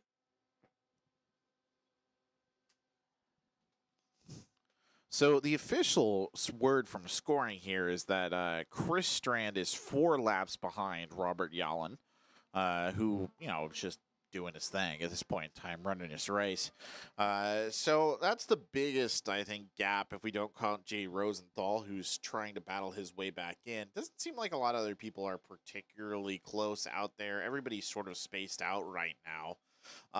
Jay Rosenthal, by the way, continuing to put up pretty good times. I mean, very consistent, but it's just too big of a mountain for him to climb right there. A lot of uphill sledding for Jay Rosenthal. He's definitely looking for other drivers to have problems.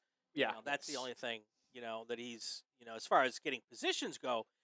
But he's gaining knowledge. He's gaining experience. He's learning more about the car, and he can't Well, I guess you can put a price tag on it, but it's well worth the effort to get back out there.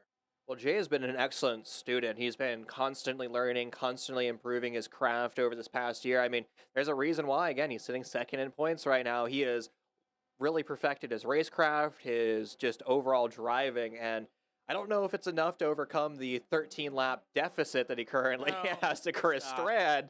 But you're right, Brian. He is definitely looking for kind of a miracle, maybe like a turtle shell or something. Why not? Why not get a turtle shell out there? Well, actually, I know why not, but we already struggle to clean up races as it is. God forbid. Did actually go off the board, so I don't know what's happened to Jay Rosenthal, whether he had to pit again. I mean, when you look at, I'm sorry, I interrupt you, but when you look at when he came back on the racetrack, this might be that gas stop. Yeah. This late gas stop. You're right, actually. Because I'm guessing while they were fixing the other stuff, they filled it up.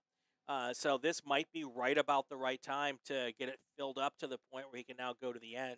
Valid, very valid conclusion there. Or he may have just said, I'm done. In the investigation booth, as we trying to figure out why certain things turn certain colors here on the race monitor as we follow it along. But I think that's probably pretty valid. There was going to have to be a stop for fuel in there somewhere. Right. It just was inevitable that he was going to have to take a break. So again, though, I mean, credit to the guy. Rough start. Came back out here and really has been giving it all he's got. So he's playing a tough game. Right. Thomas Kapitnik coming across the line right there. One of his slower laps, actually, 2:16. I don't know what happened out there to result in that slowdown. I know that him and the Temelin car, they were kind of back and forth there for a little while. Kapitnik was trying to pass, and we actually saw it on the screen here, the view that you're showing over in Con Corner. Kapitnik was coming up to pass, couldn't quite find the right line to do it, so Tamerlan remained in the lead, and you saw Kapitnik kind of kick out. This would be better if I could show hand gestures, but you saw him kick out, and then he had to go right back in, so I think that might have slowed him down a little bit, but now that he's past Tamerlan, he's going, and so he'll probably put up a much faster lap the next time around. We talked about planning your passes at the beginning of this broadcast, right? That is the chief thing that you have to do as a racer in an endurance race, especially if you're a lot faster than the car in front of you. You have to time your passes, and sometimes that means sacrificing time on another section of the track to gain time elsewhere to actually drive around that car. And I gave credit to Jay Rosenthal for his consistent performance. The same should be applied to Chris Strand, who has been hitting very consistently about a 2:01 with change time for probably the last 4 or 5 laps now. So good effort coming out there from the number 49 car. I don't think that it's Chris Strand who's driving it anymore, but the second driver that's taking over is doing a wonderful job. It could be Lee Douglas currently in the Chris Strand car. Okay. I'll take your word for it. They're tinted together right now. Lee is a relatively quick driver, and that's the time that Lee could totally turn. Fair enough. It's been good. It's been consistent. So that's entirely likely that it is Lee Douglas. 30 minutes left now in the race, so we'll go ahead and give you a full field rundown here. Starting at the top, number 28, Robert Yallen. In second, number 49, Chris Strand. Third, number 188, Judson Holt. In fourth, number 83, Carl Yonk. In fifth, number 55, White. That's Robert Edmondson. In sixth, number 59, Thomas Kapitnik. And then seventh is number 88, Sue Temelin. And then eighth is number 55, Jay Rosenthal, who we believe is currently in the pits. Yep, sure enough, there's the pit indicator popping up right there for Rosenthal. And he drives right past us, currently exiting pit lane right now, merging back into turn number 1, or at least on our map, turn 16. And that was a relatively slow stop compared to the other Spec Racer 4s. So that could have been a tire change plus fuel, or maybe Jay just needed a longer of a break. But I mean, let's be real, guys. He did have a 17-lap break. You're not showing any mercy here. No, not mercy at all. So. He did. He did have a 17-lap break. You're right. He probably was not in a very break state during those 17 No, laps. he was though, stressed. If I have to guess, all things being equal, he probably was not calm. But still, it's interesting to see. I mean, obviously, tack the disclaimer onto the full field rundown. Those are not the drivers who are in the car for some of these folks right now. That is just what we have to go on because, as was said earlier in the broadcast, we don't have the fancy ability to tell you who's in what vehicle at any given time. Instead, we have to kind of prognosticate via chatter over the radio and helmet colors and other key tools. Tristan, this is why I'm nice enough to put my name on the side of my helmet there so you go. always know who's in the car. I'll be honest with you, welcome. though. I can't read that from up here. But, yeah, it's if I see letters on the side of the helmet, I'm going to assume that it's you. But, yeah, we need a pair of binoculars. Or if we were really classy, opera glasses up Next here. time I'll talk with our friends at Timing and Square and see if we get some team names on There these you go. instead of the driver names, because then it doesn't matter who's in the car. That actually would make a lot of sense. I don't know. Whoops. Well, we'll get around to that next time. It's constantly learning and evolving here at SCCA, and that's another exciting reason why you should come out and be part of the process. There you go. You could innovate the next big change in how SCCA keeps track of cars during their 2-hour enduro. There you go. You can tell we're at the end of a long broadcast day. 26 minutes to go. Get a little punchy. Having a good time, though. Good to finally get Brian Schubert. Brian spelled the wrong way, Schubert, up into the booth here. That happens. Keep threatening to come up and joining us, and you never do it. So, Well, I'm here now. so there you go. You know, we just need to make sure this happens not when there's just enduros. So, but wow, that car is fast. It looks like, yeah, I think it's the V8 that makes it sound faster too, it's right? probably fast. That Yeah, good that, throaty vroom sound. Oh, it's so good. what is in that car? Let me see if it tells us here. There's two engines. I think it's either One's a big block, a small block Chevy. that was the only one I could name. I think it's a Japanese made Yeah. V8 is the other one. Yeah. So, but it does not indicate here what is in that car, but it is really, really fast. I was talking to one of the crew members. It wasn't Dave Frito, so it was somebody else who was saying that that's the motor from the not current generation of Corvette racing, but the previous generation when they're racing the what is it? The C7Rs. C7's right. Okay. Yeah. Okay. So it's a motor derived from that car that has been changed and tailored to fit the LMP3 series.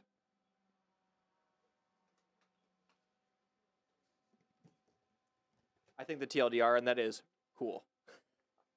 Let's see. Looking at the sheet here to see if there's any on the entry sheet. We got one car that's out of the race at turn 3. They're going to go out and get it at the moment. Let's see here. I believe. No, it does not indicate on there here is either whether or not what the motor is in that. So I believe that car that's getting taken out of the race, by the way, I overheard on my way to go get some water, was a number 55 white. So that would be the Robert Edmondson car with a flat. So make of that what you will. it sounds like it's a definitely a mechanical issue there. So they're going to go out and get him into a safe spot. You know, we'll keep racing if all goes well. You hate to hear it, but we're talking about endurance.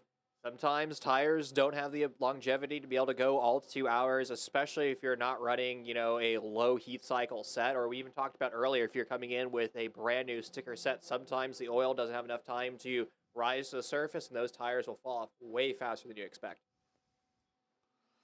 Yeah. Reports from the corners is that may have been a car that has run out of fuel. Oh, no. Wow, that's actually kind of shocking. Well, again, that's a maybe. We don't know for certain. But my guess is that the supposition that led to that was a car going sputter, sputter, sputter. Oh, no. That's my guess. Worst sound to hear in a race car. One of them, at least. Yeah. Funny story. One of the first race weekends my dad and I were together, way, way back in the day. I was like brand new to racing. I didn't know anything about anything, and we did not fuel the car enough, and and Dad didn't come back, and I'm like Oh, no. 16, and it's just me and Dad at the racetrack, and I'm like, what's going on? And I am pretty much losing my stuff. And that's when I got the best advice ever from, I don't know who it was, and they said, they tapped me on the shoulder, and I'm just pacing back and forth, and they know what's going on. And the guy looks at me and he says, "Hey, look over there." I'm like, "What am I looking at?" He goes, "That's the ambulance." I said, "Yeah?" He goes, "If that don't move, your dad's just fine." And I'm like, "Oh." And like I was just like, "Okay, it may be expensive, but dad's fine." So similar story to that about not fueling the car enough, or maybe in this case, just enough, going back to the NASA SpaceX engineers. Oh yeah. So Did they mess up the fuel count? Oh no, they were perfect. Okay. They were so good that I crossed the start-finish line, turned the corner, and the car died. So they were that good. They were that good. They were so accurate. They said, we could finish this race, and that's enough. And then the car didn't make weight because it had no gas in it. But other than that, it was great. we were legal. We won. And Okay. it was a go-kart, actually. That was a 12-hour endurance go-kart race. Oh, gosh. That sounds painful. It was. You're bruised, you're sore, you're cranky afterwards. It's fun to look back, but in the moment, it was painful. Yeah, that does not sound like fun. I was sore and cranky after a 24-hour iRacing race. I would do it. But I did it with COVID. So There you go. I need to cut myself a little bit of a break. I was quarantined in my iRacing location. Like, I guess I'll still do it. Yeah, can do. So I can't help but notice the sun has started to change over Riverside, which is turn number 9. And that looks like to be almost right in line with the driver's vision. And that's going to start to suck. And here's the shot from Riverside. I'm sorry. You know what? I have labeled that camera incorrectly. That is not Grapevine. Operator error. It is Riverside. Boy, people must be really messed up now looking at this. They've been looking at this saying Grapevine for the last hour and 20 minutes. To clarify again, it's not that dark. That's much more realistic to how it is. But yes, the sun is sinking low over the coastal mountain ranges over there on the other side of the valley. So it's getting a little harem scarum, I think, for some of those drivers. You make a very good point coming into the great, all down the dog leg into Riverside. That's gonna be right in your eyes.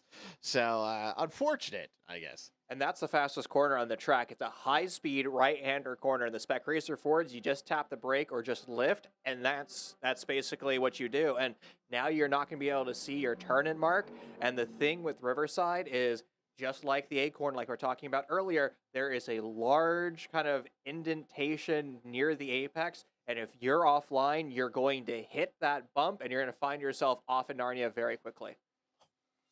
It's terrifying in the thought of that. And, wow, we've got Not all for me. we've got food delivered up to the booth. One here of as our well. crews just brought me a plate of barbecue awesomeness. Wow. And I think he intends me to share this with you. Oh well. And I'm thinking to myself, I don't like you two that much. I wouldn't share either, Brian. I mean, Wow. I'd love to eat it, but I've got 20 minutes. I don't think. You guys, I'm going to hit the mute button. there. Yeah. You And, just go to work. I'll be back in. Well, now you're muted. So he's Enjoy your snack. he's indicated that he's going to go have some food right there, which is perfectly fine. I mean, we're 20 minutes in here. There's not a lot of drama happening on the track right now, but it is going to be worth keeping an eye on the sun as it goes down. The temperature, I think, is probably about the same. Let's do a quick check there.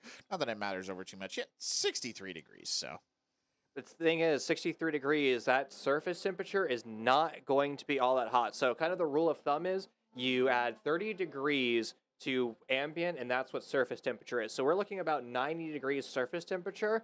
That's really cold for a racing surface. yeah, that's very valid. And unfortunately, Brian with an eye has left the smell of barbecue in here, which is rough for someone who's getting a little hungry. Worth pointing out, actually, just here over the radio, between 9 and 6, so that's the Riverside turn going down towards the drag strip and Phil Hill. there's a driver who thinks that they left parts of their car on the track. It's not clear. He thinks, though. Yeah, So they're not sure. It's not clear what kind of parts. It's not clear if they actually got left there. But yes, there is something going on in terms of parts. So hopefully that's not going to be a problem. 5-5 White has been towed into their pit stop, by the way. So interesting. I'm curious to see what type of debris is out there because, again, we're talking about Riverside. The fact that the sun is so low, that's you're really not going to be able to see that. And since it's such a fast corner, what do you do if you even are capable of seeing it? You kind of have to just say, I'm going to hit this and ride it out because the car is going to be so loaded and so quick through that corner. Any type of sudden move, whether or not it's deaccelerating, slamming on the brake, turning the wheel, the car is going to be so upsetty spaghetti that it's going to be facing the other direction real quickly. You're going to be upsetty spaghetti very quickly in that situation as well. Yeah, I agree. That's a bit dangerous. That's a dangerous one. And I mean, again, the driver reported it. So we don't know for sure if that's what's actually happened out there. But it's a little worrying. That's a little worrying. So we'll see. 17 minutes left. Hopefully everybody can play it safe out there and just wrap this up in a very decent manner. 51 laps in the tank now for Robert Yallen, just having the time of his life out there on the track or whoever's setting it up. And then a good effort here from Chris Strand and Judson Holt as well. Judson Holt just getting in with his fastest lap, 2:03, 0.575 for Judson Holt there. So going back to our conversation of potentially debris between turns 9 and turn 6, I currently do not see a surface flag out in Riverside turn 9 right now. So maybe the crew has dropped it saying it's part of the racing surface, or maybe the debris has been cleared. So this is genuinely a weird one. Last lap for Robert Yallen was 1:48.300, which was previously the best time that he had done on lap number 6. Exact match, 148.300. Wow. That's just weird. It's consistency. That's consistency. I say it's weird because that's like bang on down to the millisecond, but crazy that he was able to pull that off. So that car has engine mapping and fuel mapping. So I wonder with 16 minutes left if you can dial it up to a higher fuel number, which means you're going to have access to more fuel, or you can have more horsepower or something. I mean, that might be the fun time to start playing with it, or maybe since it's an endurance car, maybe you're at the end of kind of your run and you don't have that luxury. But I think it'd be pretty cool to see him kind of turn the afterburners on if you could. I think your camera operator, that would be me, probably did not set the exposure properly on this camera, and I will have to go back because it looks like we're about to hit we're about to land at a lunar lander or landing on Mars or something. Yeah, it's not quite that dark, but it is. The light is fading. I think it's worth pointing out. It genuinely is fading. So wrapping up time is coming upon us. 15 minutes left in the race. We're gonna cap out here if that all goes according to plan at 4:41. So about on time. I think we'll be good. So we'll be fine. We should slip in under the gun. But yeah, these last couple of laps, these last 15 minutes or so, it's going to get increasingly darker and darker. Actually, might get to the point where the sun that we were talking about over in Riverside is not actually that much of an issue. If it goes behind those mountains, we might not be so worried about it. So we'll see. Then it comes to the next problem of drivers like myself who run really tinted visors. Ooh. You're not going to be able to see anything. Valid. Yeah. So the key to that is to run tinted tear-offs. Oh, brilliant. Clear visor. So that when you get to that point in the day where you don't want the tint anymore, you just pull off the tear-off and you've got a clear visor underneath. Huh. So I've also ran like the HD ones, which are those like bright orange ones too. That's also a good happy medium as well. Yeah, that might work. So that's just a nice little trick there for if you're in that transition time. I think that Robert Edmondson, not the driver of that car as far as we know, but the number 55 white Spec Miata, that's done, I think, for the day. That's come in, had that fuel and or tire issue. We're not entirely sure what exactly happened. He's come in. So I think that's probably the end of the race for that car. Jay Rosenthal, by the way, still putting in some really impressive times, made up a gap of 4 laps. That's pretty good. I mean, he started a lot farther back than that. I think he was about 10 when he came into it. So impressively done. he still has to pray for a miracle or something if he wants to win the Spec Racer Ford race. But I mean, given the fact that he blew up a CV joint, I think he has an incredibly impressive run. Yeah, it is genuinely quite good. I mean, I don't know, 13 minutes left. Maybe a miracle will be foreshowing. His miracle will be somebody else's curse. I will throw that in there. But whether that is to manifest in the next 13 minutes, I don't know. But well, and at this point, though, even if those three cars were to all pull out, I don't think Jay Rosenthal can catch up. So You're probably right, Brian. Unfortunate for Jay. Maybe he'll have to find some extra speed, drop a full minute off his lap time or something. Right. So, but you know what? Good on him for sticking it out towards the end here and getting the car back together. And man, those MBI guys are fast with that CV joint change. I had thought when he came in last time that maybe you do a fast change like that. Maybe you missed a little something as you're putting it back together. May have been another problem, but it was probably just that fuel stop that we were talking about. I will say, Spec Racer Fords are known for breaking CV joints. Right. It's not the first time that MBI has seen it, and it won't be the last time either. So they've probably become professionals when it comes to dealing with CV joints. Right. I mean, they are the best in the West for a reason. That's true. Aren't they the only ones in the West? Well, there's Portland teams and stuff. The best in the only ones in the Southern California area. Chris Strand is one of the Southern California crew members. Right, but he's not a he might be service rep, is he? He might be. Oh, interesting. I'm just going to interject here with some fascinating news. Number 28, smoking heavily from the rear. Uh-oh. That's not what you want to hear with 11 minutes left in the race. Smoking heavily from the rear. Not clear what's happened. Not clear what's going on. I just heard the call, so that's the Ligier P3. Is smoking. That's not good. Now the question is, can Chris Strand make up 4 laps in 11 minutes? And I unlikely. Don't think so. He'd have to run. Hold on. Yes, he could. He could. Ooh, that'd be tight, though. If that 28 car comes in and pits and does not go back out. No, he's not smoking anymore. I don't know what it was, but he just came flashing by us, and Maybe he was just in the boys' room. He looked perfectly fine. I think. You think? I might have seen a brief puff of something there, but no, I think he's perfectly fine. He didn't seem like his car was shooting smoke out. He was powering through. It was screaming on bias, that's for sure. It wasn't slow. He was not slow. You know, he slowed all the way down to a 151. Yeah, exactly. Only? Yeah, and I'm looking at him through. Oh, there he is, right there. Yeah, no smoke. No smoke. Well, I don't know. I can't tell if there's smoke or not, but he certainly looked like he was at speed. Yeah, nothing serious going on there. So a bit of a false alarm. I do think this camera's a little artsy, though. Yeah, it's cool. It does feel. That's cool. It's got a little film noir look about it. Yeah, I agree. It's a cool look. It's just you can't look at much, but it is a cool look. Speaking of looking, I was gonna say Carl Yonk, by the way, who we haven't talked about an awful lot. We got a bit of coverage. Has just been running his enduro. He's just holding his position around 4th place overall. He's climbed 3 ranks. He's done fine, and he's just been hitting pretty consistent lap times and just going. No problems, nothing of interest. Just kind of maintaining a pace. You gotta, hey, well done. That's the secret to enduros, right? Yeah. Being consistent, and guess what? Being consistent.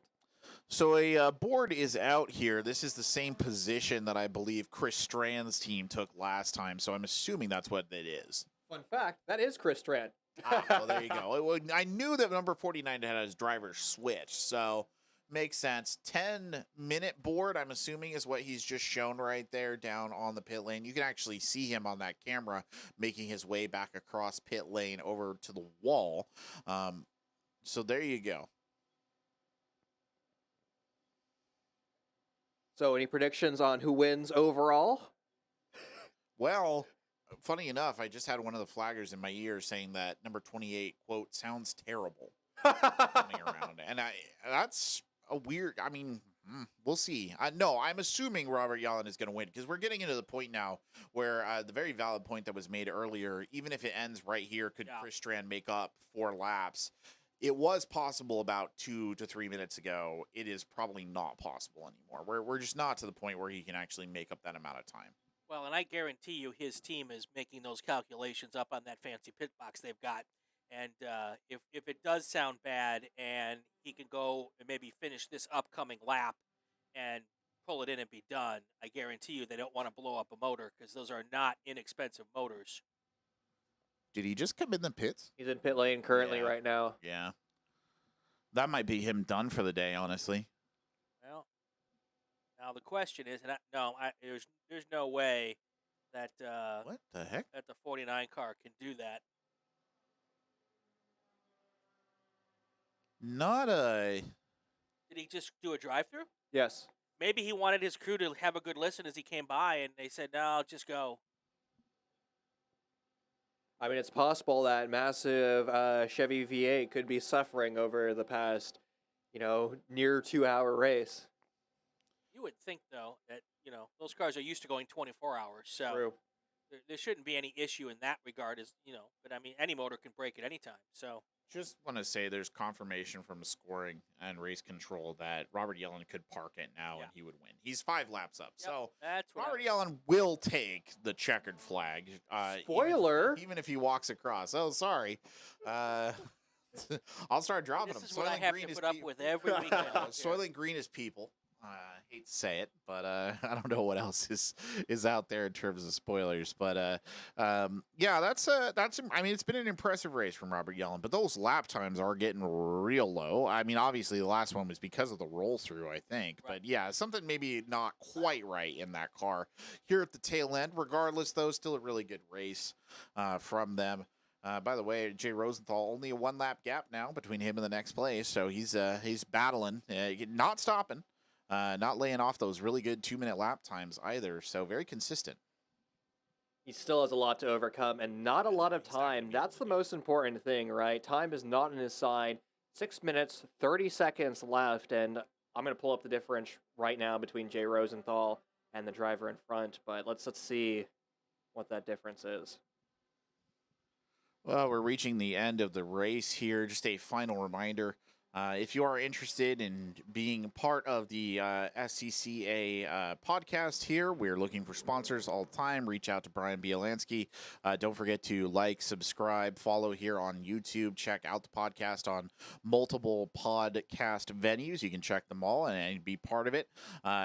Brian obviously does a lot outside of just these races, right? You cover all sorts of interviews, lots of interesting people, talk with on a variety of very interesting subjects, all related to the SCCA and car racing.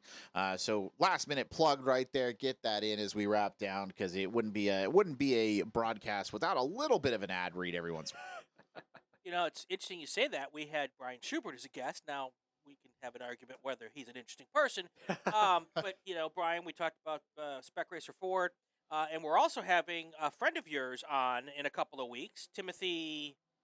Wise. Thank you. I know his name's Timothy. Does he go by Tim? Tim, yeah. Okay, so Tim Wise is going to come on, talk about data acquisition and how we can use that in the SCCA. Yep. And I hear he's a bit of a guru, so I look forward to that. I won't understand anything that he's telling me. Same. But I'm sure somebody will. He's Mario Andretti's former fuel strategist. Nice. So he kind of knows his stuff. He's got his, yeah. Ex-Newman Haas. I was going to say, that means he knows the whole Newman Haas clan, and based out of Chicago, by the way, Newman Haas Racing. Yep. Probably didn't know that. But, yeah, cool stuff. Awesome. Carl Haas, who was part of the Newman Haas, was a former board of director of the SCCA. Oh, really? Huge ties to the club. And I believe that he and Paul Newman, well, I know Paul Newman, but I believe that Carl Haas is also an SCCA Hall of Fame inductee. So that's another thing I managed to squeeze in last year. I became a member of the Legacy Committee Hall of Fame selection committee. So awesome. I was able to nominate people from the Legacy Committee as part of a group. It's a committee. We nominated some folks to the hall, and one of the folks that we nominated was actually selected for induction this year. So that's very exciting. That was just announced. But, so yeah, lots of ways to get involved with the club if you're interested. SCCA.com. If you want to get involved right here in Southern California, you can go to calclub.com as well. 3.5 minutes left. Kind of the drama has left us because it's pretty much a foregone conclusion at this point. I believe if everybody just stopped right now, nothing would change. So That's the case, at least for the Spec Racer Ford battle. Jay Rosenthal has to gain 1 minute and 30 seconds to be able to pass the car in front of him. There's currently 3 minutes left. Guys, I don't think that's happening unless there's a catastrophic error. No, I don't think so. He's done well to battle, keep it up. But yeah, it's going to be the end of the race there for him. Only 3 minutes left. The sun is just about set now, so that's something that's going to have to be taken into consideration. I can hear race control scoring. They're talking about that, but I think we'll probably finish this one out. well, and the one thing we have to think about is all of our windows here are tinted, so Yeah. it's lighter outside than we True. can see. From Very, here. very, very true. So no issues getting the last 2 minutes and 40 seconds in here, and I'm sure that the start time was based on where it would be daylight wise with 2 hours to go. So yeah, we're getting ready to wrap this thing up. It's been a good broadcast so far today. Appreciate everybody for tuning in. Of course, like, subscribe, leave a comment, especially if it's a good one. If it's not, go leave a comment on someone else's page. Yeah, we're having a good time though. Just a reminder, too, we will be picking up races again tomorrow. There's 4 races here at Buttonwillow, so that'll be fun to tune into and see. All the guys who raced today will be out there racing again. Those races are going to start tomorrow at, it looks like, 10:20, when you'll be out there, Brian. Yep. Race Group 1 and the Spec Racer Fords, always one of our most entertaining groups. They'll be out there giving us a show on the track, so be sure to check in on that. That's 10:20 Pacific. Just got the word from our folks at Race Control that next time, Bobby, 1 to go. White flag in the starter's hands. That's right. Nearly reaching the end here, so As the sun goes down, it's getting chilly out. People who were not wearing jackets an hour ago are now wearing jackets. improvise, adapt, overcome. There you go.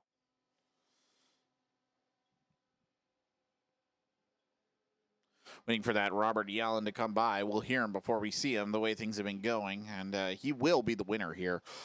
Chris Strand looks to hold on to the position there. Judson Holt, the nearest car, is at least 1 lap behind. Carl Yonk has maintained that position for, I think, almost an hour now, so he should be holding on there as well. So not a lot of shifting going to happen, but worth pointing out that of our original 9 racers we had, 7 will finish. So we lost 2 cars in there. We lost Robert Edmondson's 55 White at the very tail end of the race, and we lost Richard Gray at the very start of the race, I think about 2 laps in. Yeah, just finally waiting for Bob Yallen to cross the line for the final time today for this 2-hour endurance race here at Cal Club. And it's been awesome to see this race be put back on again. It's been a few years since we've had an endurance race at Cal Club, and hopefully these are going to be returning more because these are just awesome to watch. I mean, not only is it a test for drivers, it's a test for crew, and it's just a blast to be around. And there he goes. Woo! He's going.